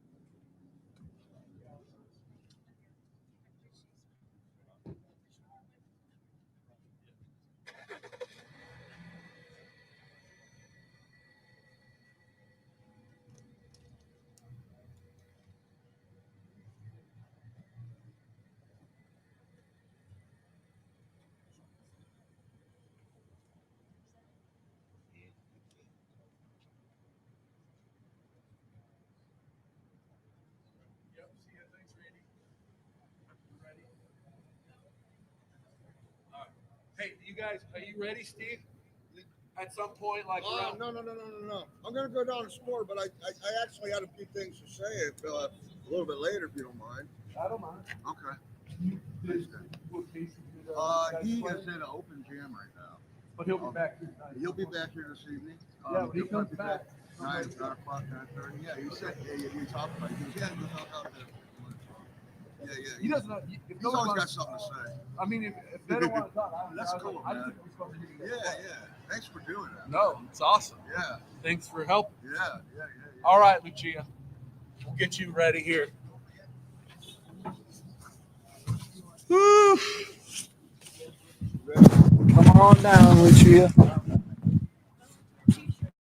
Yeah, there you go. I have mine underneath here, but awesome. Are we mic'd again? Yep, we're good. You can turn the mics on.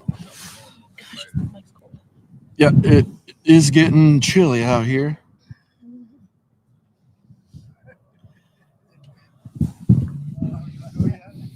Sorry, just got. All right. Very good. I shiver, disregard it.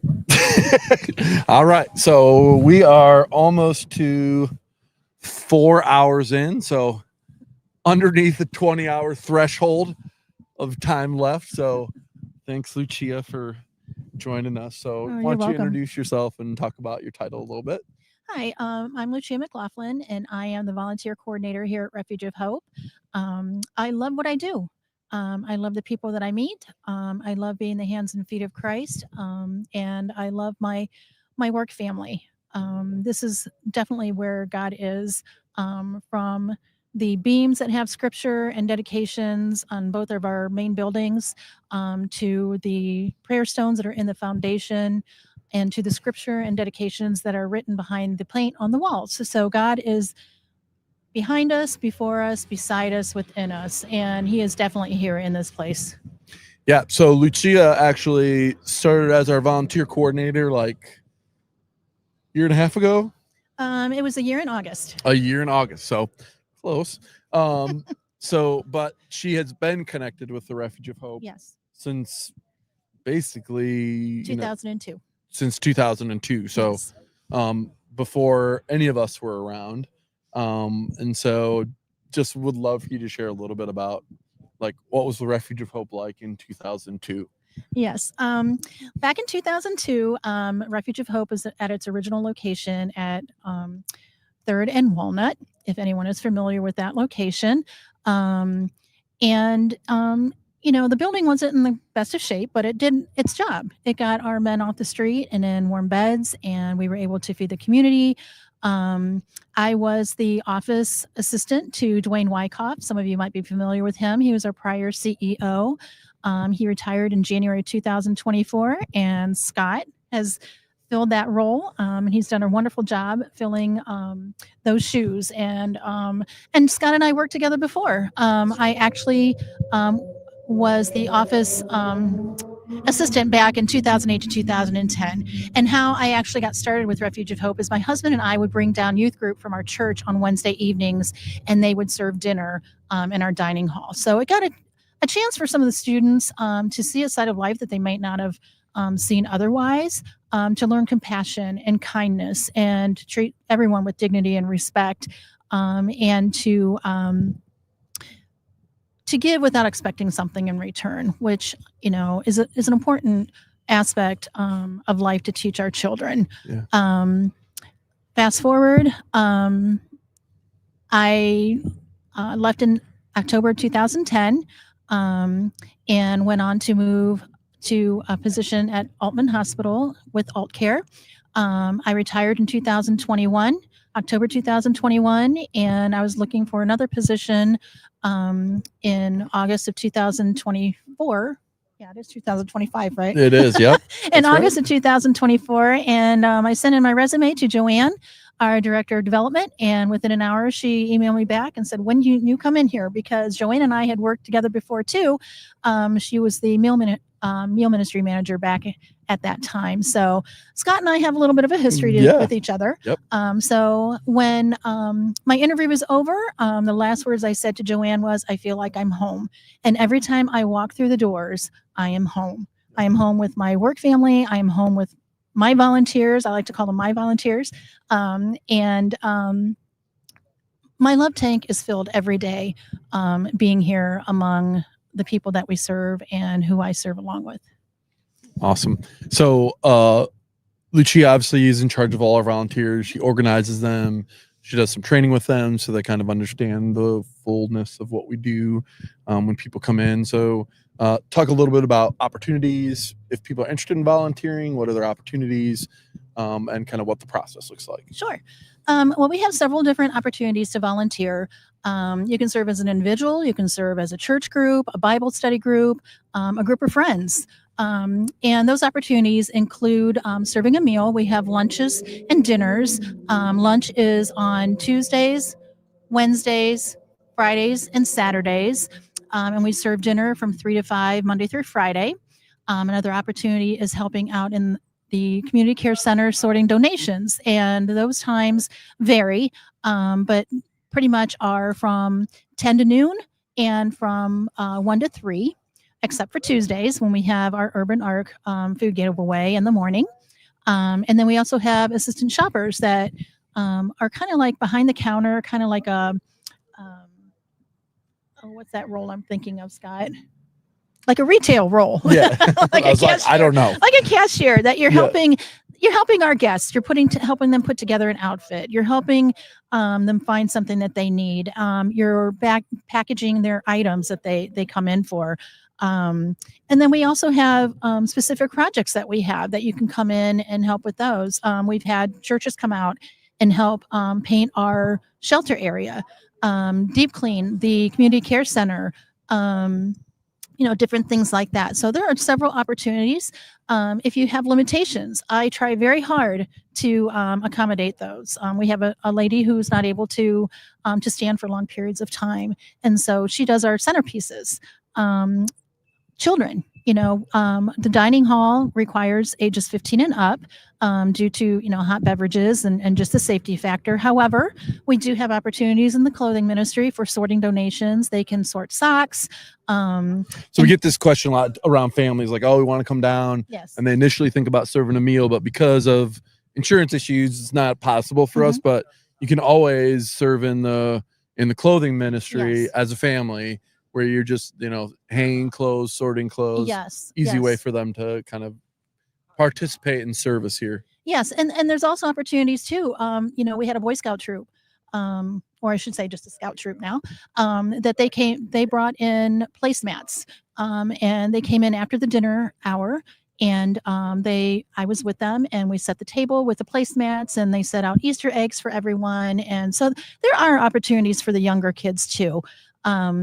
So if you have any questions or anything, you can always call in or you can email me. My email is volunteer@refugeofhope.org, and I'd be happy to see what we can do. Also, we have a link on our website. Yes. If you want to volunteer, you can sign up through that. Yes. The way to sign up is you go to our website, to the volunteer page, and there's a button that says apply now. You would fill out a volunteer application that comes directly to me, and then I will email you with some information. The next step would be to attend an orientation. That's about an hour long. You're with me, and I take you through the history of Refuge of Hope, from the beginning to what is going on now and what the future plans are, and take you on a tour so you can see where you might be serving and learn about some of the other services and support that we provide that you may not have otherwise known. Yeah. Before you go, Lucia, just one last question. Been asking this about people that work here, and obviously, we all feel called to work here, and we know the power of the experience of being here. But from your experience, what's a story of a place where you saw God move and you were just like, wow, that has to be God? Yes, and to be quite honest, I see God moving here every day. I really do. There's a couple of stories. One is the second day I was here. there's a lady that was looking for her son, and I didn't know that when she came in. She came in after the lunch service, and she was sitting by herself. And I went over and sat with her and just had a little conversation with her, and she started crying. And I said, "Is there anything I can pray with you for?" And she said that she was looking for her son. And so I prayed with her, and I found out a couple days later that her son had contacted her. There's no other explanation for that. We had a gentleman that, or actually, we had a sorting donation come through, and there was an elderly woman's clothing, and there's one item in it that was a vest that had all these veteran not tattoos, but No, like all the badges. badges and stripes for yes. honors. And so one of our Jen pulled that, and we have a gentleman that used to work here, and she got a hold of him because he works with the with veterans, and we were able to return the vest to him. So, you know, and he was very, very thankful for that. I kind of mistakenly put it in with the donations. Yes, You know, yes. and it was something that was of super value to Yes, yes, very important to him. But as far as you know, with the staff, you know, Yeah. I have to say they are my family. You are my family. There's no mistake about that. We take time to pray with each other. We meet every Wednesday afternoon for prayer around the table. We pray with each other. We praise with each other. If we're going through something, you know, we will drop everything and pray in the hallway. You know, which I love. I love that. So Yeah.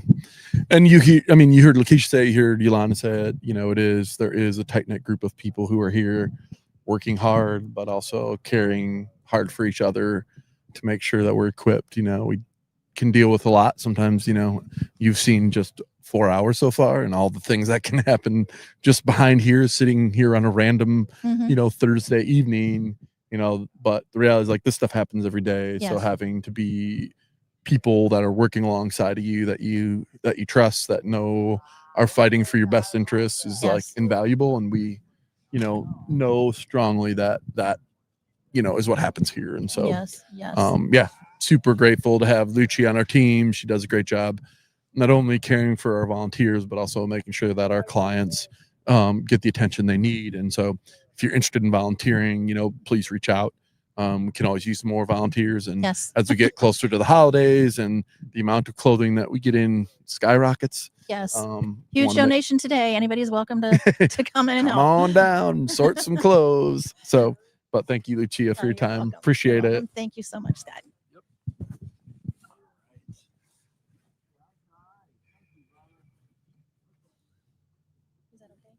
It was great. You did awesome. No, yeah. Sorry.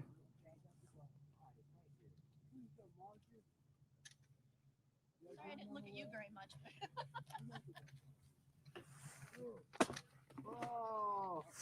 How were the wings? Question mark. Have you eaten a good company out up in Akron? Oh, they have bomb teriyaki wings. They're like braised wings. No, you don't need to get them. I'm saying if you and Chelsea are ever looking for like a date night, hit up good company. Always looking for it. They also have like this Vietnamese panna cotta that's Bomb. so it's the best dessert I had probably in the last couple of years. Really? The wings are also very good. I wouldn't say they're like they're braised for 3 days, so they just like Okay. fall right off. They're not like a beat up, you know. So hot. So I guess the guys. Do I have to stay on camera? I don't even know. The band, the one guy went to jam out for like over there. a little while. I He thought they'd be probably around 9 o'clock. So I think we have. I hope I can. Are we going live into the national community? Oh, there's like, how about that right there? You see over here, my man? Yeah, that's in like Okay. I think I don't have anybody down. I think it's Bill the next one. Night. can I sit my brother down in one of these chairs?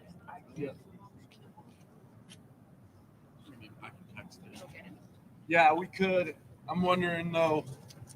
Oh yeah, if we could go, I mean, it's probably helpful just to have a little break here. And actually, I'm just thinking about if that group shows up, hey, they're going to take bus stop to over there, okay? manage. Whether they actually show up is a whole other question. What are you gonna do with all your stuff? I got you transport it. Who did? You gonna transport it for him? Well, maybe we can sit right here until morning. In the morning, I can get it transported over to the bus stop, and I can get it all transported to Perry Inn. Where are you going to Perry Inn? Yeah, my case manager is gonna be there at 4 o'clock.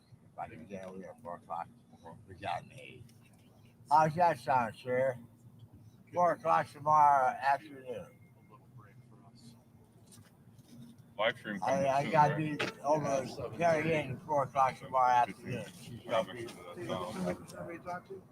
No, I'm texting Tim. He was on. He helps, that's for sure. Can I sit my buddy in one of those chairs? I'm about ready to fall down. I'll tell you the truth. Oh, this might work. Who's this? Oh, that's just a bag. That's good. I don't know who this is. Can you come out for the bench? This is somebody else's. I wish I had some. I ain't got his candy yet.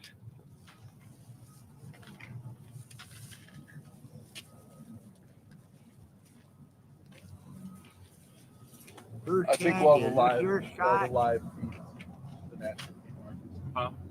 We go live to the national feed. We should probably we'll start our fire then. Scott, we need a bag or something. I don't have a bag right now. I'm sorry. All right, I'll have to go over to That's probably. I what think. you call it, get one. I'll be right back. I'm just gonna go over to what's it called, grab the bag out of the trash. What? You just need like a garbage bag? Yeah. Okay. Just like a garbage bag. Can you just grab them like a white garbage bag out of the kitchen? Yeah. One of the white that'll ones work. like those. Yeah. That'll work. That'll be Honestly, I might have to I can't stand no more. Can I sit over there? Right there on that. Well, there's a couple chairs right there if you want to sit on those chairs.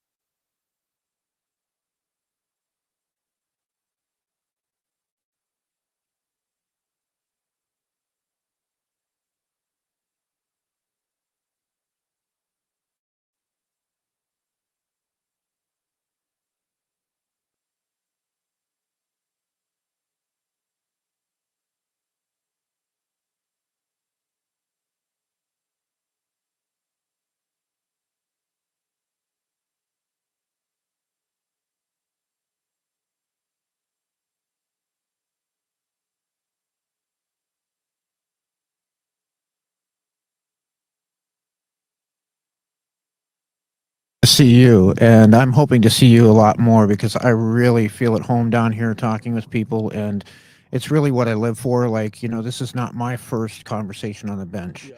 Everywhere I go, I sit down and I talk with people and get to know them and, what their individual challenges are and try to, see how we can really help them and actually help people find the dream in their heart too, because I think that's what we all need to be living, So I brought some free tomatoes. This is kind of the end of our that's the end of your our harvest this year. Okay. Yeah, but next year, I hope we can get more involved in collaborating and growing lots of free food for everybody. So awesome. We gave away hundreds of pounds of free tomatoes and things last year. So want to continue that. And I also have programs of photography as therapy that really help people to overcome depression and stress and addictions and just to, get high on the beauty of life, which is really all we need. And people that are dealing with addiction really do. I'll give you an example. I gave a presentation, and do you remember the Warriors Project? You used to meet up here, and I remember the Warriors. yeah, I gave a presentation here a few years ago. There was a guy that had really been struggling with his addiction. He got up afterwards and said, "Man," he goes, "I haven't smiled in weeks, and now I can't stop." So the presentation had that effect as medicine in itself, but the awareness sticks. What's up, Dad? And that's what really matters. So there was a guy that was at the same presentation a couple weeks later, ran into and excitedly says to me, "Ever since your presentation," he goes, "I see trees everywhere I go now. I never used to notice them, and now I see them." So, but it also has a way, because I have a lot of stories to tell, which maybe I'll stop back later tonight and talk with you a little bit more about in helping to change perceptions of other people who may look down on others. And, because we would have to see each other, everybody is human, right? That's awesome. Yeah. Well, I'll make sure to pass this along to our shelter supervisor. He's the one. And maybe we can have you set up a table if people are interested. They can, at our meals, they can. We also have a presentation called Entertaining Angels, where we're told to be careful to entertain strangers, for some of entertaining angels unaware. And I have some stories that really make you wonder about who we're passing. So, all right. All right. I'll stop back again. All right, Thank you. thanks, Mr. Stone.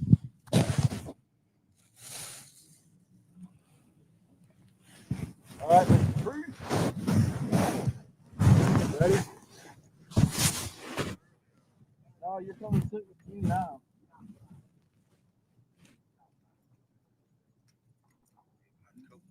We got like 11 minutes before we got to go to the national feed. And then Mark coming in hot with the light. No, it's fine. It's just a lot. You gotta pick up your mic. You need a coat. All right, so you already heard from Tim Priest a little bit earlier tonight. He is our afternoon shelter supervisor. Hello. And just wanted him to share a little bit. He's going to come back after the national feed, probably before he leaves work for the night. I would like him to share his personal story, because it's Tim stayed at the Refuge of Hope, and it just shows kind of the power of choosing to do the next right thing, and want people to hear that. So probably around 9 o'clock or so, would like to take 20-25 minutes for him to share that. But I want to talk now about kind of your role as the afternoon shelter director. Talk a little bit about kind of what your role is there, and kind of the impact you see from your vantage point in the ministry. Well, for starters, my name is Timothy Priest. How you doing? Well, my role is here is to assist the clients here at the Refuge of Hope for all their needs, whether it be just a conversation or if there's some health issues, I can direct them to someone that can help them. I've been here almost 7 years now. Like I said, I was once homeless as well. So could I understand what these guys are going through? And some of the guys come in that's never been here before, and they'll be like, I've never been to a shelter. This is my first time, and I don't know what's going on. My life is just kind of in a rut. I said, and I tell them, I say, listen, I understand what you're going through.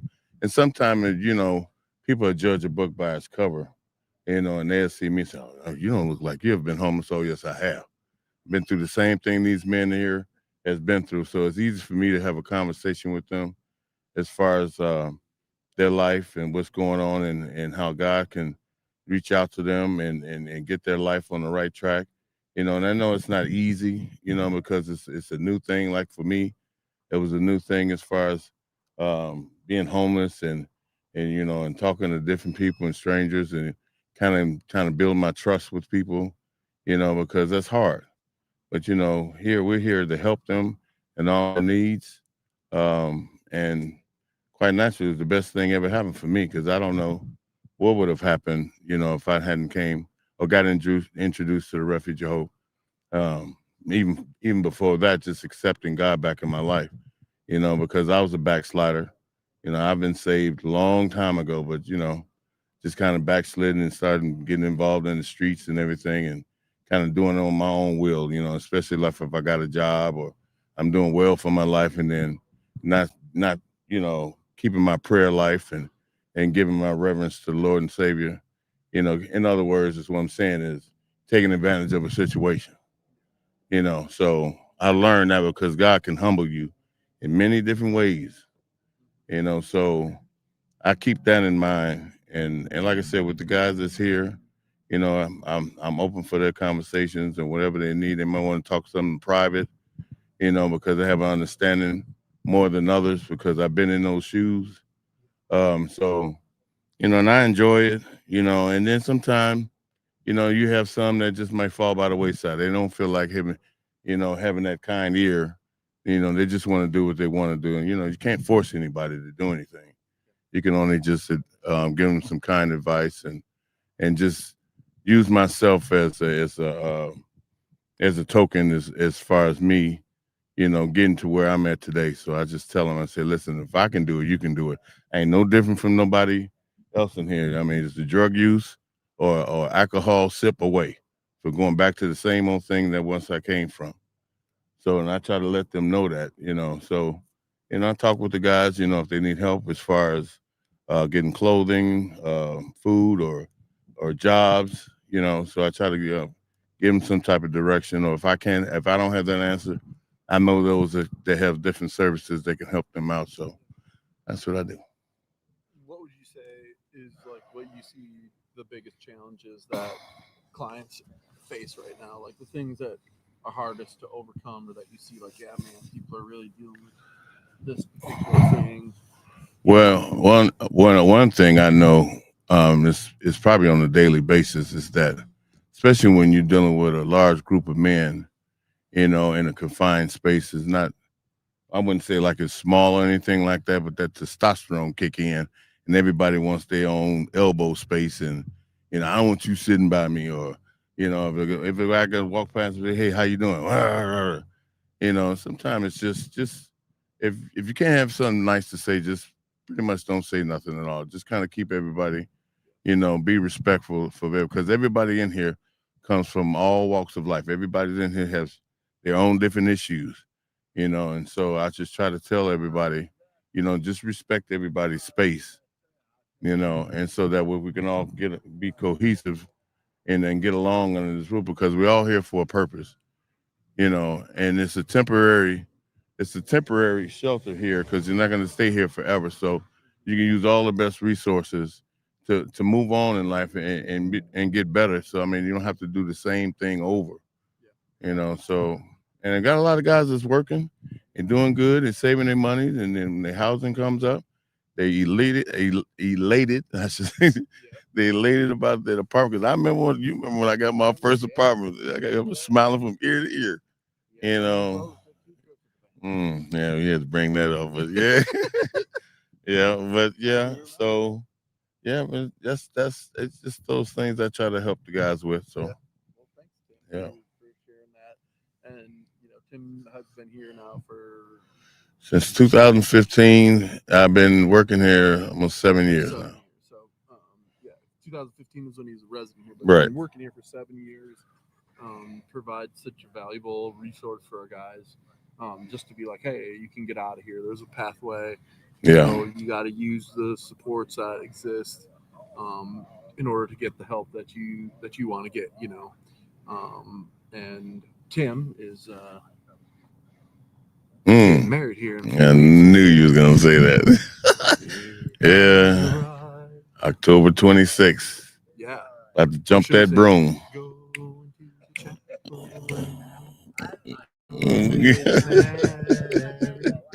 Right. Oh, should we not say? Yeah. But Tim's gonna get married. We're super excited. In a couple weeks is his wedding, so First time. First time, that's right. So he's gearing up for a big stage in his life, and we're happy to be able to be there and celebrate with him. Hope I don't faint with Yeah, that. he's gonna cry for sure. Well, you I know know, about Tim. yeah, I'm a big crybaby. I'm like a soft at heart. Yeah, he's a big teddy bear. Yeah. And so excited for him and what's ahead, but also grateful for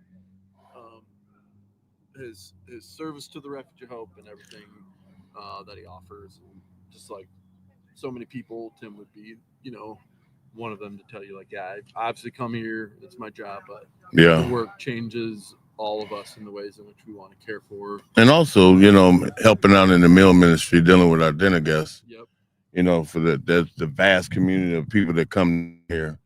I think I know, or people know of me more than I know of them, and so many people come down here. But then, if they need some help or some type of direction, they normally ask for me. Oh, sorry. Oh, I thought he was getting in the car. I and thought left. he was getting in the car. Yeah. So yeah. Okay. Well, thank you guys.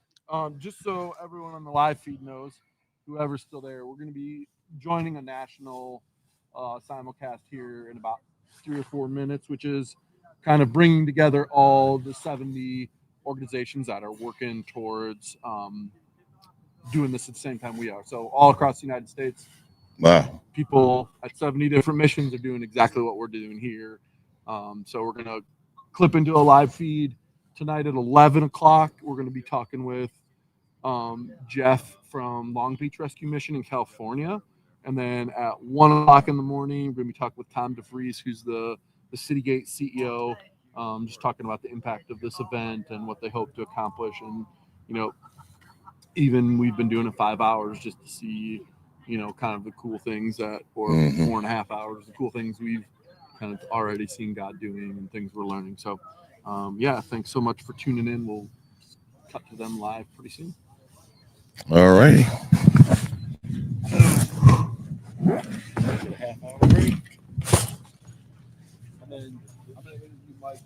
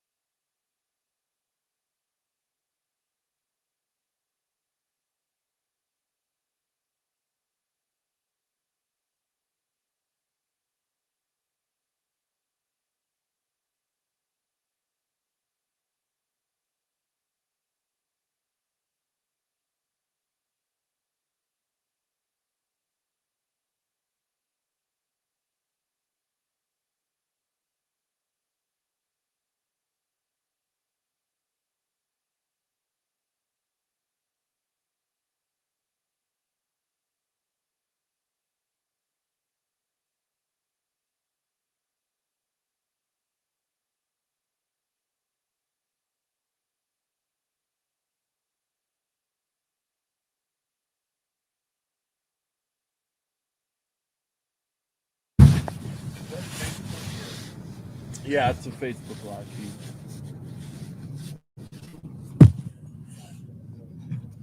Well, Mike, you might not have to wait that long.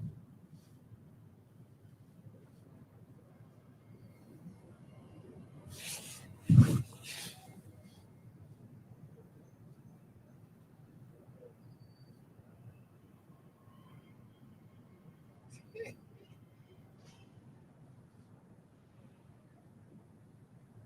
Scott.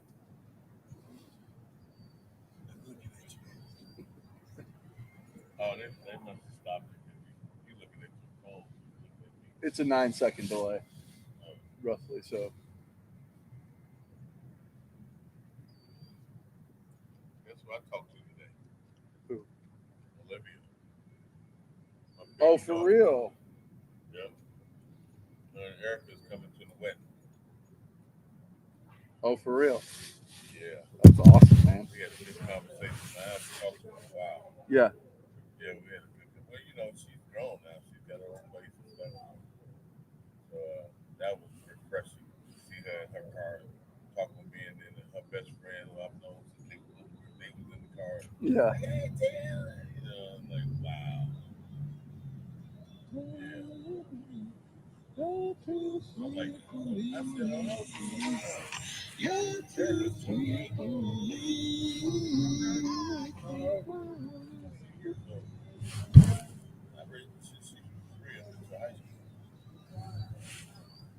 Woo.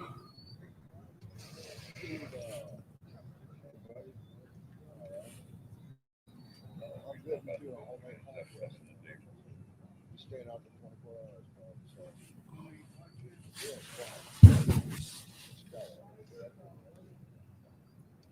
staying out there all night. He's broadcasting live. Go over there and get the story. I mean, they're not trying to flood this place. They're just wanting to know, like, what the person is, what life is.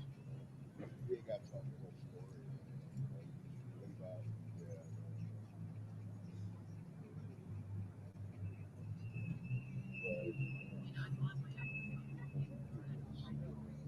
That's why I asked you.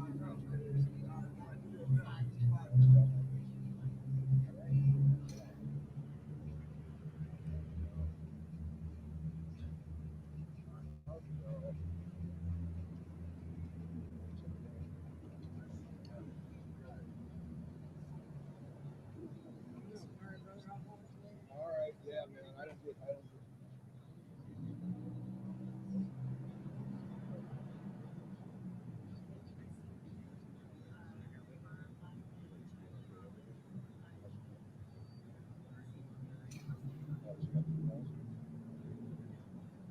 Oh, I thought it was going that way.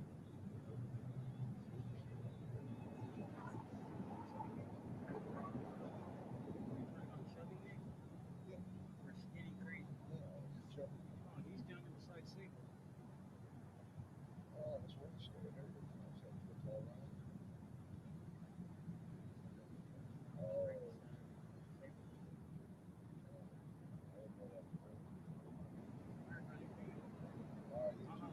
All right, buddy.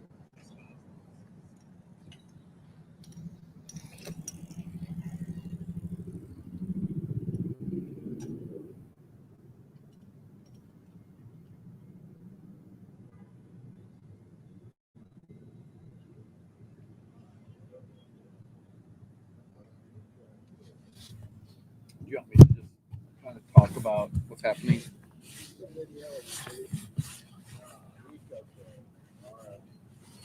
Okay, that's fine. I'll just so just so you know, we were going to join the live feed at Citygate Network because there's 70 organizations, 70 plus rescue missions, all similar to Refuge of Hope.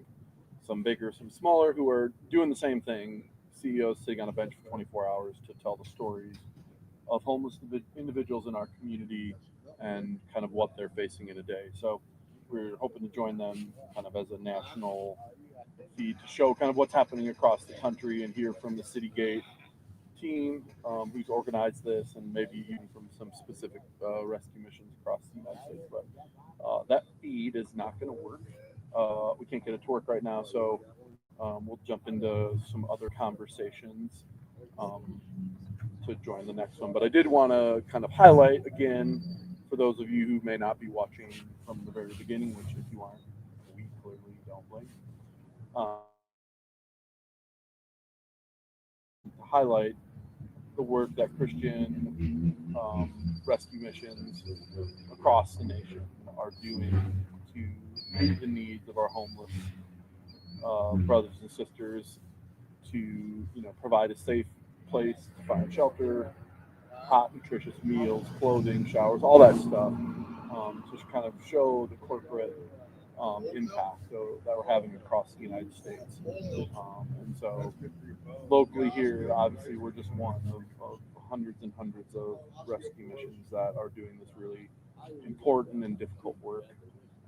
So hopefully, if you've been joining for a while, you've gotten to hear some of the stories of individuals who use our services. Obviously, coming and sitting on a bench with me can be a little bit daunting and difficult, and it is for all kinds of reasons. There's lots of people that don't want to sit because that feels super memorable, and not sure kind of what questions they may get or not feel comfortable. So, we're getting a very, small, slice of the people who use our services. So, yeah, I just want to kind of highlight that. Marcus, are we not going to be able to cut into it? Should I just, at Citygate, they don't even, okay.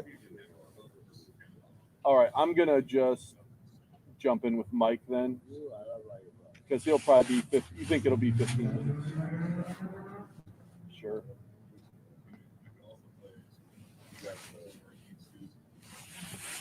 Let me just grab Mike since he's here. I'll do that, and then we'll go from there.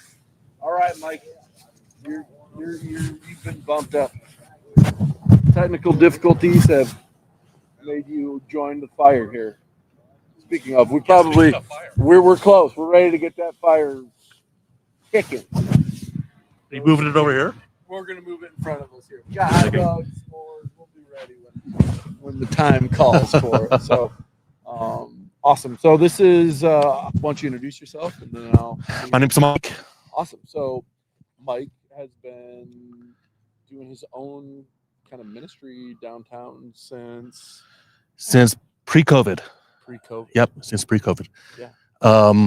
So we have just right around the corner is a bike ministry, and we serve the local needs of the homeless population and your clients and other underserved residents in the city for their transportation needs. And it's been quite a ride over the last 6 years. Yeah. So this is such a cool story. So just talk about like how you guys started. So this wasn't my brainchild. This was my ministry partner Jim's brainchild. We started right across the street, or rather, he started actually a decade ago doing the service mobily on his bike with his other friends, just going through the local neighborhoods and serving people by providing some food and some clothing and some bike repair. And then I had caught wind of the bike repair part of it, and so then I kind of joined the team across the street, which grew a little bit, and we ended up over here on the Refuge's property, where we were able to kind of expand our ministry. Thank you for that. Yeah. And we've been moved a few times, but we are. We're terrible landlords. That's what he said. Yeah. You're gracious landlords, and we appreciate the free space and the free power and the hospitality for sure. Yeah. And so if you come down here on a Sunday morning at 7:30, yep. What would people see? Yeah. So during the week we collect a bunch of used bikes, and on Sunday mornings at 7 a.m. until 9 a.m. we fix up those used bikes that are donated to us and redistribute those to the community. Some weeks we get a bike, some weeks we get a dozen bikes. On last Sunday morning, a church donated 20 bikes that we'll get to fix up and distribute on Sunday morning. And if we don't have a bike for you and you already have a bike, we got tires and tubes and brake pads and cables and the know-how to do the service. Both me and my ministry partner have owned bike shops in the past, and so we know that we're created in Jesus to do good works that he has prepared in advance for us to do. And it seems pretty obvious where this has led us, right? These are the works. Pretty straight line from bike shop owner right to bike repairman. Right. That's Real straight line. Yeah, that's awesome. But the reality is like, because I have been around you guys, I know like the bike is the literal vehicle for what you really want to communicate to guys. So I'd love for you to like share your heart about kind of that portion of your ministry.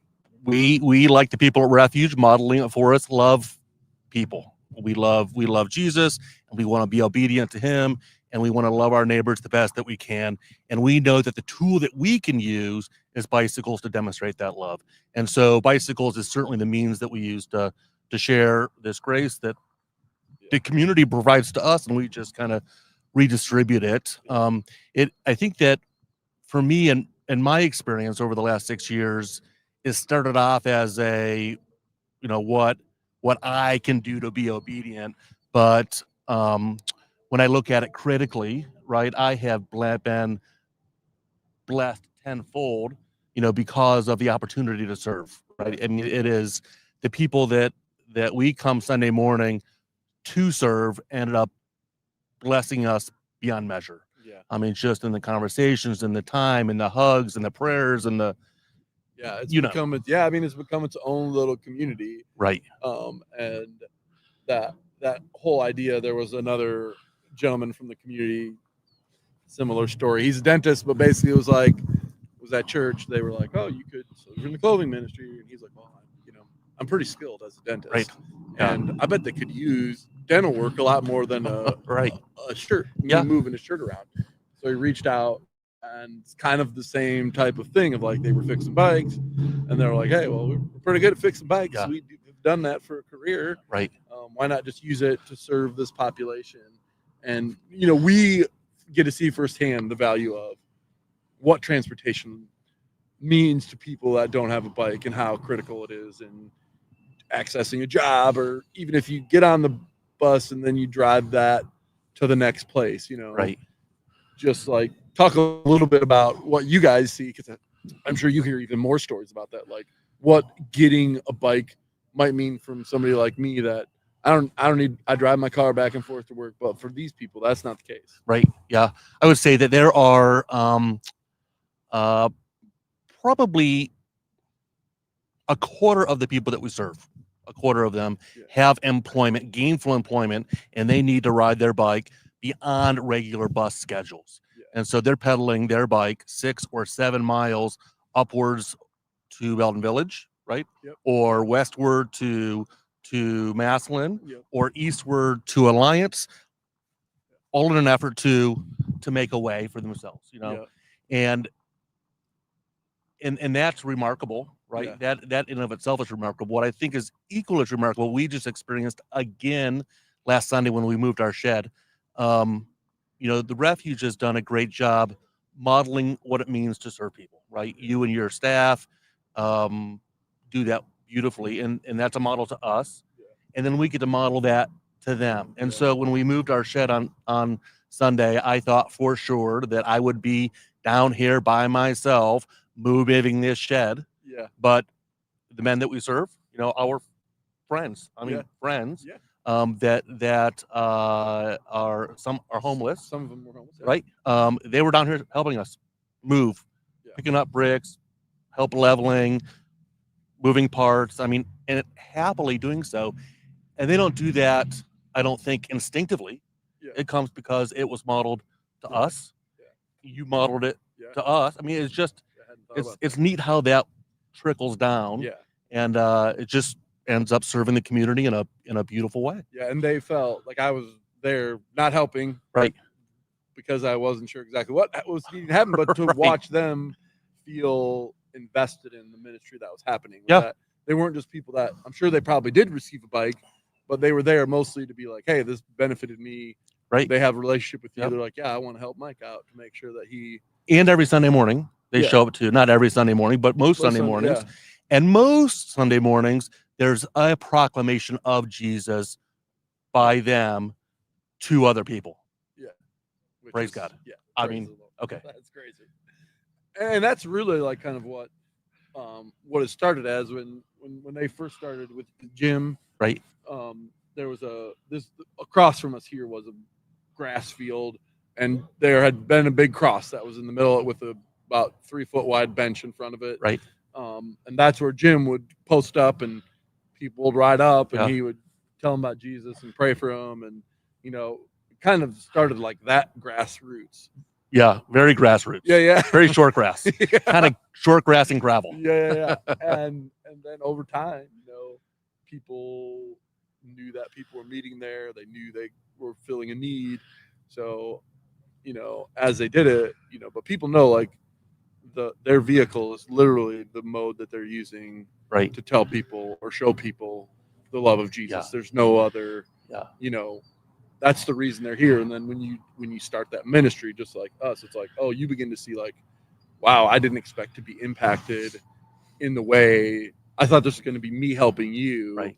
And then you realize like, oh, they're teaching me so many Yeah. things about my own faith and my own spiritual walk that maybe I wasn't. Right. As I always say, like, especially in my position, like it's always easy to be the helper. Right. But it's not as easy to be the person being helped. Yeah. And how we always kind of naturally put ourselves in that power dynamic as wanting to be the helper, but not the helpee. Right. And no matter what you do here, I've been here 17 years. I could count the number of times I've been in the other position where I was like, I have to go do something. I need somebody to help me. Right. And people just willingly step in to be like, yeah, I'll help. I'll do it. What Of do you course need I me to will. do? Right.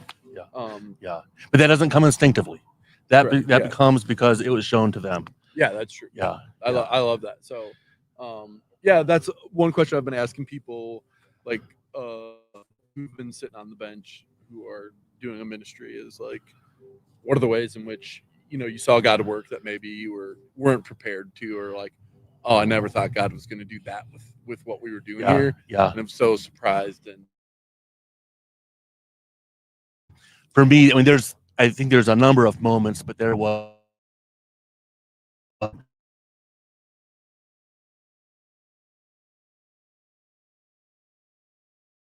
one Sunday we couldn't be here in the last 6 years, but we try to make sure at least one of us is here, but Yeah. usually both of us. Nevertheless, on one Sunday morning, he couldn't come. I was down here by myself, and really did not want to get up and come down on this cold morning.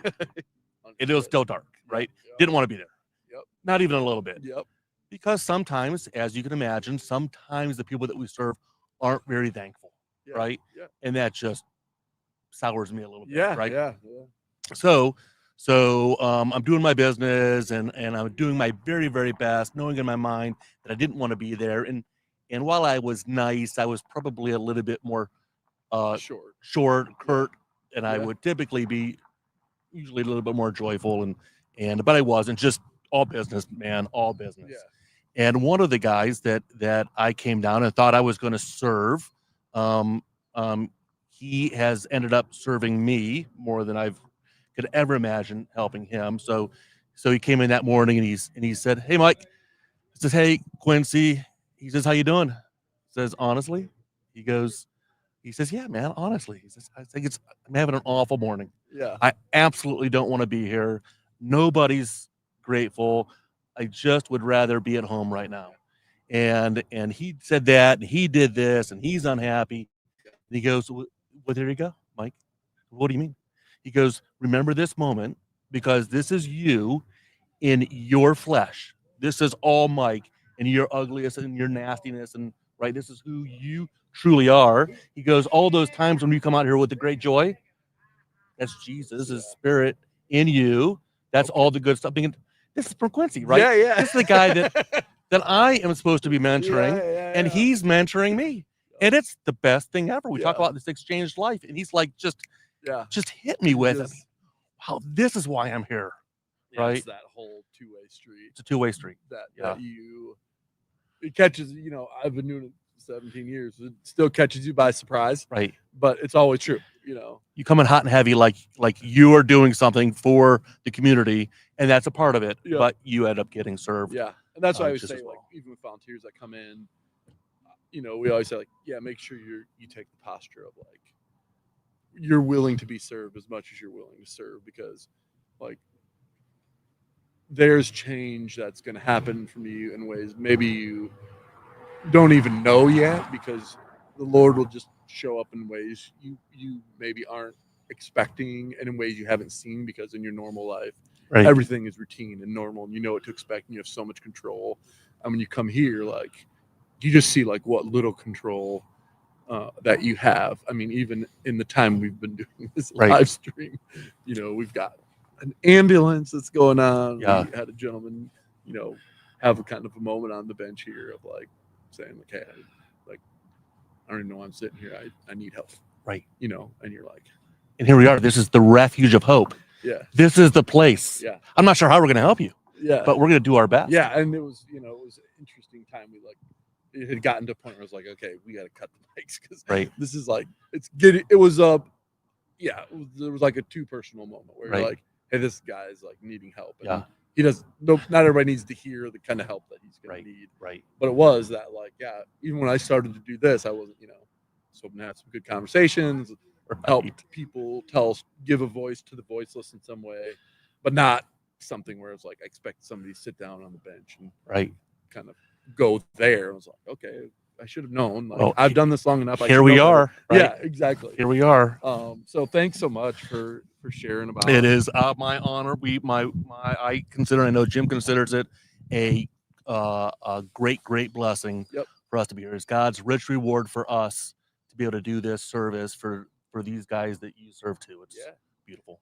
If people have bikes.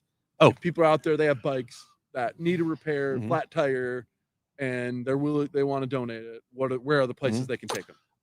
I think two places. One of those places is right here at Correct. Refuge Yep. of Hope. Yep. And they said that they have a space over in their barn. They're willing to set aside bikes for them. Yep. So that's one spot. Or I have a bike shop over in Belden Village called Gemini Bicycle Center, and you can drop off your bike there. We do specifically adult bikes. We don't do any junior sized bikes, which adult bikes, and they need to be in medium to good repair. Yeah. They don't need to be brand new bikes. Yeah. But on the other hand, they should be able to roll down the road. Yeah. Right. They need to be able to be fixable. Right. Right. If it needs a tire fixed, or but if it's all bent and mangled, then probably Right. Yeah. You can recycle that somewhere yeah, else. it's scrap. And sometimes we get those, and if you don't know, we'll bring it to the shop, right? And then we can make the decision, and we can, if it's that bad, we can harvest some of the parts, Yep. and then we'll recycle it, right? Yeah, So, exactly. so if you're unsure about the condition of your bike, we're happy to make the determination for you. Awesome. Yep. Want to thank Mike for coming down. Also, just want to pray over you guys' ministry before you Yeah, go. please. Just 'cause it's, passion. So, dear Lord, we thank you for Mike and Jim and for their labor of love, and we also thank you for Quincy and all the other people that are there impacting them, Lord. You've had such a blessing on that ministry, and I know it means so much to so many clients in order to get to work and to meet their transportation needs. And so we just pray your blessing upon it, Lord, that you would continue to work in the lives of people that interact with that ministry and with them, and just that you would continue to show up on Sunday mornings for these people that need your love and that need a bike, and that Jim and Mike would be the guys that would reflect the love of Jesus to all the people they interact with on those mornings. And we're so grateful for their life and ministry, and we give you all the thanks and praise for the ways in which you have blessed it and that you will continue to provide for it. It's in your holy name we pray. Amen. Amen. Awesome. Thanks, Mike. Thank you. Right. Have a great one. Yeah, no problem. Time to start the fire up. Yeah, it's time. You gotta get the coffee out. We're to the fire station portion Yeah. of our evening. Right. So, is the national feed just not working on their end?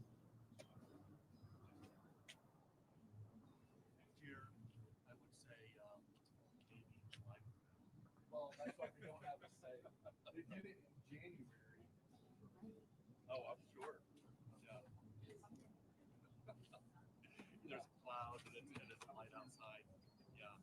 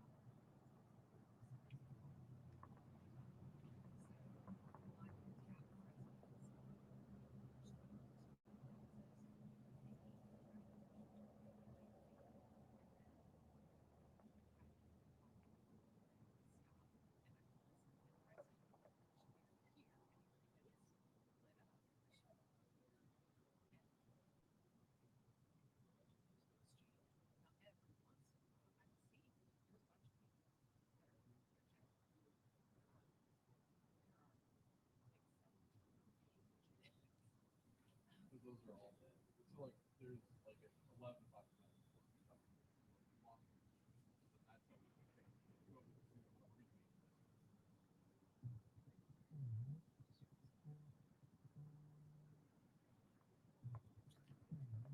How are you for tonight? You just waiting every half hour, every hour, or Just no, I mean they tell you basically not to really schedule it. They're like if people come up, you should talk to them, but they're like, no, you know, it doesn't make sense. They're like, nobody's gonna be walking from midnight.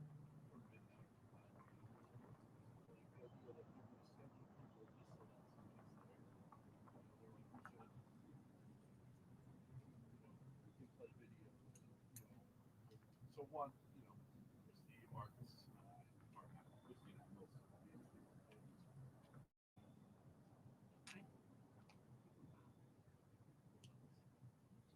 Right.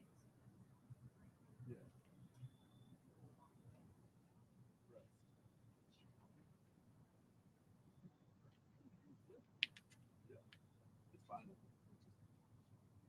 Right, that's the national team. So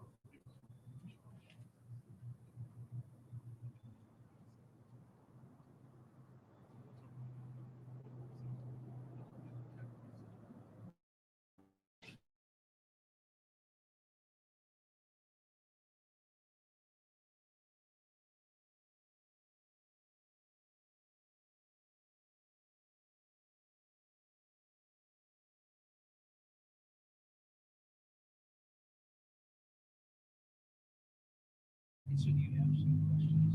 yeah, I'm just your arm. Yeah. Both the conversation.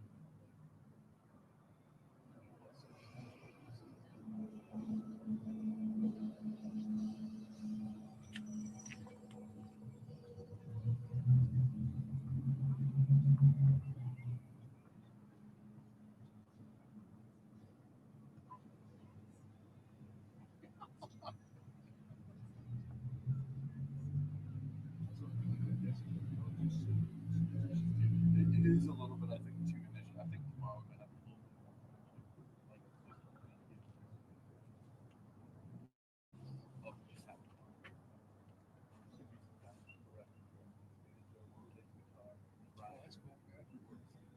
They're gonna come play around 9:30, 10 o'clock or something. We're gonna give them the that'll be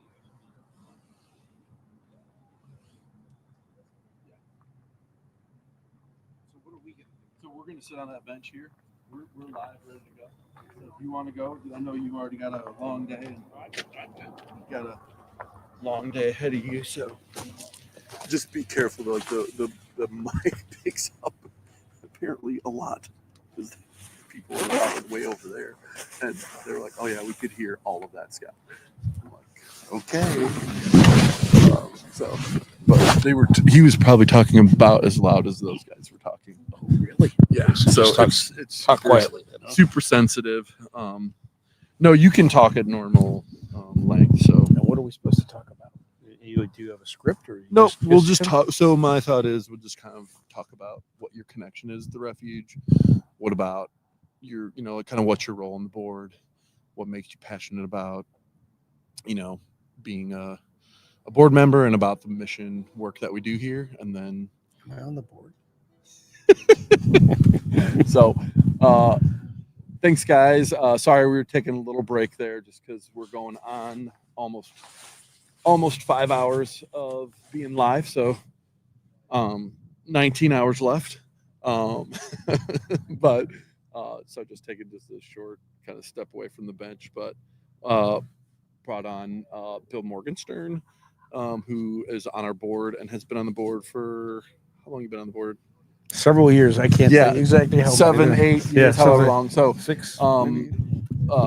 Yeah, just tell a little bit about yourself and then kind of how you got connected at the refuge. Yeah, my story is probably pretty boring, but my connection with the refuge came from my church. Yep. My church is the North Canton Chapel, and what was his name that was here? He was in operations for a while. Oh, Tim O'Neill. Tim O'Neill. Yep. I drew a blank. Yep. I loved him. But he introduced me to the refuge here in town, and I have just a long history of dealing with people living in poverty. Yep. I was CEO of Opportunity International and dealing with people in third world countries and so forth. And Shelley and I both just have always had a passion to just, help lift people up that need a hand up, to lift them from where they're at, to take them to the next stage in life. And the refuge does that so well. We were so impressed with the mission, so impressed with you, with Dwayne and the team. So that's why we're here. Yeah.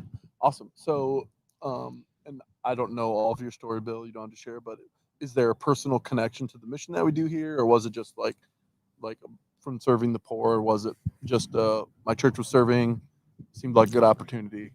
Yeah, no, I think it probably goes back a long time, back to when my wife and I lived in Erie, Pennsylvania. We raised our kids there for 30 years, and we belonged to a church up there, a Presbyterian church. And I really didn't grow up in the church, and never really was a man of faith of any kind before we got married. We got married, had our first child. My wife told me I was going to go to church, so I started going to church. That's where I started. Yes, and fell in love with. It was having some difficult times in business. We're dealing on the edge of bankruptcy, and I sold my wife's car once to make payroll, to tell you how close it came early on in the business. Had great success, but it doesn't come overnight, right? Yeah. But in any event, pastor of the church, who I didn't know at all, associate pastor, assistant pastor, asked me, would you be interested in going on a mission trip? And so I had no interest in going on a mission trip, but I did. Went to Haiti for a week or 10 days or whatever it was. And I thought I grew up poor, living in a mobile home. There were 6 of us in a 3-bedroom mobile home. It was a little rough. When I got to Haiti and I saw how real poverty worked, it just opened my heart up. And I think that's where I, came to the Lord. And the rest of my life, I said, I've got to be able to give instead of take. And so that's where I was at. I did not know that. So that's a cool story about just how you came to faith even. And, here, people don't always understand, what does a board at a nonprofit do? Sure. What's the role they have? So just if you could, from your own personal perspective, kind of what your role has been there and kind of what you see the role of the board serving in an organization. Yeah, I've been very fortunate. I've served on many nonprofit boards, Habitat for Humanity up in Erie, Pennsylvania. I've sat on just numerous boards, and I've actually taken training on what does it mean to be a board member. Right. I mean, because your job is not to get in the way, but to help and support the team, to understand that your primary responsibilities is to make sure you've got a really good CEO in place. He or she has a really good plan in place. It's very well thought out, and then you know where they're going to spend their time and their talents and their resources, and then just be there to help. As time goes on, these are our 6 or 7 strategic initiatives. These are the things that are most important to us. And we're doing good here. We're not doing good here. Can you help? Any suggestions? And so kind of stay out of the way, but at the same time, be able to provide some, wisdom from multiple different perspectives. That's awesome. One other thing that I didn't mention when I was talking about your role here, but I think it's probably helpful. So Bill serves as a co-chair on the service expansion project, and would love you just talk a little bit about, that project and kind of maybe how you saw God show up in that, just providing in ways that were kind of beyond our wildest expectations of like just and meet the needs so fast. It's just amazing. Very, very quickly. I mean, obviously there wasn't a heavy lift for us. So we've got a great team here. Yeah. I mean, with Joanne and the team that she's got, what they did and accomplished in very, very, very short minutes, if you will, in the reality of things. Look, at the end of the day, I interact with a lot of community leaders in a variety of different ways. And there's always been this, when are you guys going to do something for homeless women? And it's since I've been on the board, I've heard that. So we knew the need was there, not just from that, but also from studying, how many people are homeless every night. And you guys provided lots of statistics. I mean, I just think that when there's a true need and you've identified that need and others have identified that need, it's kind of hard not to succeed with it. Yeah. And I'm so impressed again with you and with the rest of the team. We understand this is more than just raising money for a building. This is a whole new business. I mean, it's a totally different operation than what we do with the men's shelter, and benchmarking and studying other best practices out there so that we're prepared to meet the operational challenges, and that we raise the capital to also pay for those, because there's a lot of non-duplication in services, right? So I just, my role is pretty simple. Mine was pretty simple, but so it's Bill. The other thing I would just say about Bill, and I would say this if Bill wasn't sitting next to me, but one of the very major things that board members do, and you've been exemplary in that, is just being such a champion in our community. That if people know you, they generally know about the Refuge of Hope, that you've invited them to something or said hey, what's up, guys? All right. Yeah, I'll be free in just a few minutes, and then we'll chat. All right. You can wait in your car wherever you feel comfortable. Okay. All right. And so that for me is another way in which, the wisdom piece and Bill specifically is so good for our organization and moving us in a consistently strategic direction. That if you don't have a plan, you're just like a listless ship. You got to know where you're going, how you're getting there, what you're doing, and your background in business was so helpful as we work through growing and what does it mean and how do you prepare. But you and the team have been really wonderful at embracing the fact that if you have a strategic plan that's fact-based, client-focused, market-driven, and ongoing, and you have that well-defined and it's very simple and crisp and clear, the communication to donors of these are the needs, these are the facts. We know this. We read, these are really the holes in our world that we need to help fill. And this is what it's going to cost. And this is how much time it's going to take. That to have a leadership team that embraces that, it makes it easier to raise money because donors have more confidence. Yeah, it's true. It just makes it's cohesive for the team. Yeah. Because the team could come together and everybody knows what they're working on. Paul, I assume that I know what you're here to give me. You grab me a banana? You can stay down there, Paul. I heard you were homeless. I am, Paul. So you should have a banana. Hey, I'll have a banana. Can you get down okay? Yeah. Be careful, you make me nervous like that, Paul. So Paul was here. Paul used to stay here, so he sat on the bench earlier. And one of the things that he does, he used to stay here 3 times a week. When he lived here, he noticed that people always wanted fresh fruit. So 3 times a week, he comes down and brings 20 bananas, sets them out in the day room so that guys can have them. Yeah, it's cool. So that's why in our story.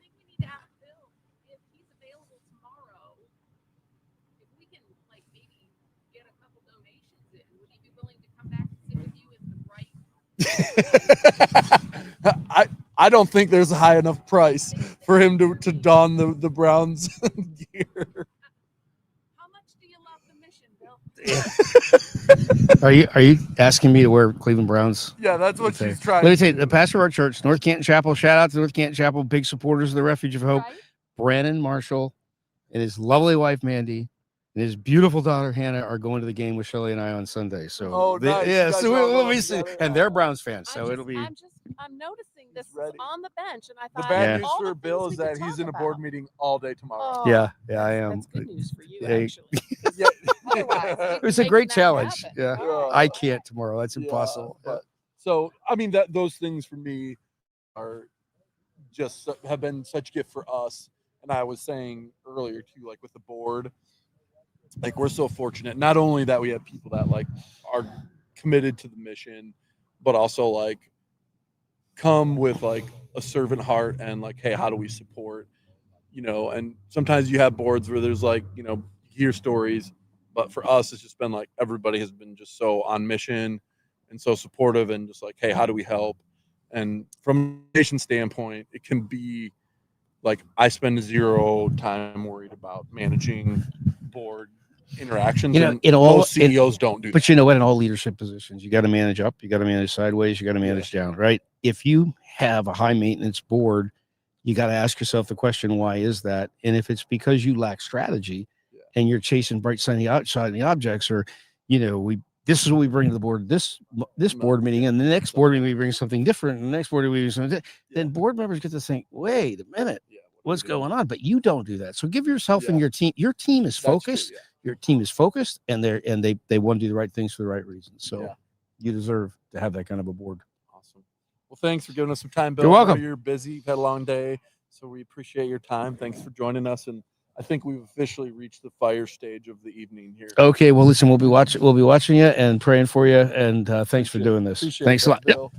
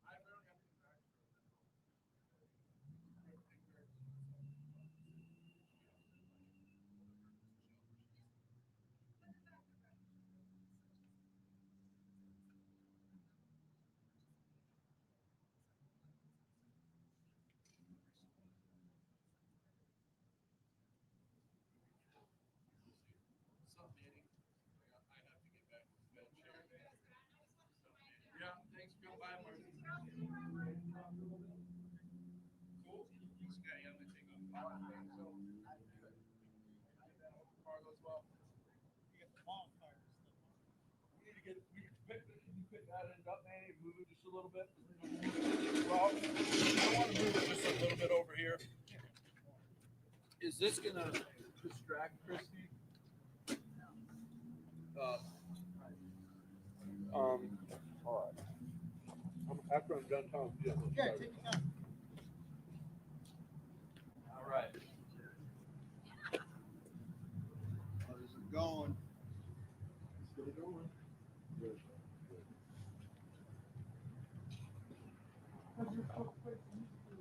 They're gonna play later. One of the bands. Yeah, banjo plays something. Yeah.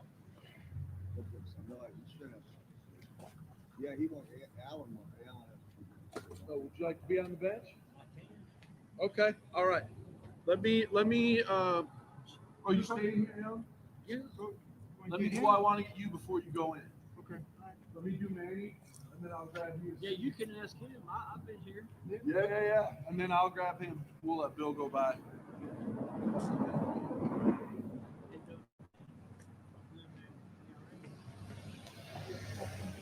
Yeah, the Lord's good. I got a testimony. All right. Can't wait to hear it. All right, good. Chris is a log cabin girl. I think I'm So we strategy for he doesn't recover. That's why I was like, gee, he probably won't leave. Which was fine. But might want to post him up over by the building instead of right next to you. Do they have kindling? This is as little because this is the smallest stuff as I have. So I usually bring lighter. Which I probably. I'll find some cardboard, but I can use it. Oh, it's in that bag right there. That's that fire starter that Joanne had. All right, Manny, come join the bench here. Good. How are you, man? Awesome. So, yeah.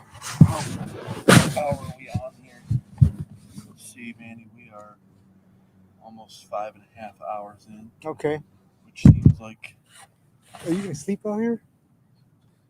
If I can. Okay. That's the plan. So if you can grab. Just let me know if you want me to bring out some snacks and stuff. For okay? real. Yeah, I'm probably gonna need it. All right. So yeah, this is yeah, we're at almost a little over 5.5 hours. Okay. So, plugging through stories here with people. All right. This is Manny. We just use first names here. All right. And yeah, I'll let you introduce yourself, Manny, and tell Okay. them what your role here is. Okay. I'm Manny. I'm the night supervisor here. It's a blessing to be here. So whoever doesn't know me, it's a pleasure to meet you all out there. Yeah. Just tell them a little bit, Manny. I mean, I know some of your stories, but if you could just share with them like a little bit of what your personal story is, like how you ended up even being an employee here. Okay. All right. Well, it's a long story. I'll turn it short. Basically, I got like 18 hours. So okay. All right. However long you'd like to make it. Okay. Well, of course, all of it, in the ending, I realized this is God's plan. I came from California. I was fighting tooth and nail not to come down here, because, I wanted to stay home, but God had other plans for me. He kind of changed my mind. I kind of was thinking about it. We had certain things going on in California where I kind of felt, well, you know what, maybe a change of lifestyle would be better, and especially get my kids out of California too, the way that area is. And we decided to move up here. Certain situations, circumstances came about, and that's where my journey began. And when I ended up, basically, I ended up incarcerated down here, and I had no family down here, no friends down here. Basically, I felt like I was Joseph.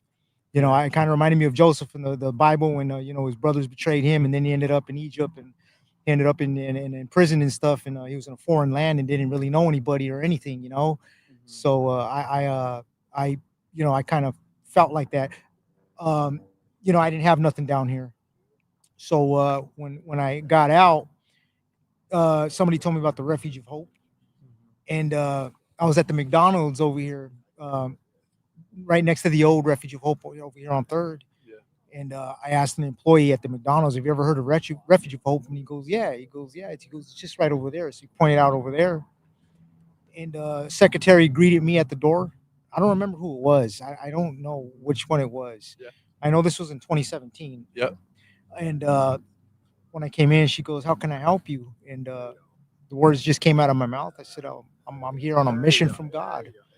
And then she kind of looked at me like, "Okay," she probably thought I needed my meds or something, Yeah. And I kind of stood there, just looking at her. She goes, "Okay." She goes, "Well, if we can't find you anything today," and she goes, "maybe we can feed you." I said, "I'm okay with that."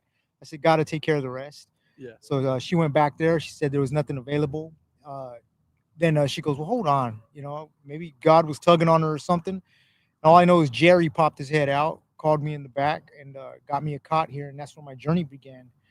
And I kind of had my little ups and downs, but I got closer to God. But this is when I left the Refuge of Hope for a while, Yeah. and that's when I was battling for about 5 years. Mhm. And I just quoted this yesterday to Ryan and Clay.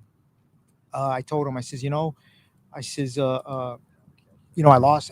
God gave me a message. I says, when I was going through it after the 5 years I was away from the Refuge of Hope. I said, that message was, sometimes you have to go back to the place where you lost yourself to find yourself, And I did lose myself at the old Refuge of Hope. Remember when I left, I was going through all that stuff. Yep. And well, what do you know? I came back to the Refuge of Hope, the new one right here. I found myself. Yeah. And Can you talk about that process a little, Manny? Like, what was it as a part of that kind of like brought you to like that realization or finding yourself again? Is old situations just weren't going away, old problems and stuff. And that time when I was away from the Refuge of Hope, the last time at the old one over here, I was going through issues and battling into, I had to really literally cry out to God. Yeah. I told God, I says, I lost myself. I says, I'm backsliding. I says, and I know it. I says, and I'm not liking it. I says, you got to help me. Yeah. And I'll tell you, he helped me. He literally rebuked some people out in my life. Yeah. But I found myself in a situation where I was like, what am I going to do here? Yeah. And I remembered the Refuge of Hope. I says, you know what? I says, I think I need to go back, to the Refuge of Hope. And I came back here, and you all helped me here, got me settled. And for what, about 2 years, I was battling in solitude by myself at the new place. But then you guys were all hiring, and I Yeah. saw right there. And Yeah. this is I don't know if anybody knows, but I have a prosthetic. And I referred to you guys about that, and this was at the gala, I remember. Mhm. And that's when I got the new prosthetic and everything, and I saw you guys hiring, and this is when I wanted the job right here in the kitchen. I didn't get the job at first, but then that's when I think you called me up. Yeah. And that's when Yolanda wanted to put me in the kitchen, so I was in the kitchen for a while. Yep. And God was moving things for me, and you guys ended up pulling me inside in the inside right there, and I started working, as a floater. Yeah. And then from a floater right away, God moved me up again, and that's when you guys threw me in that night position, man. And I looked at God, I was like, okay. I says, I guess you were serious when the words came out my mouth, that Refuge of Hope. God put me on a mission, and I was here, and I'm still here, brother. Thanks to you guys. That's cool. Oh, brother, I let me mean, tell you, man, I got so much. Yeah, it's unbelievable, man. Yeah. What would you say like was the moment that like turned it for you, like personally, where you were like, yeah, I got to go in a different direction. Like sometimes it's people's kids or, was there a moment for you where you're like, oh, this changed the trajectory for me? I would say it was I would say that was probably like in 2022. That's when I was backsliding. I was off my path, and I was so close to God, especially when I came to the Refuge of Hope the first time. Yeah. And I got off my path because of certain things that were happening in my life, and it just I was still battling within that time when I was away from you guys over here. And like I said, that's when I had to cry out to God. Yeah. And obviously he felt me genuine with that cry, and he answered me. Yeah. And I ended up back here. And that's when you guys took care of business, and he worked through you guys. I believe that. Yeah. And he helped me out. And now I'm here with you guys. Yeah. That's amazing. Just would be curious, Manny, if you could share a little bit about, obviously you're the overnight shelter manager. Yeah. Really difficult job for people that don't know. He's here checking people in and seeing what they need, and just like curious from your perspective, like where are the things, like what are the biggest issues you see for guys coming in? Like what are the things that they are struggling with, like in an attempt to overcome? Oh, there's so many things I see. Thanks, Linda. Yeah. Yeah, I see all kinds of things. The guys coming here with all kinds of different things. You know, some guys are just straight, you know, from the street homeless. Some get out of, you know, incarceration. Some come here with mental issues. So it's kind of hard to categorize who has the most uh, needed area of work, because everybody's coming in with different, you know, problems and things in their life, you know. So What allows you, you know, I just would imagine that it just gets frustrating. I'm like, oh man, I'm dealing with this guy again. Like spiritually, how do you kind of manage that? you know, I'm being honest with you. I look for the opportunity, Scott, Yeah. to deal with these guys. That's why I'm here. Yeah. And this is what I let these guys know when I talk to them. This is why I'm here. So whenever they need to talk to me, I have no problem with it at all. Whatever they need to talk to me about, whether it's mental, whether it's spiritual, anything, you know, addiction or whatever, I have something similar with them that I can discuss with them. Yeah. So I always look for the opportunity to discuss anything that's going on with them. That's why it's called Refuge of Hope, That's right. because it's a place of hope. Yeah, it's the place you come to for help. Yeah. I mean, that's what you know, people always say, like, oh, it's the refuge, it's the hope, you know, and Yeah. it's like, because we see it all the time, like we know what that means. Yeah, yeah. It's just cool to hear you kind of articulate that. Yeah. You know, and that full circle moment of like, yeah, I guess when I said I'm on a mission from God. Oh, yeah. You know, 6 years before you were hired, you had no idea what that meant, Right. or why it even came out of your mouth. Yeah, yeah. But then to come full circle. Yeah. Now it's like, yeah, every night I come here like I am on a mission from God. Oh, absolutely. To you know, reflect Jesus to Yeah. the people that we serve, you know. Oh, What yeah, yeah. What a cool testimony that you have for Yeah. them. It's a blessing, man. I'll tell you. Yeah, I've learned so much here. You know, it helped not you know, I'm not only helping my best here along with you guys to help, you know, the residents here and all that stuff. It's helped me in a lot of ways myself. You know, able to even preach the gospel to people, you know, and get up and have the courage, you know, to let people know about Christ, and how we can work through them, and you know how we can also help them to achieve and gain a foundation, stability in their lives, you know. And Jesus Christ, let me tell you, brother, he really does make a difference. And he can change. You know, you just have to make that decision to call him Lord and repent of your sins, so he can, you know, cleanse you of all that unrighteousness, bro. And he'll get you in the right direction, you know. That whole worship song, you know, I always tell people like I feel so connected to that Graves into Gardens Yeah. song of like, you know, Yeah. bones into armies. Yeah. It's like, yeah, I mean, you worked down here for very long, and Oh, yeah. you know, this whole idea of like, you know, people that were once dead to themselves and to the world and to their neighbor. Yeah. It's like, you know, Yeah. it's not always that it's directly the Refuge of Hope, but then, you know, someone gets hold of them, Yeah. whether it's God or somebody else, and you know, Yeah. changes their life, you know, Yeah. transforms their heart and their mind, And it's true. Yeah, He really does do that. yeah, and we get to see it, you know. That's one of the most amazing parts of it, is when you do see people change. Yeah. You know, and you know that, you know, especially when they accept him, Yeah. it happens. You know, God has his hand, Scott, literally on this place. I see it, I know it.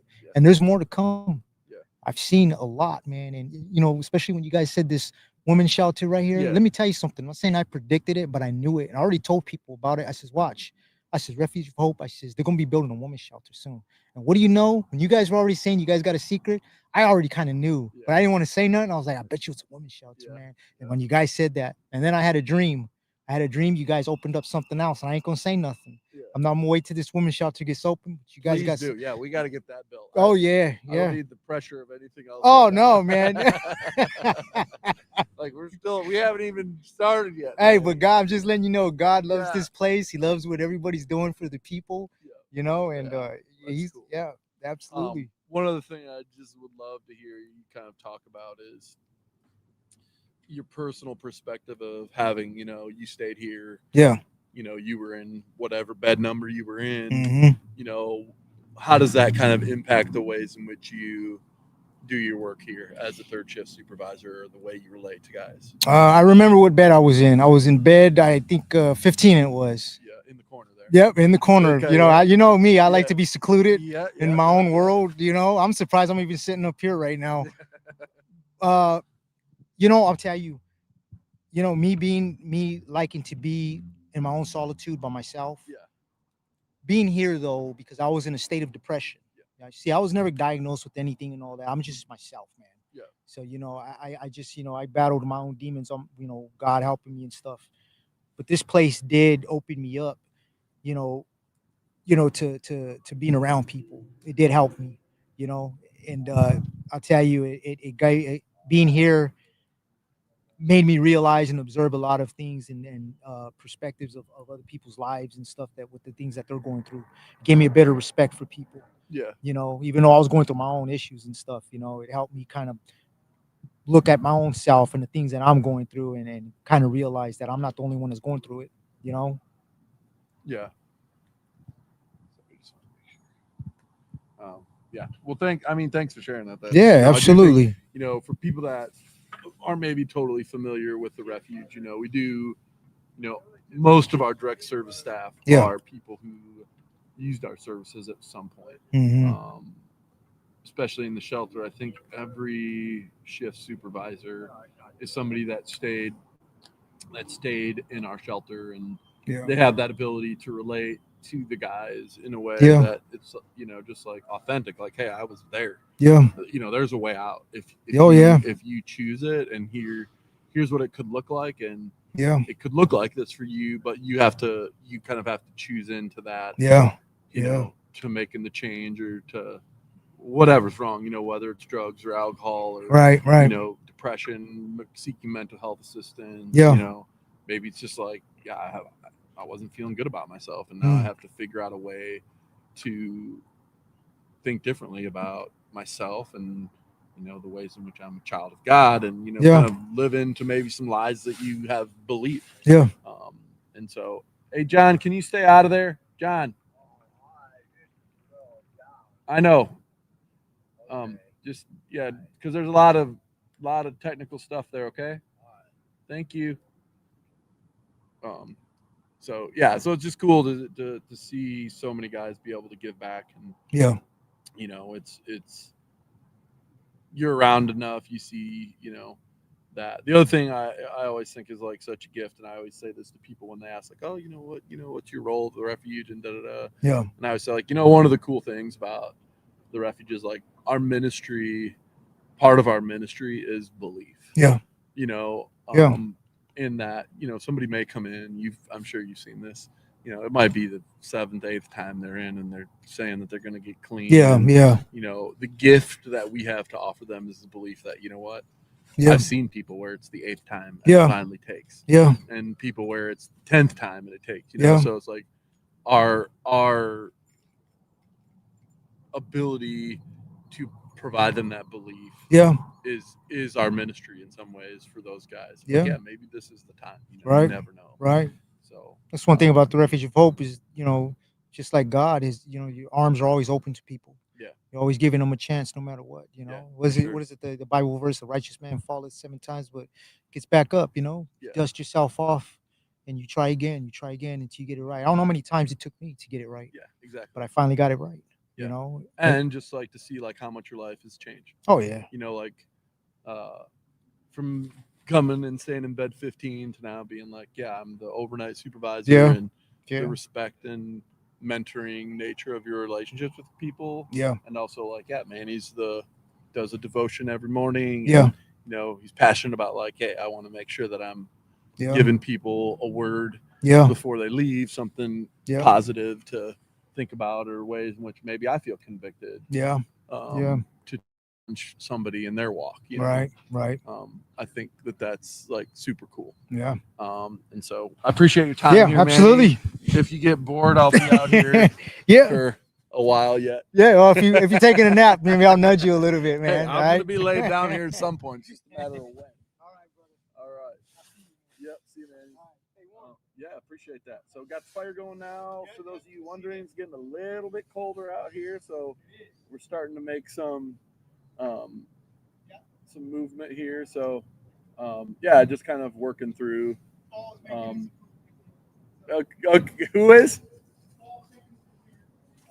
All right. Yeah, I'm gonna just take a quick break, and we'll be back with a few more stories here before the end of the night.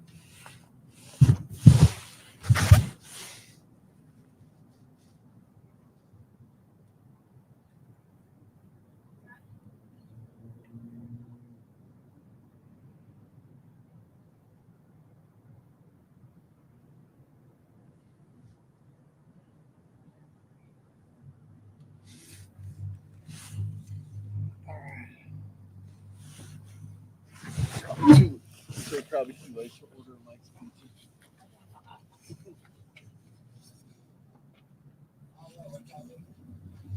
My wife should be coming down with my kids in a second. They were going to come after Madison.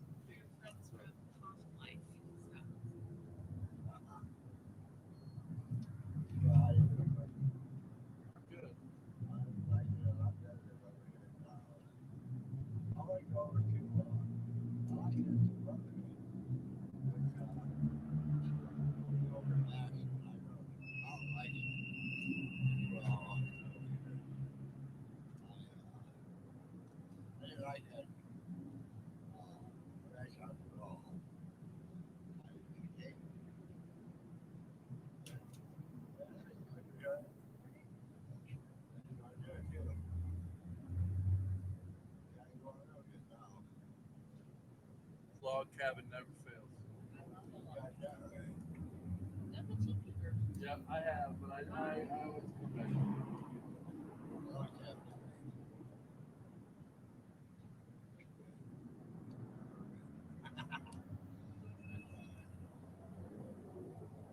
We are out of the shot. I was trying. I didn't know if that was in. Yeah, I'm sure I can do that.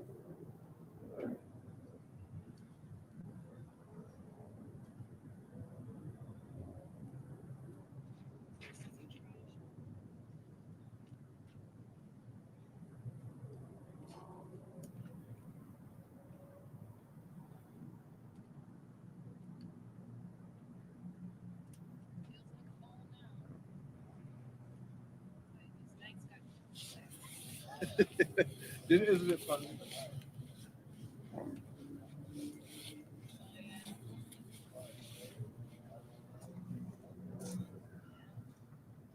John, do you have plans to go somewhere tonight?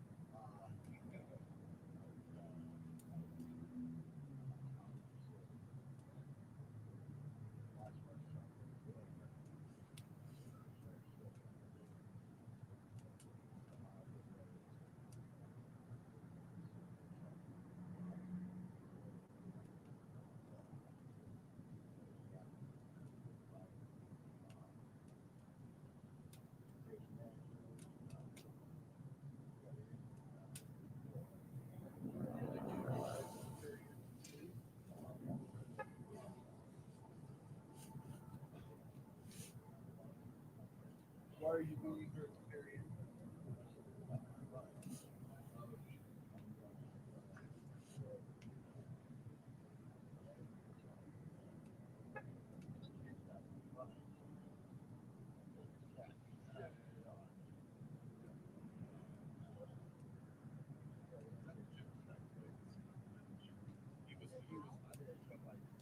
He was wanting over here.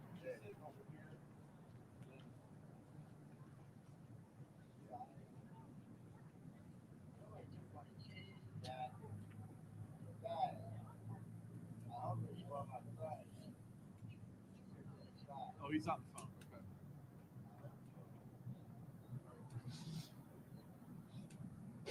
Yeah. I dared. I'm a little bit nervous to move it too much.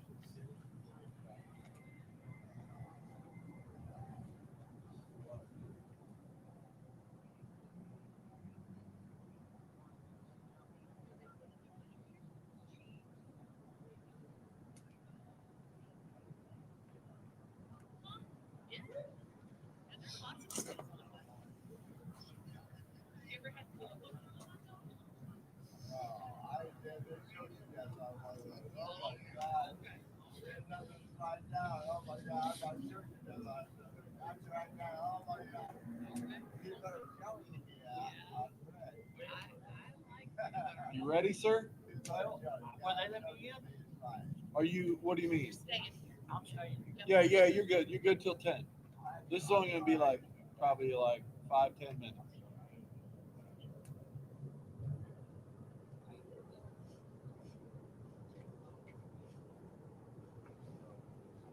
Yeah, you can come. You can come down. We'll have a.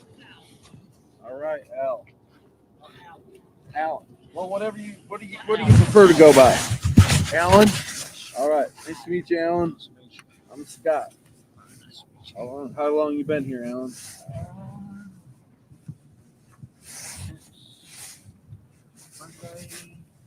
Okay, so you just got here. All right, I'm gonna give you this mic to talk for a little bit. All right. All right. You don't have to hold it super close, but close enough. Okay. So this is the first time Alan and I are meeting. So yeah, just want to shared with us that he'd been here since Monday. So can you share with us a little bit about, like, have you been homeless before? First time you've been here? Well, to let everybody know, I am new to Canton, Ohio. Though I had a wreck here about a month ago. I was coming through Canton, Ohio, and I had a wreck, and I slid on some gravel, hit a telephone pole, messed my car up, and cracked my neck, cracked 9 ribs, and they're at Ultimate Hospital just a month ago. They told me you should have been dead. And by the grace of God, God has something greater for me to do. And I've been ordained minister before and preached and sang and everything in Tyranza, Arkansas, and believe in just preaching the gospel, sharing the love of Jesus to people. And since I've been here at Canton, it seems like God has really opened up doors for me and let me see some things I really needed to see since I had this wreck. And he really let me see some things before this wreck in the mid future a little bit. But although God is always good, he's always on time. And I thank God for me be able to be here in Canton and the homeless shelter here helping me out the way they did. They've always been a blessing to me whenever I try to call them and try to talk to them on the phone and stuff. And but yeah. So have you ever been homeless before? Yeah, I was homeless in Memphis, Tennessee, I think it was, or in Florida, one or two, I can't remember. But it's been years ago, and I stayed in a homeless shelter called Waterfront Rescue Mission. I believe it was in really Pensacola, Florida, matter of fact. Okay. And I stayed there for a short time and worked, slept in my car some. But yeah, I know all about homeless life. But you want to know something? The greater thing that I've experienced when you're homeless, you can share the love of Jesus with no matter where you're at. I mean, people will listen to you and you can listen to their stories and you can share your story. They can share their story with you, and you're able to talk to people that you never think you could talk to. And in the process of talking to people, you meet different people that you never thought you would. Yeah. Which, obviously you only been here a few days, and what is one way that you've been, like, surprised by the services or things that you're like, oh, that's unique. Most places don't do that. Well, I'll be honest with you. When I first got here, I'm so used to going somewhere where the shelter is not decently clean, up to par, and up to standards as shelters should be. And this place had been a very unique place for me, I would have to say. I have met some really different people in my life being here that I never thought I would meet, and good people, and some that would not want to talk, but some that would talk. But being here at the shelter, I've been able to be a blessing here because I've now been offering some volunteering time, working in the kitchen. Okay. Yep. And helping out in the kitchen and preparing meals for the homeless here as well as staying here. So Yeah. Well, it's been a appreciate you good, giving back. it's a good thing. Awesome. Well, we're super grateful for your time and giving back. And Yeah. one thing, just quickly, been here. Kind of, what's your hopes and dreams as you like get settled, think about transitioning, any things like kind of what your hopes are? Well, my transition at the moment is I'm probably ain't gonna be here too much longer. I would have to say probably by next week. Don't know which day it be so far, but God knows it's on God's perfect timing. Sometime next week, I think I'll be probably leaving from here because I've got a lot of opportunities and a lot of doors opening up. Okay. And if they open up for me, I could be extremely highly blessed by some things that's happening in my life, and I'll be not homeless again. I'll be able to be in a house and have my own place and everything like that. And then I'm going to try to, if it's here in Canton, Ohio, or Waverly, Ohio, or anywhere in Ohio here, I want to try to give back to the community and be a blessing to them some way, somehow.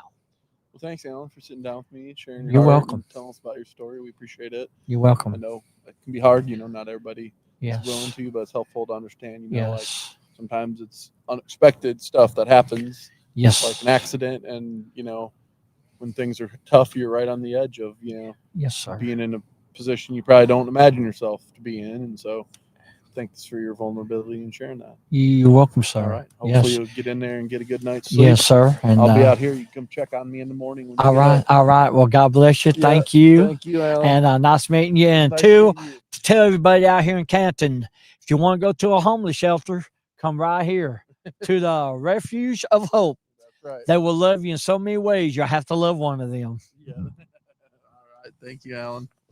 All right. Appreciate it.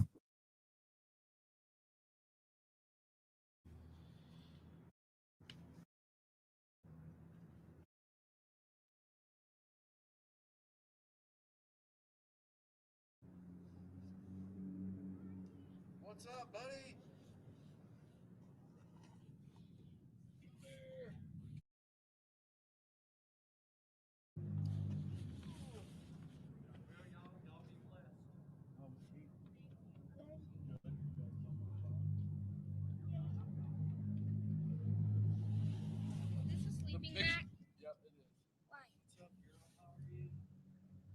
Why is there a sleeping mat? Because that bench is hard.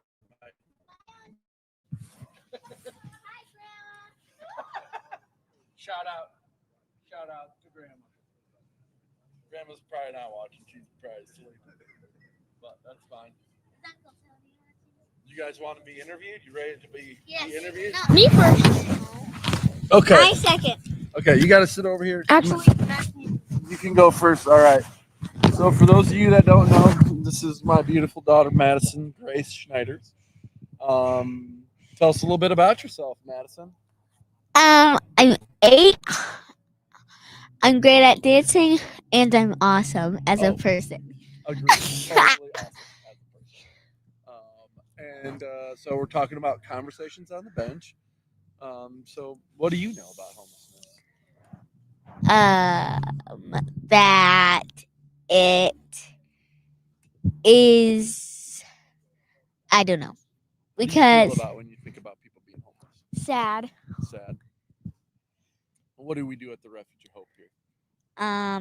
Help people not to be homeless. Help people not to be homeless.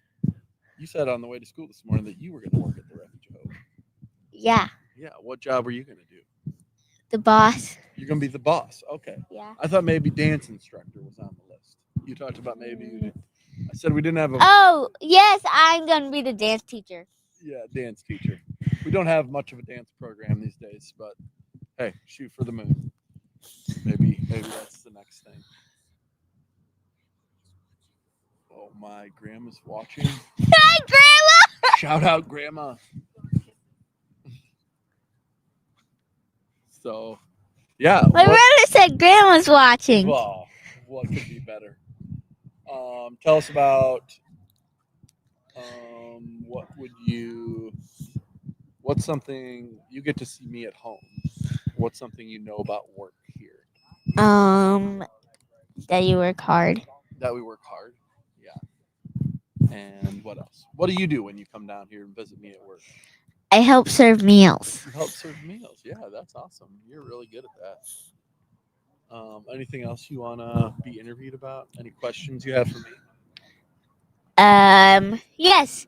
Who's your favorite staff member? I already slipped and said when Yolanda was with me that she's my favorite staff member, and now it is a runaway train.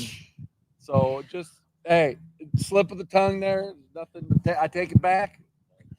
Was it meant to stir frustrations? Yeah, I take it back. Sorry, Yolanda, I take it back. I don't have a favorite staff member. I love them all the same. Are you sure? Positive, just like my kids. They're just like my kids. It is our fire pit. Yep. Who's watching? Probably very few people at this point. It's getting a little bit. We gotta get. Yeah, they're here. They heard you were showing up after. They heard you were showing up after dance. If there's someone named John watching, hello, John. Yeah, shout out. No free shout out to John. All right, you ready, Caden? All right, thanks, Madison. Appreciate that. All right. This is my son, Caden. He just got back from a 2-night, 3-day trip to Cuyahoga Valley Educational Center. Tell the people about what you guys did.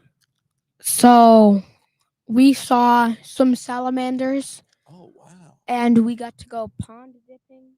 Pond dipping. What were you looking for in the pond dipping? So we looked for living organisms. So we saw some bugs that I would never have seen in water if I didn't go pond dipping. Was it your best 3 days of school so far? Definitely. Definitely. What's something else new that you learned on your little trip? I learned that there is 433 national parks in Ohio. In Ohio and the nation? In United States. Okay. Whoa, that's a lot. Cool. You have a good time with your friends? Yeah. Awesome. How was the food? Oh, it was great. The food was great. What was your favorite thing you ate? Probably the lasagna. They had good lasagna. Yeah, that lasagna was good. And are you looking forward to school tomorrow? What? School tomorrow? You don't have school tomorrow. That's right. Or Monday. Or Monday. Oh, man. Oh, yeah. 4-day weekend. Oh, and so what are the things that you love about Refuge? What are the things that Refuge does that you know about?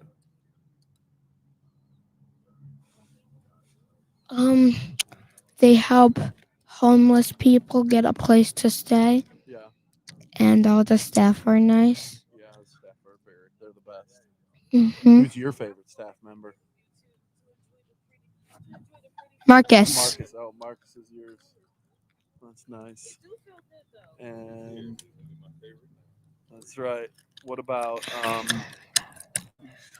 do you want to work at the Refuge when you grow up? Yes. Yeah, what do you want your job to be?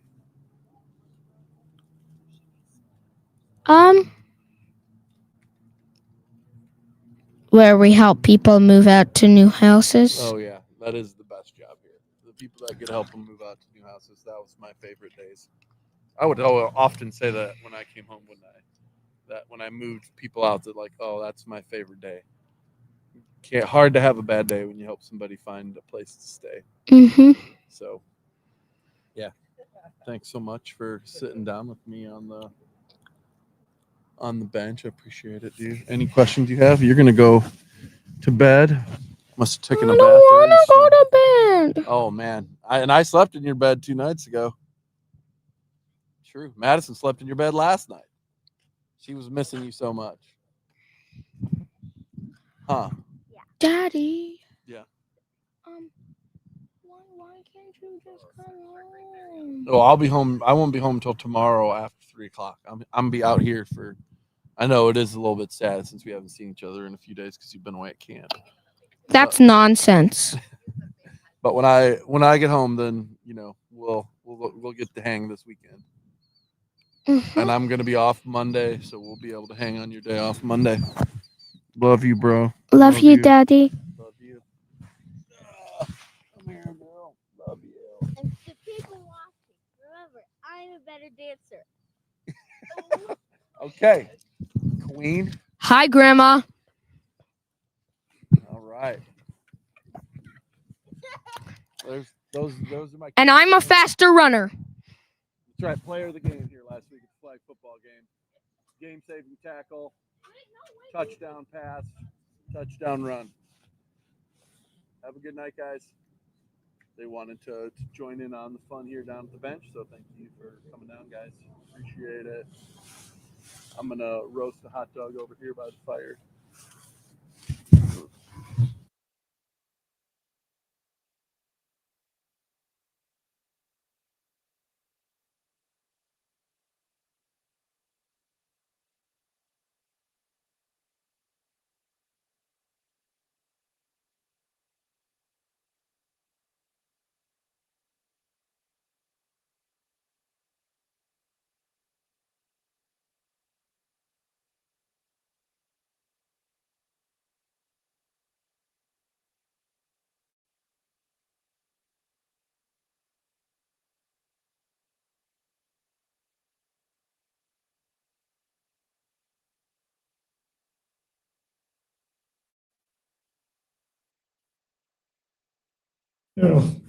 What was going on in your life that made I already things? had a heart condition, which I was suffering from, but I was attacked and robbed, 2 days after I was here, took a walk, yeah, and a result of the attack was my spleen was shattered, so I had to go to the hospital. And overall, I ended up being there 25 days in ICU and 2 surgeries. And when I got out, I wouldn't have had anywhere to go if it wasn't for here, and I wouldn't have been so taken care of if it wasn't for the Refuge of Hope. I was, it was cold. Right. What aspect of the refuge do you think was the most valuable here? What is what? What was the most valuable thing you got here at the refuge? What was our best service? You guys. Staff. You guys, yeah. Because without the staff, there's nothing else, And man, I'm not bullshitting. You guys saved my life. And I was in a lot of pain, remember? Oh yeah, I remember you're in a lot of pain. 50 staples running down in front of me, and they accommodated me by letting me stay in my bunk, 90% of the time. Made sure I got the doctor's appointments. They still do. I come up here and ask Claire Brown for a bus pass to go to the doctor, and they give it to me. What was it, 2 weeks ago? Yeah. Did you know you were sick, or did you get diagnosed after you came here? I knew I was sick already, the heart thing. That's why the hospital, they were surprised that my heart even withstood the attack. It was pretty bad. What is your heart operating at right now? 18%. Yeah, my heart functions at 18%. And while you were here, did it drop down to 5 or 6, didn't they say? I think it was a little lower, maybe 15 or something. Yeah. Gotcha. But for some reason, it's climbing back up again, which is a good thing. I'm not complaining. Come on. But I mean, it was 15, now it's up to 18. So somewhere since leaving here a couple months ago, and now, I've gained 3% back, and my heart's still trying to kick it into overdrive, but it's healing. Like I said, without them, yeah. Well, and I see you riding your bike and you're exercising. Well, I try to you're stay fit. active. I try to keep it pumping, because recently, when I was at my apartment, which they helped me get, I passed out 3 times in a 4-hour period because my oxygen wasn't getting enough. My brain wasn't getting enough oxygen. And so I called 911 and they picked me up in an ambulance because I knew that the 3rd time something's not right here. I probably should have picked it up for the 2nd time. But in a 4-hour period, so when I got there, they kept me there for about 5 days and got it regulated again. They want to put in a defibrillator, but what had happened was your normal heartbeat is 80 to 100 beats per minute. Mine was beating at 29 a minute. So it was like, boom, boom. And the blood it was pumping wasn't going up here, you know? Yeah. And that's why I was passing out. Yeah, you had to feel exhausted. Yeah. Well, I mean, I felt tired, but, and, you know, I knew, you could tell because it's like lightheadedness. You get dizzy, lightheaded. And I stumbled, the first time I stumbled a little bit. And I went to grab for the kitchen sink counter to hold myself up. And even knowing I was going to fall, it didn't matter. I still blacked out. Boom, woke up on the kitchen floor. Wow. So I woke up in the kitchen twice. I woke up in the living room once. And I said, okay, I'm calling an ambulance. Because this, like 3 times in 4 hours is ridiculous. And so, And that's got to make work difficult, right? What's that? Work, that would make work difficult having Well, that. yeah, I can't work. No. I'm permanently disabled. A doctor said, not even doing any kind of menial job like sitting here. It's too much exertion. Yeah. Really, in her mind, I should be at home laying in bed all day, but that's not me. I gotta stay active. Yeah. Because if you don't stay active, then your body starts to deteriorate more. So you moved out of here how long ago? What's that? How long ago has it been since you moved? From here? April.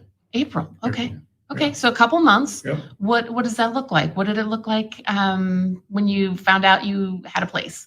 Oh, I mean, don't get me wrong. I loved it here, but just having your own place, even though it's a small apartment, it's still you relish that alone time, you know what I mean? And now I have it because here there wasn't a lot of alone time, people.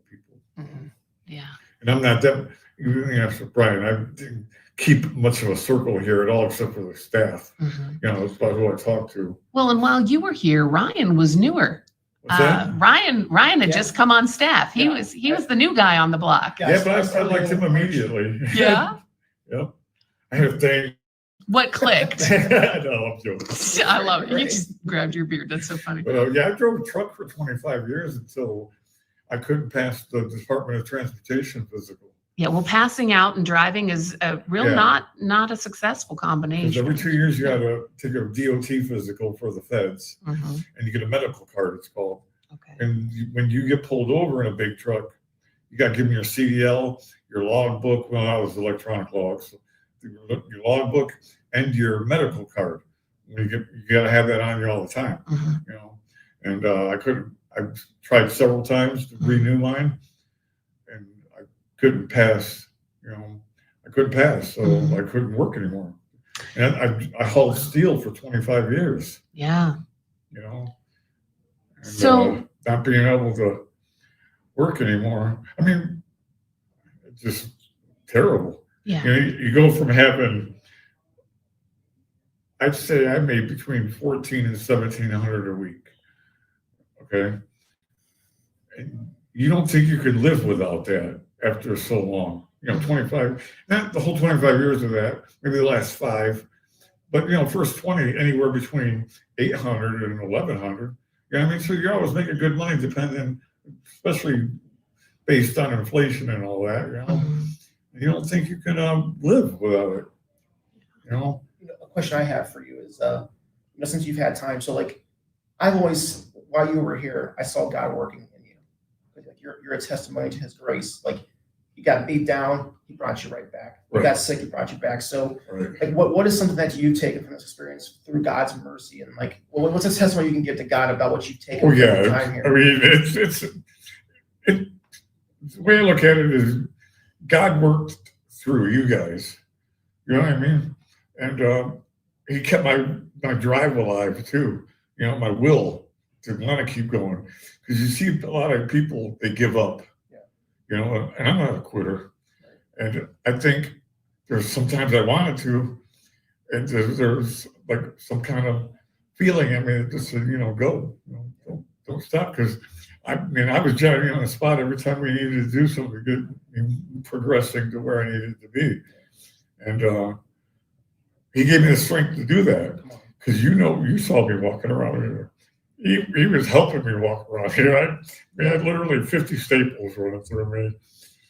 Yeah, it was just, and then a bad heart, you know, like the heart had to contend with 2 surgeries, you know, in my spleen. And like one time I woke up and, you know, you're touched, you know, by God. Because man, the second time I told you I woke up, they had me strapped to a bed after the second surgery. They had me immobilized and feeding me through tubes for 5 days. And you can live through that. Because I mean, it's a liquid diet, and 5 days of not moving, and I'm talking literally not moving. Like, you know, like this, strap across the forehead, strap across the chin, strap, tubes going up and down my nose and throat and in my mouth, down my stomach. And you got to lay there like that for 5 days. And you know, you got the strength from somewhere to do it. You know, from his holiness. Yeah. Matt, I'm seeing you and I hear you say you have a bad heart, and yet I see a good heart. I see a love for the Lord. I see a strength that comes only from him. Right. Well, if it wasn't for him, man, and the Refuge of Hope and the hospital, I'm telling you, I wouldn't be sitting right here next to Brian talking to you. Yeah. It makes magic. The music plays. Right. That was good though. That was good. And I just thank God, thank the Refuge of Hope, thank the hospital, and thank my lucky stars. You know, that I'm able to enjoy this summer. Now I'm not in the shape for my bikini this year, but you'll get it. Yeah, It'll just the lump from the It didn't hernia. change overnight. It's not going to go away overnight either. It's all right. I mean, really, when this all started, I weighed 197, and now I weigh 180. You know, it's still So taking Matt, a toll on me somehow, but I've gained strength. You know, like I might have lost weight, but I'm stronger. I feel like. Matt, for that guy who comes to the door for the first time tonight to stay here, what advice do you have for him? Just believe in God, love yourself, and love God, and just if you're a decent person and follow the rules, you're going to be blessed. You know, not only by God but by the Refuge of Hope. I've never been to a homeless shelter until this time, ever. Right? I've lived in my truck for a lot of years, 5 days a week, but I always had a place to go home on the weekends. You know, I had a place, and it's just like I can't imagine there's another facility in this whole country better than this one.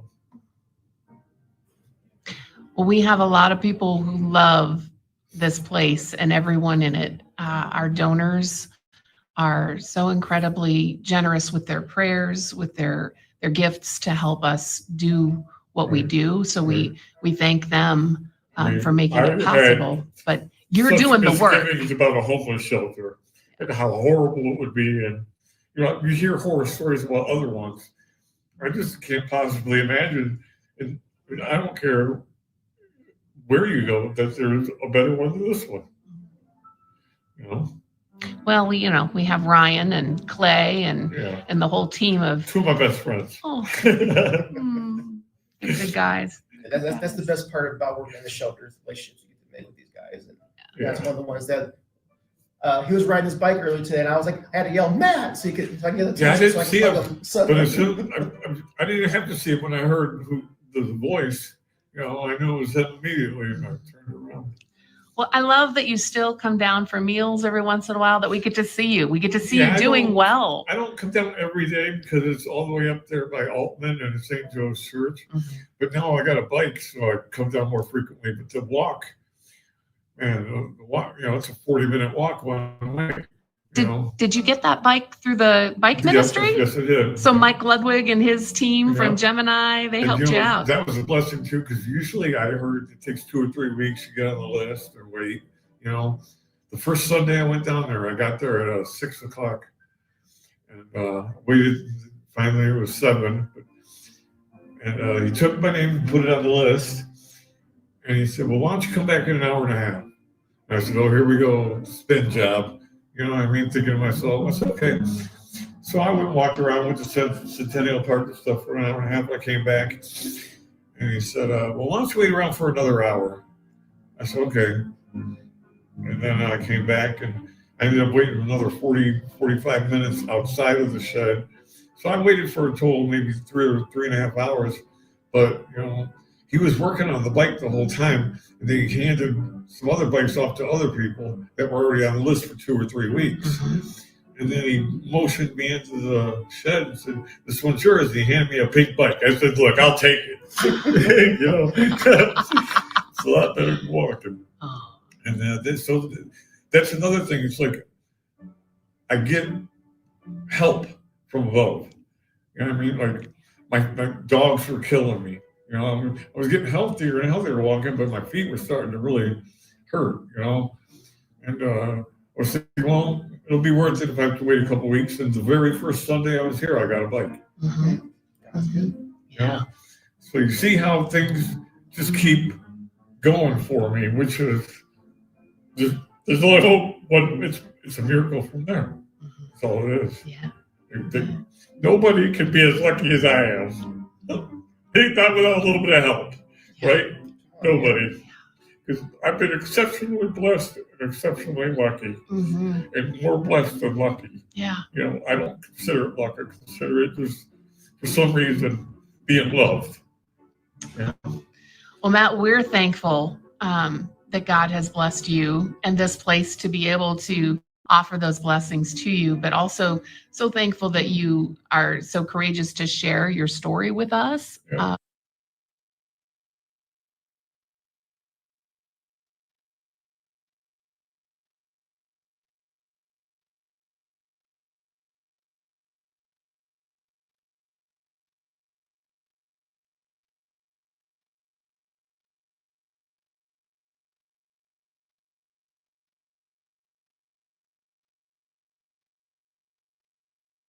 Born in western Pennsylvania, actually in Pittsburgh in a hospital there, but about 28 miles southwest of it in a little town out there, a coal mining town.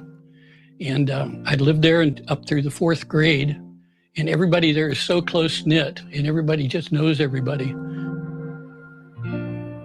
Then we moved to Akron for 2 years for 5th and 6th grade, and then on to the Toledo area. And I went to a nice high school up in the Toledo area, Perrysburg, outside Toledo, and graduated from there.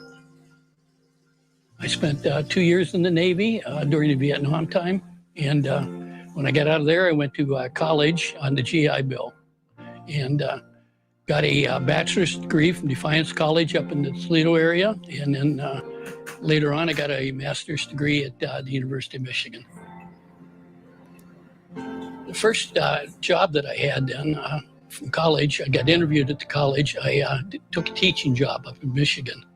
And I was up there for 5 years and always wanted to go into computers. So that's what I did. And then I went into computer work for about 15 years. And then after that, bought a newsstand restaurant down in Bryan, Ohio. And I was there for about 15 years before I retired. Just checking to see if you're all ready. I'll be picking you up in about 20 minutes. I closed the newsstand and we ran out of parking. We had no parking. The library took over the entire city parking lot, and that's where most of the customers parked. So we really didn't have the volume to keep anything in business after that. I'd had it for about 15 years. I also was suffering from some depression at the time, but didn't recognize it. My mother had passed away a couple years before that, and I really do think that's probably what brought it on. And so I was having a lot of trouble accomplishing things, and got an apartment in the Canton area, up in North Canton, and spent about a year or two on that. But with the depression and stuff too, I was working a part-time job, and I ended up losing that at the time because of the depression, and ended up in the shelter. So I ended up homeless and in the shelter. Yeah, I don't think this is 8 yet. Yes, it is. Okay. Sometimes stick little named streets in between them here. It was clear he was not used to being in this type of situation and this type of environment. He was more quiet and kind of stayed in the background, but, you know, as he was here, it was clear that, you know, he was super responsible. He was caring. He was looking out for everybody around him. And when Chuck was here was really the first time we ever let people stay inside during the day. And then he was kind of on site in case something went sideways. So he just had that responsibility to him. He was going above and beyond to help guys that he knew needed kind of extra attention. And back then, that was 17 years ago, people stayed for a year regularly because there wasn't kind of as robust of a housing assistance program in our community as there is now. I also realized that I'd been placed in a place exactly what I needed. I was in a homeless shelter that was very Christian-like. I looked forward to that because I thought, this is where maybe I'm going to be able to accomplish some stuff there. I had all the time in the world to get right with God again, and I thought I want to do it right this time. So yeah, I was there quite a while, but I used all that time to get right in my life. Shelter freed me up and allowed me to do a lot of that, and found me a place, etc. Most of the stuff I did just as I got out of the shelter and after the shelter was just take the ice cream down to begin with. After about 2 years, I picked up a car and decided that I could be using it to help some of the guys. I really say that what I do is I look for people that are falling through the cracks. You do have some that have medical conditions or mental conditions, and they have nobody looking after them, and they live in a place where they can't even get near a bus, you know, so it's hard to ever do an appointment. It's hard to get anything they need at the time and things like that. And that started about 3 years probably after I got out of the shelter. When I got the car, I gradually picked up from there, and after about 2 years, it was pretty much full-time. You know, I'm limited on my cash and stuff because I don't get a lot of money, but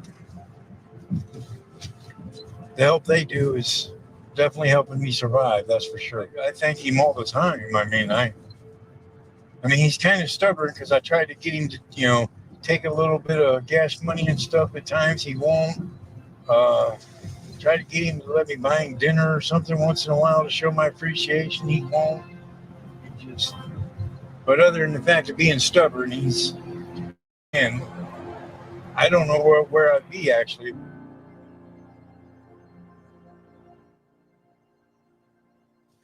So, for your dedication to Refuge of Hope Ministries for these past 15 years, and all the scoops of ice cream that equates to, we are honored to add your name to our most special bench. Oh, well, thank you. Thank you, Chuck.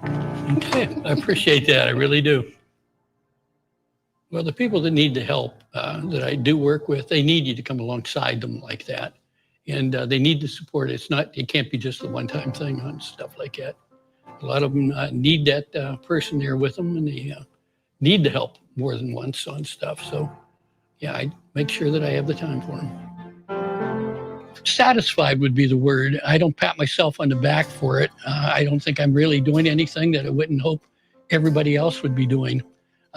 It's Matthew 25, you know, what you do for these other people that are in prison, or what you do for people that are homeless or other things, you do for me. And know that over the next few years, I'm going to slow down more and more. And so I have to be prepared for that. But as long as I'm feeling good and able to get around, I will do as much as I physically can. And I just continue with it. I don't have any plans on ever quitting on it.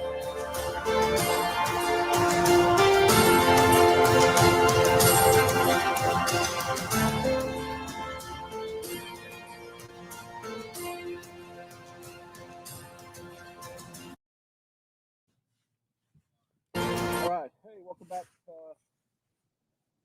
Throughout, some of the night, we're gonna just intersperse some stories from people that we've recorded over the last several years, so you can kind of get a sense about what happens when guys are here, and some success stories. And so those were two pretty recent stories that of guys who'd been here in the last several years, and kind of the impact it had on each of them. So yeah, thanks so much for kind of sticking with us here. We're excited about the conversations that we've had. We've got a fire going here, so been making some s'mores and roasting some hot dogs here.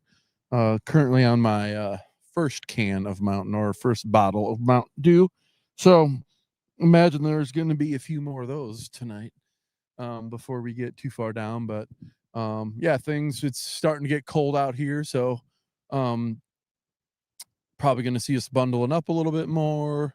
And the city's kind of going to sleep at this point. At 9 o'clock, our shelter opened, so a bunch of the guys went into shelter. They're taking showers, getting themselves ready for bed. So some of them might be in bed already. So at 9 o'clock, the doors open. When you enter shelter, you take a breathalyzer to get in. Mostly that's for the safety of our staff, to just make sure people are kind of the right mind, and also to help people in their sobriety. So they'll do that. They'll check in. If they got laundry that was washed and dried last night, when they come in tonight, it'll be ready for them. They'll take that back to their bed, put it in our locker, and then put the basket out for the next person to get that. So then they're, when they're showering, we provide all the towels and toiletries that they might need. So razors, shampoo, washcloths, deodorant, shaving cream, all that stuff we're going to provide, whatever somebody needs to take care of themselves. So such a blessing that, just we don't want them worrying about those things when they're here, that they have the opportunity to get clean. And then same thing with their laundry. We just want to make sure guys have the opportunity to engage in kind of the dignity of having clean clothes and clean bedding and whatever else they need. So that's kind of what's going on. At 10 o'clock tonight, that'll be lights out. And then the lights will go to dark. Guys are expected to be in their beds. Not necessarily have to be asleep, but that the bunk room is expected to be quiet, and people lay down for the night. And then 6 a.m. we'll do the wake up call, and we'll do Manny, who we spoke with earlier. He'll do a devotion at 6:15. And so we're gonna fade out here in just a little bit. Join the national feed. We're gonna try this again. It didn't work earlier, but we'll work at it again. So Marcus may just cut me off here to go out at any time. But yeah, stay on for that, because it shows all of the agencies that are participating in this across the nation, and it's a live feed in.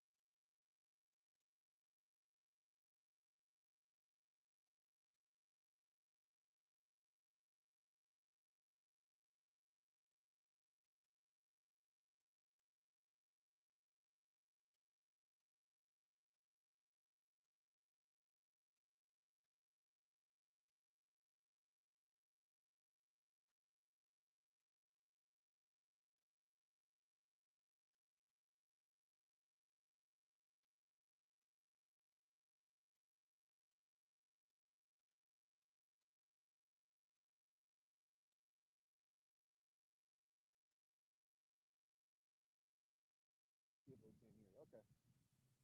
Well, we tried. So we'll keep working on that, see if we can get the audio. But what I was saying is the live feeds that more than 70 organizations across the United States that do similar work. The Refuge, who their CEOs are doing the same thing that we're doing here tonight, sitting on benches, inviting people to have conversations about what their experience was. being homeless? What are the challenges? What are the things that have been positive, and tell stories of people from their mission. And so, yeah, we're part of a larger network of faith-based Christian nonprofits that are doing, really hard and difficult and honorable work every day to serve our friends who are experiencing homelessness. And we get the privilege to be the hands and feet of Jesus as we, offer them the services that we have. And it's heartening to know that there's, a whole bunch of other staff all across the United States doing that same thing. The other amazing part of it too is we get to learn from each other. So they have a national organization, and they have a conference that you go to where you can listen to other, learn from other organizations who have maybe been down roads you haven't, and you can get information from them as well. So yeah, hopefully we can make that through the work and get the sound going. If we can't, then we'll get this part. It is what it is. But as I was saying, now that guys are going down, the streets are starting to get a little more quiet. The city is kind of, fairly going a little bit as well. A lot of foot traffic kind of wandering around our facility here. We've seen a couple of our friends that have been sheltered and sleep outside. We've been coming around to grab, hot dogs, more before they leave on their way to wherever they're going to shelter last night. Supposed to get down to around 35 degrees tonight. Supposed to be, coldest night we've had in a very long time. So people are preparing to continue to be in there for their in-place safety. This is the flight that they take every day, every night. And so don't want this seem to feel performative in any way, that we're trying to mimic that we're homeless too, because we're not. And we are going to be awake 24 hours, but we're not trying to. The goal isn't to be. The goal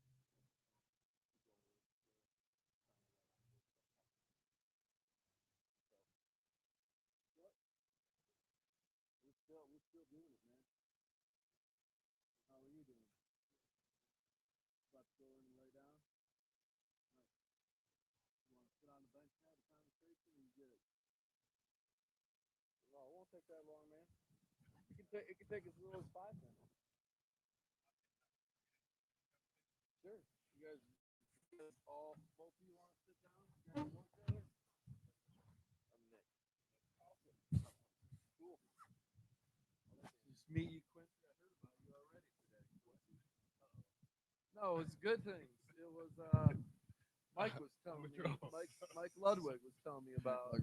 Because you're the Quincy that helps with the bikes. Yeah, I deal with saying bikes. like what a blessing it's been. The bike ministry has been a blessing to me for sure. Yeah. Have you gotten a bike from over here? Yeah, I did. It got stolen. So. Awesome. Well, yeah. Have a seat, man. We'll have a little conversation. I'm good. You're good there. Yes, Oh yeah. sir. Well, Cool. I'll just put All this. right, I'll so- put this here. I was hoping that you hold it.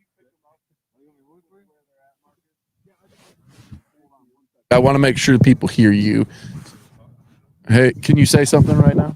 Hello.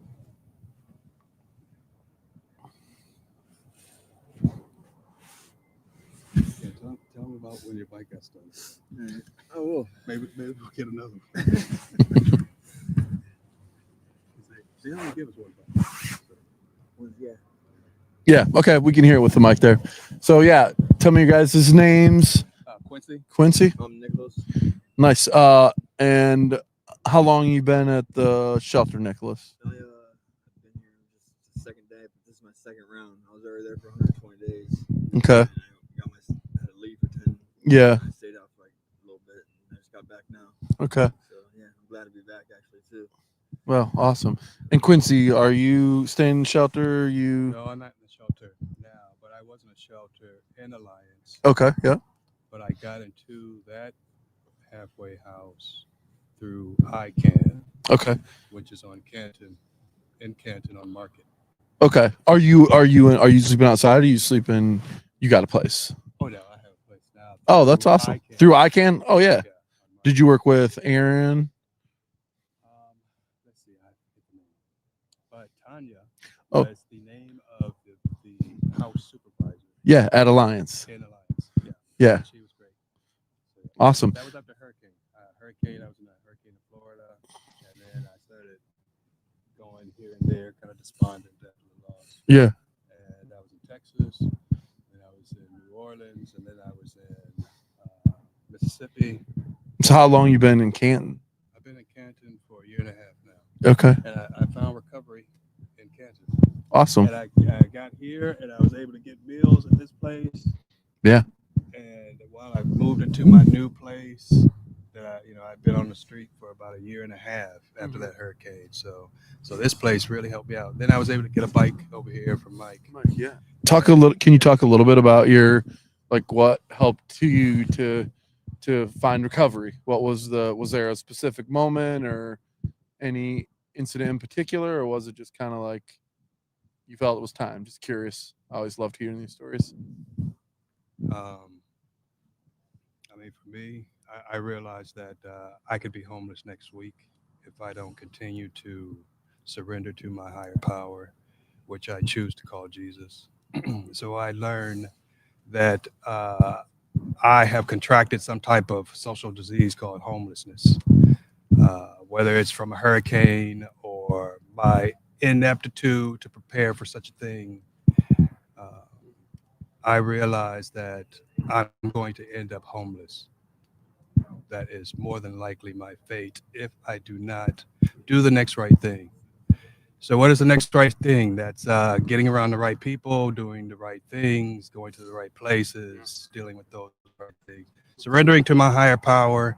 If I do not do those things, then I'm going to find myself homeless, probably by next week. So if I keep that in my toolkit of the things to think about, to motivate me, then I'm one step closer to being safe and having a roof over my head.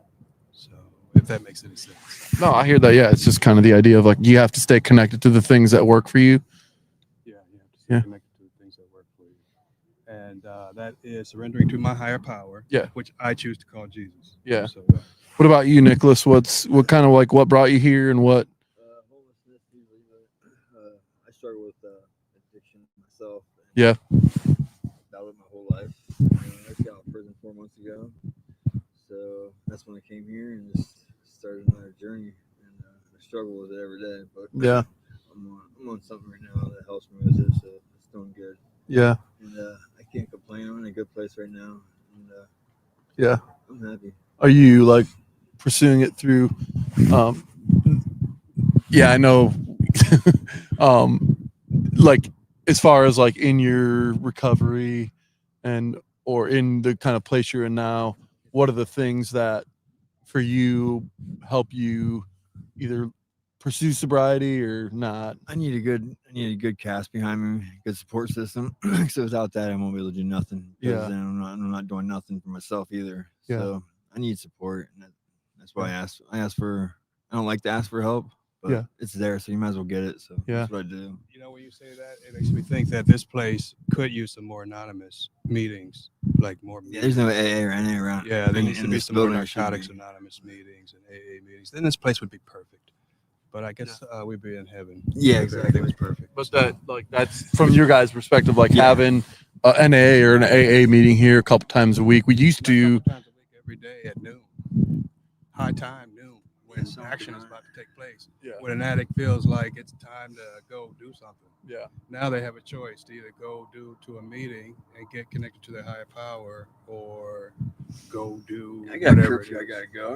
I gotta get back in there. I understand. You can go. Thanks for your time, Nick. Appreciate you sharing with us a little bit. And all right. Well, thanks, Quincy, for sitting down, man. Appreciate it. Be safe. Have a good night's sleep, man. Okay, we're gonna go to the live stream. We're gonna try again. We'll see. We think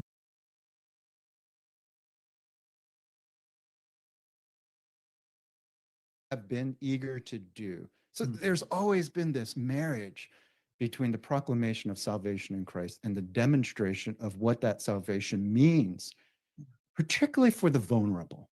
Yeah. And so we certainly see what faith looks like as a theological concept or construct, and what it means then ultimately, and bringing us into relationship with God through Jesus Christ. But then there's this living out of that faith. I think too of Jesus in the Sermon on the Mount in Matthew 5, when he talked about being salt and light, that there's some kind of tangible result that comes from being people of faith. How do you see that living itself out in our world today, Walter? Yeah, this was the powerful witness of the early church. Their transformed lives in the kind of cacophony of paganism with all these religions being proclaimed, and then on top of it all, the imperial cult of Caesar. It was the lives of Christians that made a difference. How they cared for those on the margin of society was completely countercultural to the Roman vision of power. It was absolutely transformational. In urban setting, this is the time before sanitation. This was the time before even chimneys were invented. And so people cooking in their homes, I mean, it actually was a pretty brutish existence. And yet Christians came with mercy. And that mercy, it's like this virtuous cycle of the kingdom. Personal transformation of Christians led to the demonstration of the faith. That demonstration of faith made not just plausible that Jesus was the Savior, but it made it compelling. And so mercy ended up being a witness to the mission of proclamation. And it's just kind of this virtuous cycle. And I actually think that what happens at City Gate in our society, and maybe even more so, that we're coming to a Christian society with a pre-Christian opportunity. The same powerful witness in the pre-Christian pagan days that the early church had in its proclamation of Jesus, Lamb of God, Savior of the world, in the demonstration of what that looks like in the transformed lives of that community, led to this powerful witness. And in our society, the work in shelters, what would drive these people to care for those in need? For people who might not seem to have any political or material benefit, wouldn't advance our cause. What would drive people to such expressions of compassion, grace, and mercy, goodwill? What would drive people to spend their time, not only professionally, but the myriads of volunteers in the various shelters of City Gate? This is attention grabbing. And we may be at a time where the claims of Jesus are being contested, where people are like, I don't want to hear about my need to be forgiven. But the demonstration of Jesus is undeniably powerful. What would get these groups of people to spend their lives in this way, caring for those without homes, providing shelter, providing food, providing the wraparound services of friendship to those who are friendless? Okay, there's something there that's worth pursuing. So I think of what you are doing in your networks as making not just plausible the claims of Jesus, but making absolutely compelling the claims of Jesus. Yeah. I appreciate that, Walter, very much. And I know all of our leaders around the country as well. I think of, as you bring that historical perspective into it, and even our roots in the last century, where a lot of the famous evangelists, people like Dwight L. Moody and Billy Sunday, where they would have these revival crusades, they would come in, and the last crusade, they would challenge the people there to put their faith into action by starting a rescue mission in their community or a shelter in their community to be able to bring help and healing and love in the name of Jesus. And those very those evangelistic crusades, which were very much focused on proclamation, would end with ultimately this demonstration or challenge for demonstrating the love of Christ. And many of our missions, their stories are rooted to those revivals where they were actually started out of a holistic gospel vision, ultimately that came from those evangelists. So we would often think would be only proclamation, very much were challenging toward a demonstration of the gospel as well. Yeah, and what a compelling thing. And that it is so like the Spirit of God to do that. Yes. To marry those things together. Yeah, yeah. So as we look at the challenges in our world, and certainly we see these things around us and around injustice and poverty. In the last 2 years, I mean, 2 years ago, there was a 12% rise in homelessness. And this past year was an 18% increase in those experiencing homelessness. If you were to bring more of a prophetic word to how Christians should be challenged to engage in issues of injustice and poverty, polarization, racism, homelessness, addiction recovery, what would that word of challenge be?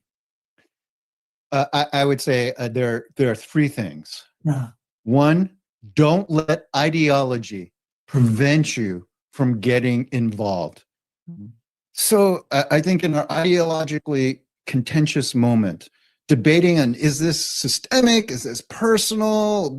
How should the government be involved or not involved? Or, all the debates that are unfolding right now, ideological debates, can freeze us and prevent us from involvement. So don't let ideology prevent your involvement. Just step in. You're not going to have perfect understanding of all the issues. Just step in. The second thing is we need to be personal. We need to make this not a political issue, but a personal issue. Get to know someone's story. Now, I know that those who are in city gates, you are making this personal. You are living in proximity and living life with people, and you know their stories. They have names. They have a history. They have heartbreak. They have hope. But invite others into that. Don't worry if the statistics won't land. Don't worry if the angle and strategic vision won't land. Just invite fellow Christians into the experience of humanizing those who are living without homes, shelter, those who need rescuing. And lastly, remember that you're in it for the long game. Do not despair. Your labor is not in vain. And I think in this moment, we need all those three. Don't let ideology prevent you from your involvement. Don't let the political prevent you from being personal. Get to know the stories and invite others into that personal proximity. And lastly, do not give up. Appreciate that, Walter. I think that often we can let ideology get in the way of a willingness to jump in and actually get involved. And oftentimes too, that it's the perseverance piece of continuing to just give of ourselves and be able to live out faith, not in the short term, but over a long-term commitment, as we recognize that faith is not just a temporal concept, but it really is an eternal concept, and that we continue to live that out day by day, moment by moment, in the many situations that we are. As you kind of take those things a little bit, maybe as we kind of wrap up, what word of encouragement would you give to maybe our leaders that are actually engaged on the front lines of ministry, or maybe some of those that are kind of tuning into these live streams and maybe haven't had the exposure, and they've kind of looked at issues of homelessness and mental health and addiction recovery, and they would maybe be more described as being on the sidelines, and they need to kind of jump in and get in the game in some way. What kind of encouragement could you offer those two different groups? To the first group, picking up on this from 1 Corinthians 15:58, your labor is not in vain. Yeah. Be immovable, be steadfast, knowing that your labor in the Lord is not in vain. Whether in this lifetime or in the lifetime to come, you will be richly rewarded, and not in a crass materialistic way, but the rewards of knowing that you can hear your Savior say, "Well done, good and faithful servant." Secondly, to those who are on the sidelines, if you ever want to be inspired to actually discover how transformational Jesus can be, if you want to have something more than a suburban Jesus or a Jesus that has been generationally taught to you, you want to see a renewal in your own life, yes, pray. Yes, read the scriptures, get prayer. But I would say one of the most powerful ways that you could be renewed in your faith is to jump into the work of the Spirit of renewal. And that will take place in being a volunteer in some of these places where you will absolutely have all the evidence you need that Jesus can change lives, and you get to be a part of it. And I would have to say, having seen the stories of changed lives, it is a compelling witness. And let me just conclude with this then. I was at an event at an Ivy League school about the place of faith institutions. So this is a secular school, and I was invited to be a faith representative of what faith organizations actually do in the space of caring for the most vulnerable. And there was a moment in which the conversation became quite hostile to the place of evangelicals in society. And then another panelist stopped us. This is a person who is a social scientist, not a Christian, a social scientist, who said, wait a second, before we criticize the evangelicals, I want to let you know that the data is leading me to conclude that evangelicals, at least evangelicals that he's studying, they are some of the most influential forces for good in society. They are in the front lines of caring for those who have the deepest needs. They create spaces of hospitality and welcome. I mean, he's like proclaiming the gospel, right? That's great. Yeah. And if we as a country are ever going to get out of the mess that we're in, we're going to need the evangelicals. I think if a social scientist, non-Christian researcher can conclude that whatever the gospel is, whatever those good news people are, we actually need them in our moment. That's just a great reinforcement and affirmation, I think, of what we're trying to do as we try to live out our faith. And just to say thanks, Walter, for this conversation and your willingness to provide leadership for this movement that really says, what, as Christ followers, as people with the good news, how do we make that good in the lives of the people around us? And I'm just grateful to be able to be on this journey together, to be partners in the gospel, as Paul talks about in Philippians, knowing that, yes, our labor is not in vain, that it does make a difference in the lives of people. And at Citygate Network, we have thousands of stories of life transformation that come through the gospel, ultimately to bring help and hope and healing as people get closer in their own faith journey and in their relationship with Jesus Christ. Thank you, Tom, for the gift of friendship and friendship in Christ and friendship on this mission. Great. Blessings. We appreciate it, and we'll continue to have these conversations. And I know this brings a lot of value as we raise awareness about people experiencing homelessness in the United States and those that are trying to overcome and experience freedom that we know comes through Jesus Christ. Thanks, Walter.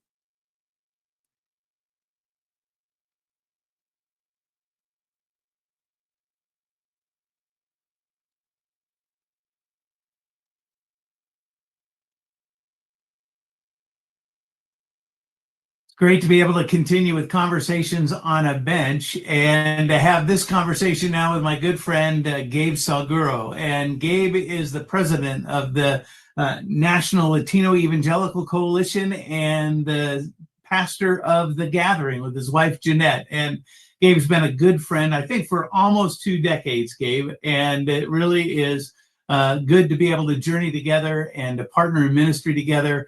We had you at our annual conference this year as a speaker, and it was great as far as the impact that you had on our people, and they really appreciated it. So thanks for that, and thanks for taking time out to be part of this conversation as well. Well, a big warm hug from sunny Orlando, Florida. Yeah. A warm bench in Orlando, Florida, and always so honored to be a part of all the good work you all did and do. And it was great to be with all of you in Arizona to talk about the prodigal son and the forgiving father. So I'm part of the family if you'll have me. Absolutely. And love that. And one of the stories you shared when you were with us that I thought might be good to maybe share as we kind of have this conversation and to get people to know you a little bit and even your background, that you're aware of what addiction looks like and homelessness looks like, and how it's actually impacted you personally through your dad's story, and being able to even share kind of the hope of transformation that came out of that. Tell us a little bit about how this has impacted you personally, Gabe. Look, like many people, I came up the rough side of the mountain. We were economically challenged. That might be a long form of saying we were very poor. And my father, as a teenager and a young adult, was struggled with substance abuse. He was addicted to heroin. And as you know, oftentimes substance abuse leads you to homelessness and a whole litany of other challenges that come from that. And so, you know, my dad lived under a bridge in Puerto Rico and then later also in New York. And that reality came from a dad who was addicted to alcohol. And my maternal grandfather suffered with alcoholism. And so those realities led them to a very challenging life. And so a lot of people don't make those ties, that living with substance abuse often leads people to homelessness, to joblessness, to a whole other group of social challenges. And so my dad has an 8th grade education. My dad has an 8th grade education. He was formerly incarcerated. And he belonged to, I like to call him, he was a nocturnal pharmacist. That means he used to deal drugs and he was part of a gang. But Christ found him. And so I don't just talk about second chances and about redemption and how people could turn their lives around. He had a radical conversion experience when Christ found him. He went to a program called Teen Challenge, graduated from there. There he went to Bible school, learned, and later he became a pastor. And so, but those challenges of my dad's early substance abuse into his young adulthood presented economic challenges for my family. We lived off the social safety net. You know, I know what WIC and SNAP mean, not just theoretically. You know, I was a beneficiary of that. And so I'm fortunate, I'm blessed that the community intervened and saw hope where people said, oh, there's no chance here. And my dad became a pastor, put me and my 2 brothers and sister through college, is now running a prison reentry program. He's running a drug rehab program. So he himself is paying back the opportunities he received. And so I've seen God's grace, and I've seen what ministry and intervention can do to change not just one man's life, but the trajectory of a whole family. Yeah, that's powerful, Gabe. And to recognize that God is a God of transformation. And many of the conversations on the more than 70 benches around the country today are those stories of transformation. And they do offer hope. And they do show us the power of healing and the ability to turn our life around as we choose to follow Christ. So really appreciate that, Gabe. Thanks. Look, I'm my whole life is paying it forward because somebody took a chance, a gospel chance on my father. It changed his life, my mother's life, my 2 older brothers' life, my younger sister's life. And all the lives we've touched. My brothers are school teachers, my sister's a dean at a college. And so that has ripple effects. You touch one life, you don't know how many people you invest, if you take a risk of faith, if you say, hey, there's an opportunity to change a life. You don't know the ripple effects over decades that you can have on people. Yeah, so true. And, we kind of look at when we see the situation in the United States today, often it isn't as much about people as it is around policies, and especially with regard to how we respond to drugs and addiction or to homelessness. And how would you kind of see Christ followers really needing to lean into caring and compassion, really over rhetoric, over policies? What does that really look like as you begin to think about the Bible coming alive in the lives of Christ followers? The heart of God is people. Hmm. Yeah. God cares about people. Christ died for people. Now, of course, policies impact people. And so when people say to me, hey, Gabe, when you approach policies, how do you approach it? I say, well, I put people first because God put people first. Mm. I'm a pastor, and Scripture drives my engagement in every sphere of life: policy, family, education, and John 3:16 is instructive and normative. For God so loved the world, and if you have love for people, you advocate for policies that help people, that lift people up, that heals people. Because at the end of the day, God is interested in the flourishing of people. God told the prophet Jeremiah, seek the welfare of the city wherever I plant you, because in its welfare is your health, is your well-being. And so God told Jonah, hey, consider Nineveh that great city. It's a fascinating phrase from Jonah. He says, I have a lot of people there and cattle too. God was even interested in the cattle, which is economy, right? Which is also the economy of an agricultural society. And so, yeah. And he says to them, shall I not love that great city? Hmm. But that's true whether it's cities, rural, urban, suburban. God loves people. And there are policies that help people flourish, and there are policies that create obstacles to flourishing. If we are Jesus people and gospel-centered people, we look for policies that help people flourish. Yes. Yeah. I love that, and so true. And that's being challenged certainly in different ways. And you see that, I think, in your role at the National Latino Evangelical Coalition, where firsthand, there are people that are being marginalized. Our rescue missions are seeing numbers of people that are being dumped on our doorstep, ultimately as they're migrating from Latin America. And how does the church respond in having open doors for all people? How does that happen, Gabe? Look, I think that we learn from Scripture and the heart of Jesus. Mm. Jesus gives us great teaching in Matthew 25. Mm. And what people may remember from Matthew 25, it's that it's not a text to an individual. Mm. It's a text to nations.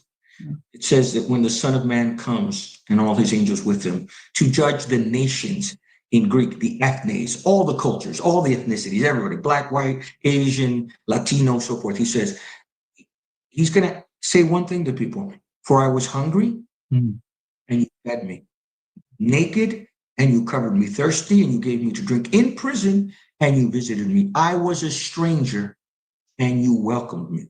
And so I'm driven, gospel-centered people and Jesus followers should be driven not by partisanship, not by polarization, but by the teachings of Jesus. The book of Hebrews reminds us in the 13th chapter, it says, remember hospitality. Because many of you have entertained angels unaware. The Greek word for hospitality, xenophilia, love of the stranger or love of the immigrant. And so good, well-meaning people can disagree on policy references. But what we can't disagree on is what Jesus taught us: to love our neighbor as ourselves, to love the widow, the orphan, the stranger. And Proverbs says to speak up and speak for the poor. We may do this in different ways, but we have to be broken with the things that break God's heart, and that's people, whether they're from Latin America or Asia or Africa or citizens. And so that Matthew 25 kind of becomes the normative text for how I deal with people on the margins. Yeah, I love that. And that's certainly then the call or the man.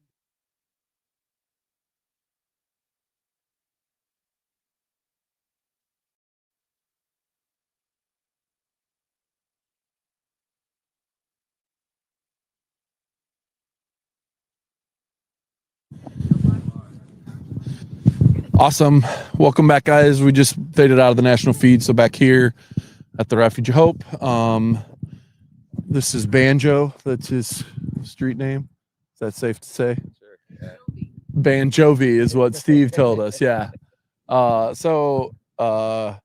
Yeah, he's a pretty talented banjo player, and just thought like it'd be fun for people to see. You know, I say like there's so many talented people that come in here who have skills and gifts, and want to give him just a little space. I know a little bit about your story, but you want to kind of talk about what your journey's been as far as like homelessness, or Yeah. you can hold that. Yeah. Most of my adult life, I made the choice on my own to be homeless and just left, kind of thing. And yeah, you know, I started traveling and doing all that. And So you used to go like to the national parks, right? What was that? forests. Yeah. What's the They're called rainbow gatherings. the rainbow gatherings? I knew it was something. Yeah. Hold that just a little closer. Yep. There you go. The rainbow gatherings where people would gather and then camp for like Up to if you get a permit, they do a month, but you get 2 weeks at a time, and then you just have to move your camp. camp. Yeah. Okay. And they travel all over to national forest, right? All across the United around the States. country, yeah. And they had like little music hippie gatherings from what? Just a gathering of all kinds. Yeah. Yeah. All kinds. Right. So that's why I met you the first time, is when you had kind of come back to the area after one of those. Yep. That's what I remember. I remember that distinctly. Yeah. Yeah, that was a long time I ago. was just gonna say, yeah. Probably like 5 years, 6 years. Open, yeah. We were the ones that walked everything That's right. over. That's right. You were when the 2019. So, so yeah, just yeah, it wasn't too much longer, and then that changed. But what would you say, just somebody, you know, that's kind of been around the system for a while, what would you say are the kind of main challenges you see, like either yourself or people that friends you know are homeless? What are some of the main challenges you guys see? It differs. Yeah. I suppose, and each person is, you know, but adaptability is a big one. You gotta learn if that's what you're gonna do, and if you want the help's there. Seek the help. Yeah. Very cool. So I'm just gonna kind of let you play your banjo for however long you want to play. Just so people watching know, like there's two guys, you and Steve mostly play at nights. They'll sit outside of the refuge here and play music and pick together. So when we heard he was just getting back from playing an open mic, and Steve's gone to bed, so maybe in the morning we'll get another little taste when Steve's awake. Yeah, that's right. But want to give you some space to play your banjo. I'll just leave the mic here, and you can, you know, just have some space to play, and anybody who's listening can just enjoy some banjovi. If that's your thing, enjoy it or not. It's Yeah. anyways. Yeah. So this is I'll just step away here by the fire. Yeah, I don't think you have to. I think the mic should pick it up. If it doesn't, I'll sit next to you and hold the mic. If it's not able to pick it up, We'll figure it out. Seems like we will. It's not that difficult.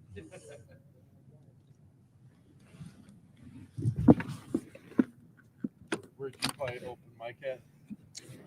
My friend actually turned his garage into a venue, and he's got a whole bunch of live performance and Twice a week they do an open jam, and it's just a kind of, I don't know, intimate gathering of friends, and we all just happen to play something. Okay. You know? Yeah. So what? Twice a week you guys play together? Yep, it's my little escape twice a week. Okay, that's awesome.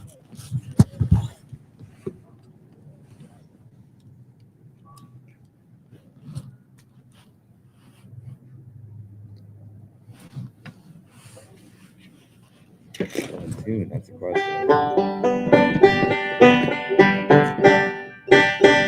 that for $1.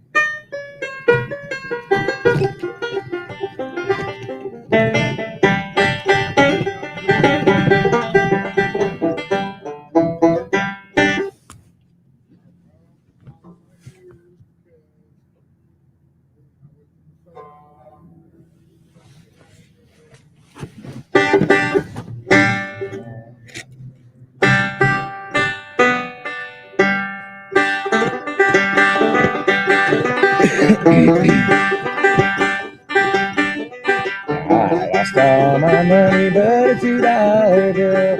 $2 bill, boys, $2 bill. Lost all my money but a $2 bill. I'm on my long journey home. Black smoke horizon, it looks like a train. Looks like a train, boys, looks like a train. Black smoke horizon, it looks like a train. I'm on my long journey home. I lost all my money but a $2 bill. $2 bill, boys, $2 bill. Lost all my money but a $2 bill. I'm on my long journey home.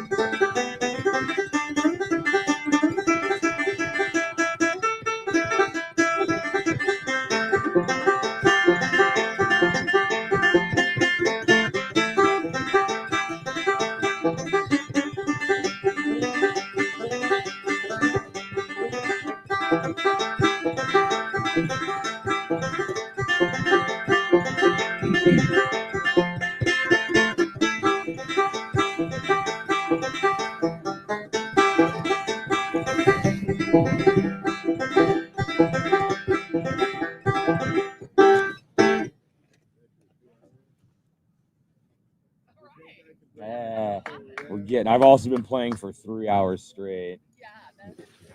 And the voice too. I know I threw my voice out a little bit too, but whatever. It was all fun.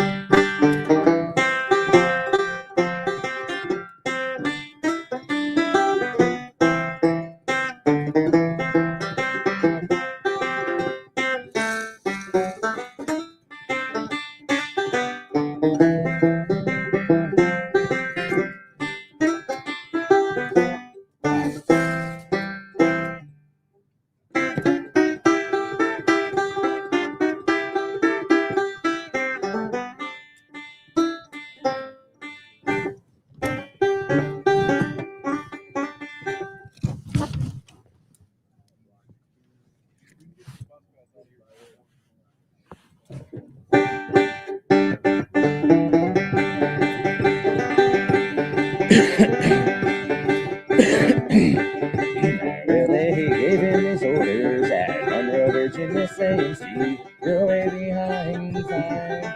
It's not 38, it's the old 97, so put her in the Spencer on time.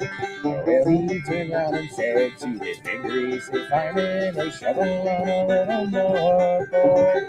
And when we cross that water mountain, we'll watch on 97 roll.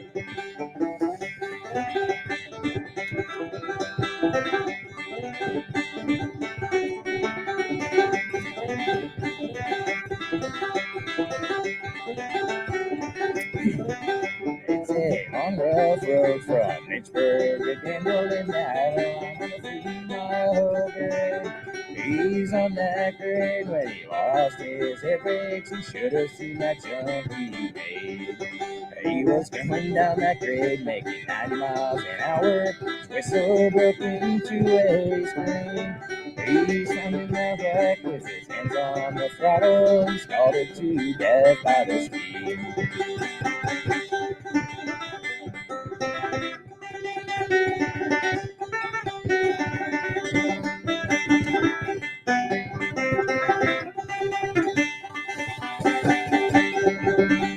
A telegram came from Washington Station, and this is what it said. That brave engineer, that room 97, he's laying down in Danville dead. And now all you ladies, you better take warning from this point on and never speak harsh words to your true love and husband. He may leave you and never return.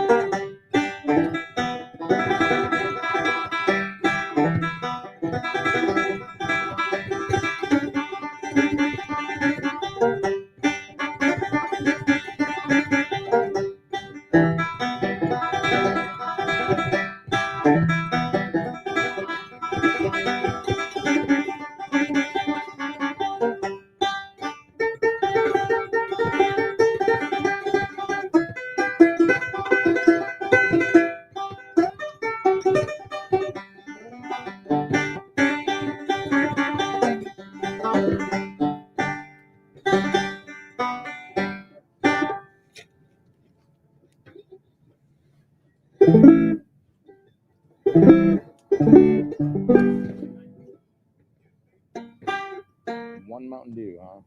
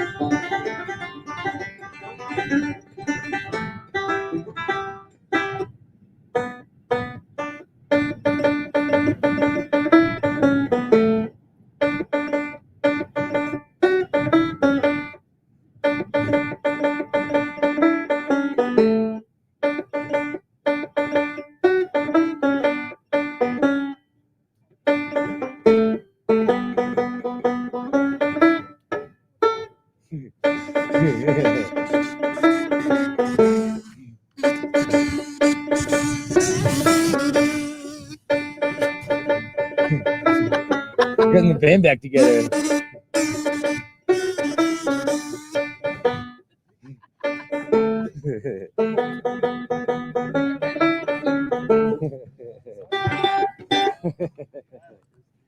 On that note, I think I'm gonna call it for the night. Yeah, thank you guys. Thank you for sharing. I'll be back in the morning though. Yeah. With Steve, we'll have a little jam session. Yeah. Depending on Tasty what breakfast time jam. Steve gets up.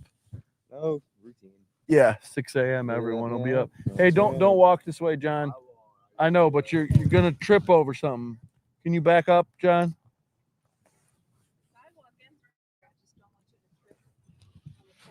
So, yeah, thanks for joining us, and Thanks for having me. yeah. So tomorrow morning, maybe we'll get some breakfast jams. Yeah, I'll be back for the sequel. Yeah, awesome.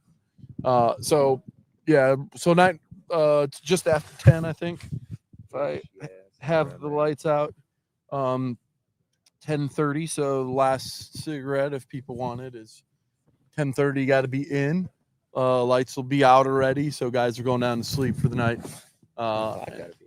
Yeah, 10 o'clock. You got to be in. 10:30 is last cigarette, right? Yeah.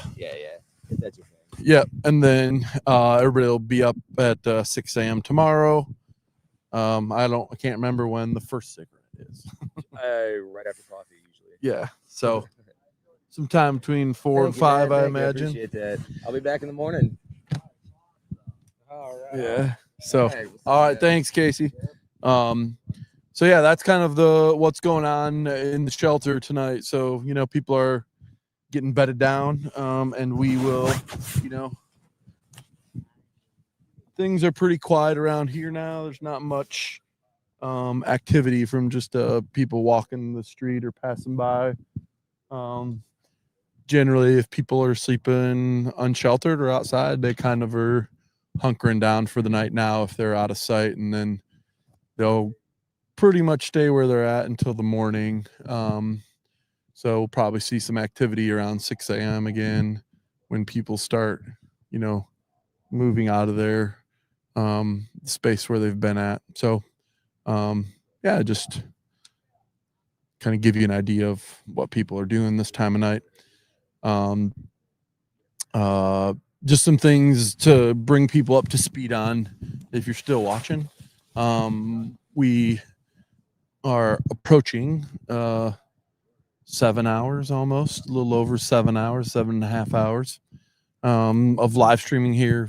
Goal is to kind of give a voice to the voiceless, tell the stories of individuals experiencing homelessness, and not that they have to be homeless, but they might use our services for, what we've heard already in the first, 7.5 hours is sometimes it's, come here because there's community, there's somebody they know.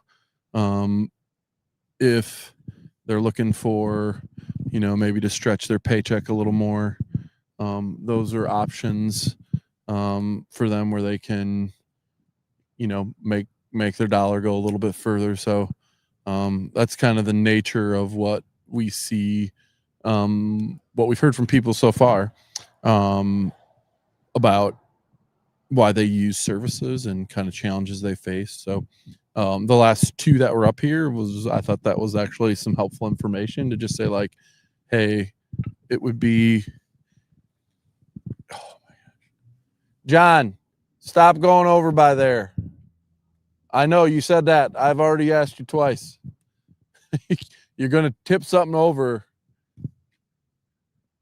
So why don't can you just be over here so I don't worry about you like taking any cords out or anything? All right. Thank you. So sorry about that. Got distracted. So one thing we are noticing is that the fire that we have here is a big attractor of people who are out and about. Some people that aren't necessarily homeless, just like there's a fire, we don't see it. So they kind of come over and want to check it out, know what we're doing, getting some of that activity.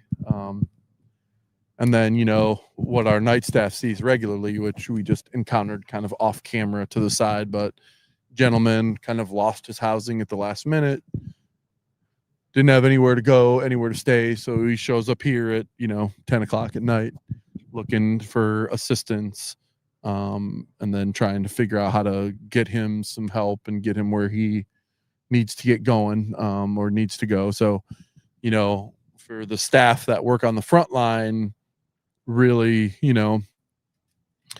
a common occurrence for them where they're seeing people coming in who are looking for assistance at hours, maybe odd hours of the day or whatnot. So yeah, just kind of what you see out here. The other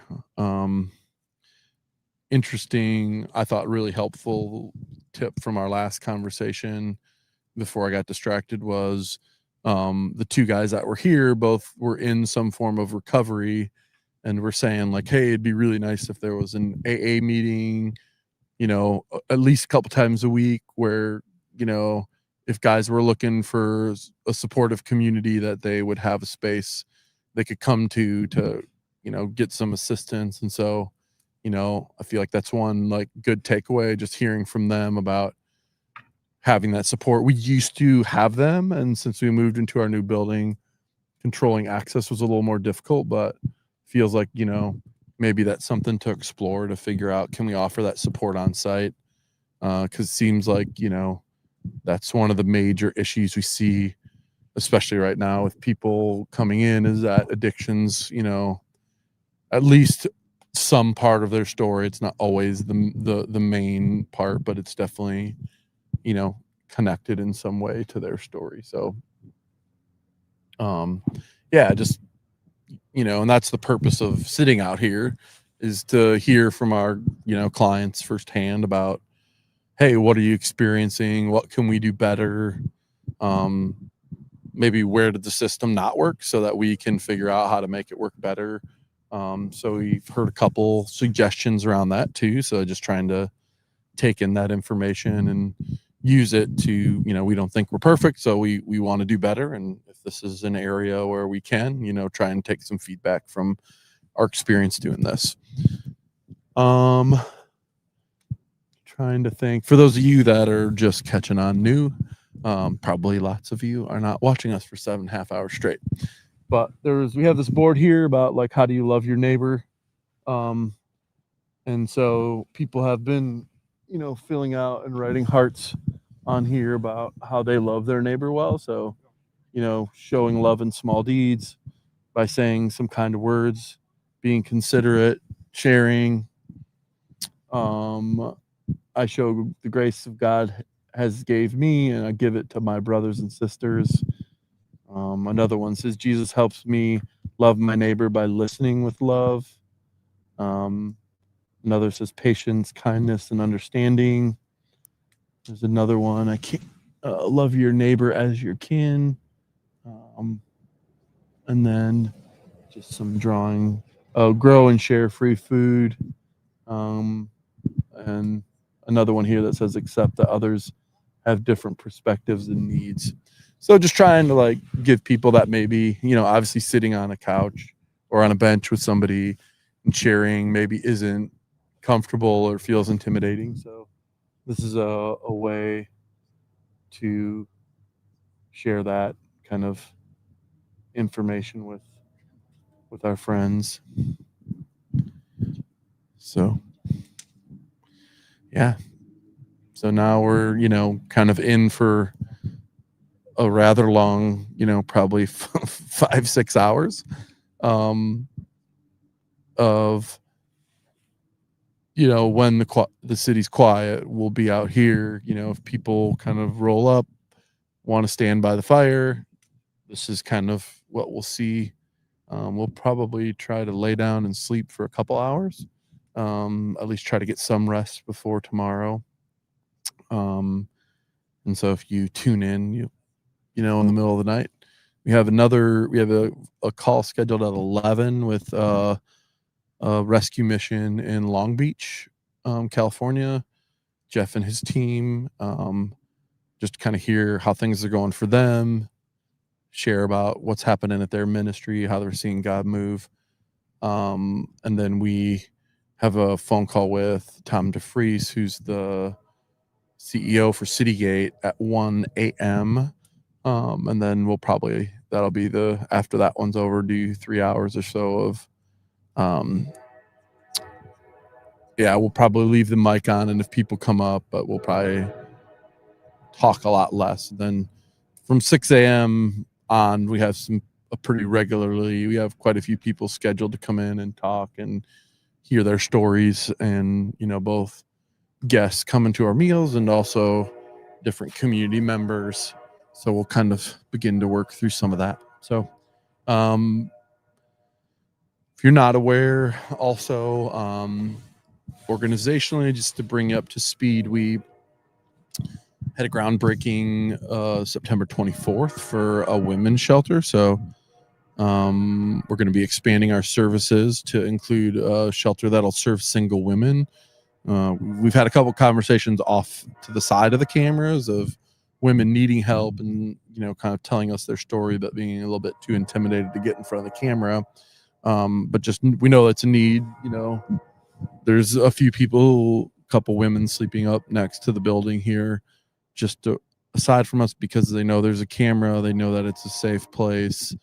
And so obviously not a great place for them to actually probably get sleep, but it is a way in which, people can get some help,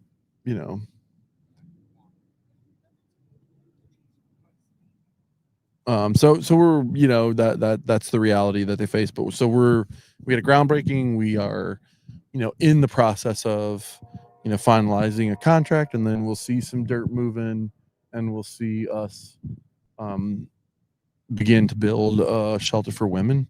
As a part of that, we also have laundry services.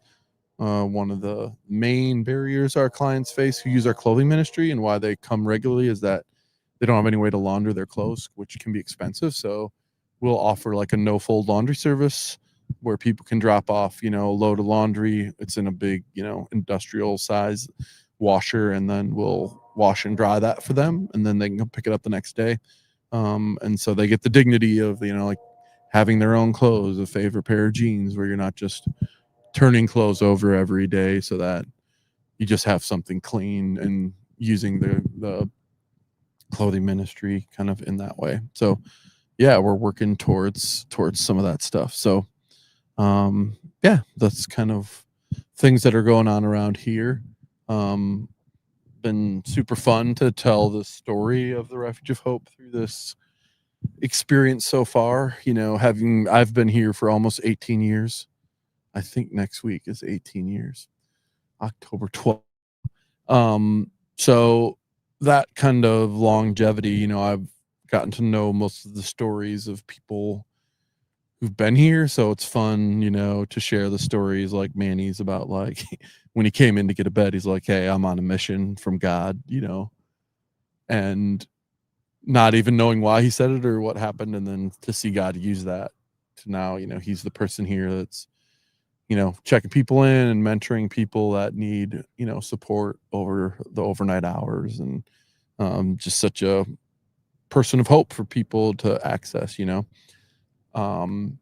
And so excited to share his story. And you heard Lakeisha's story as well earlier about kind of like she had homeless with a kid and came here to volunteer for community service hours, and ends up, you know, that being like a super impactful thing. And now she works here, and, you know, all the implications of that. So sorry, just checking to make sure what's going on. So yeah, so that's kind of what we've been doing here, and we'll continue through the midnight hours. So for the 4 of you who are continuing to watch me, I appreciate it. It's gonna slow down here for for the next while, just being honest. If you have any questions, if you're watching and you have questions, you know, please, you know, put it in the comments. We're happy to, you know, even if it's just like, hey, I was wondering this, like, how many homeless people are there in Stark County? It's a great question. Don't put that question in, I'll answer that. So is there a question? You can join us, Christy, here. This is behind the scenes. So right about 11 o'clock, we're gonna, you might see the feed drop out. We know that Facebook will stream live for 8 hours consecutively, and that's how long Scott's been talking. So kudos to you, man. It's been 8 hours we already. knew you had longevity with all the years you've been here, but One third year. We're 1/3 of the way. yeah. That So seems like we should be friends. so just because it drops out, it'll come right back on. We're gonna reconnect and go live. So don't back away if you're invested and think that we disappeared. We'll be right back in a matter of seconds. And at 11, we're talking with Jeff. Long Beach is kind of, they're a similar sized organization to us, and also they have some cool things happening with, you know, God's doing some really amazing stuff with. They're either opening a family or a women's shelter as well. Oh, cool. So they Okay. are one of the They're organizations a we lot like us consulted right with. now. Yeah. Exactly, yeah. And I think they opened another house too, but they're in the middle of like a bunch of building projects, and yeah, just cool to hear from them about kind of what God's doing all across the United States through organizations like us, not just here at the Refuge of Hope. So Yeah. it'll be a fun conversation to hear what they're doing, share what we're doing. Well, one thing I've been around for about 8 years now, and I think about how much Refuge of Hope has expanded and grown its services and improved, it leveled up in dignity with each step that we've taken and each new building that has opened. So much work has been done before I even was aware of Refuge of Hope, and much more before I joined.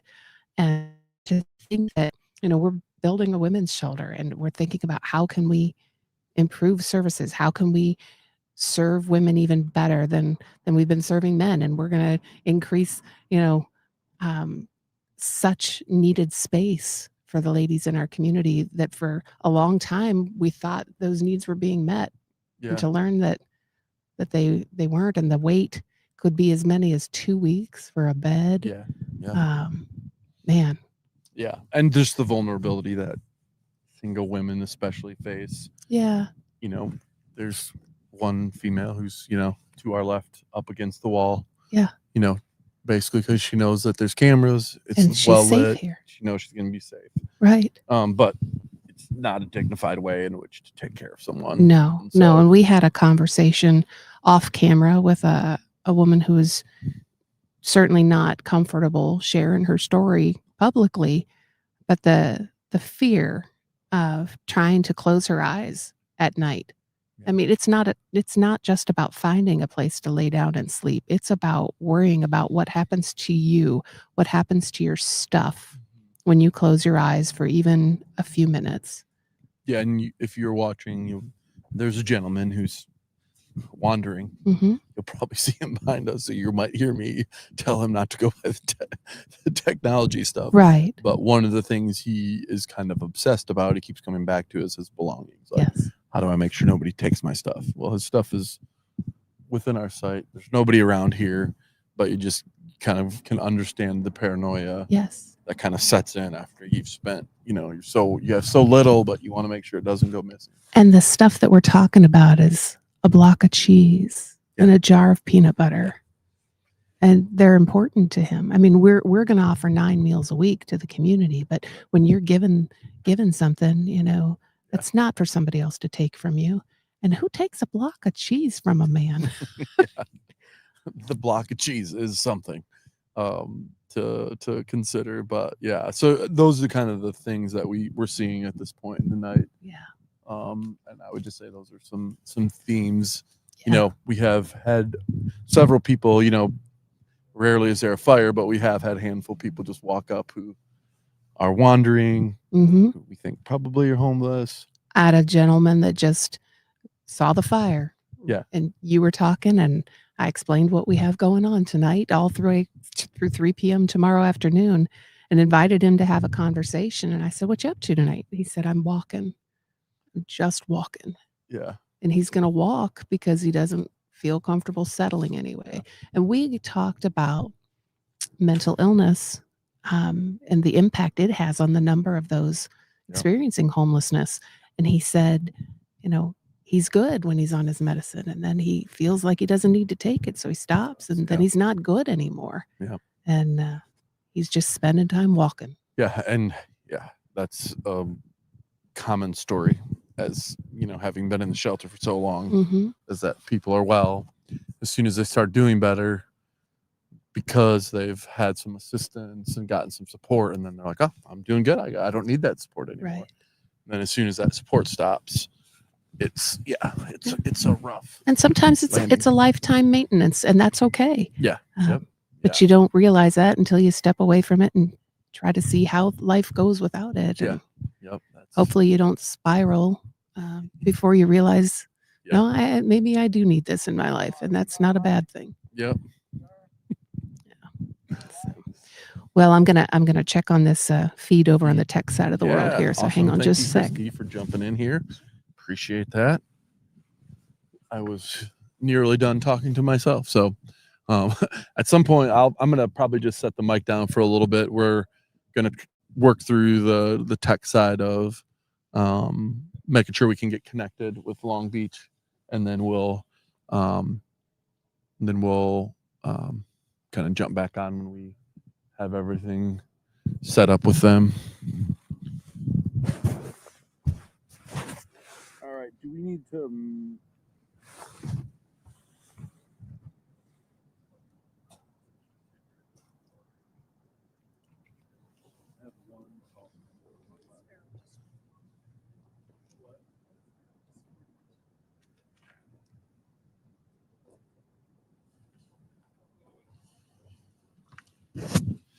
saw that Lois Farrell just jumped on. Hi, Lois. Blast from the way past and current. Lois is a longtime board member who logged many hours at board meetings and processing check donations and giving so much over time. So super thankful for her influence in this place. And, that's the one kind of cool part about Refuge that I get to see from my seat and from being here so long, but there's hundreds of people that are like Lois who've given so much time and resources to the Refuge to make this ministry possible. So when people sit on the bench, and they have done this already today, of the Refuge is so awesome, you guys are the best, which we appreciate, but also we're just the people that get to stand in the space that other people have worked really hard to create for that. So super grateful for people like Lois and Bob Farrell and hosts of others who've been super supportive of the Refuge and given so much of their energy and talent. So thanks, Lois and Bob.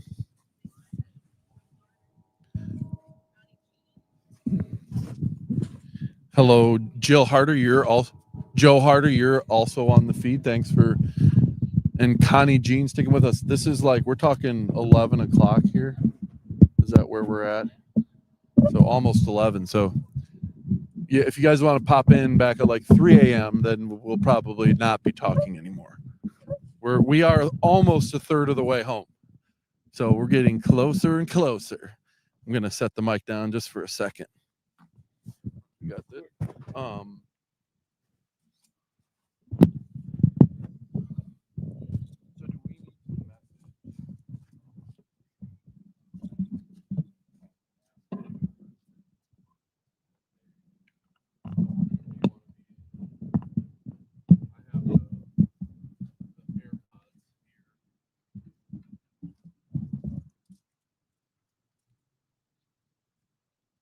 I got to be honest. I was expecting that to be the result there.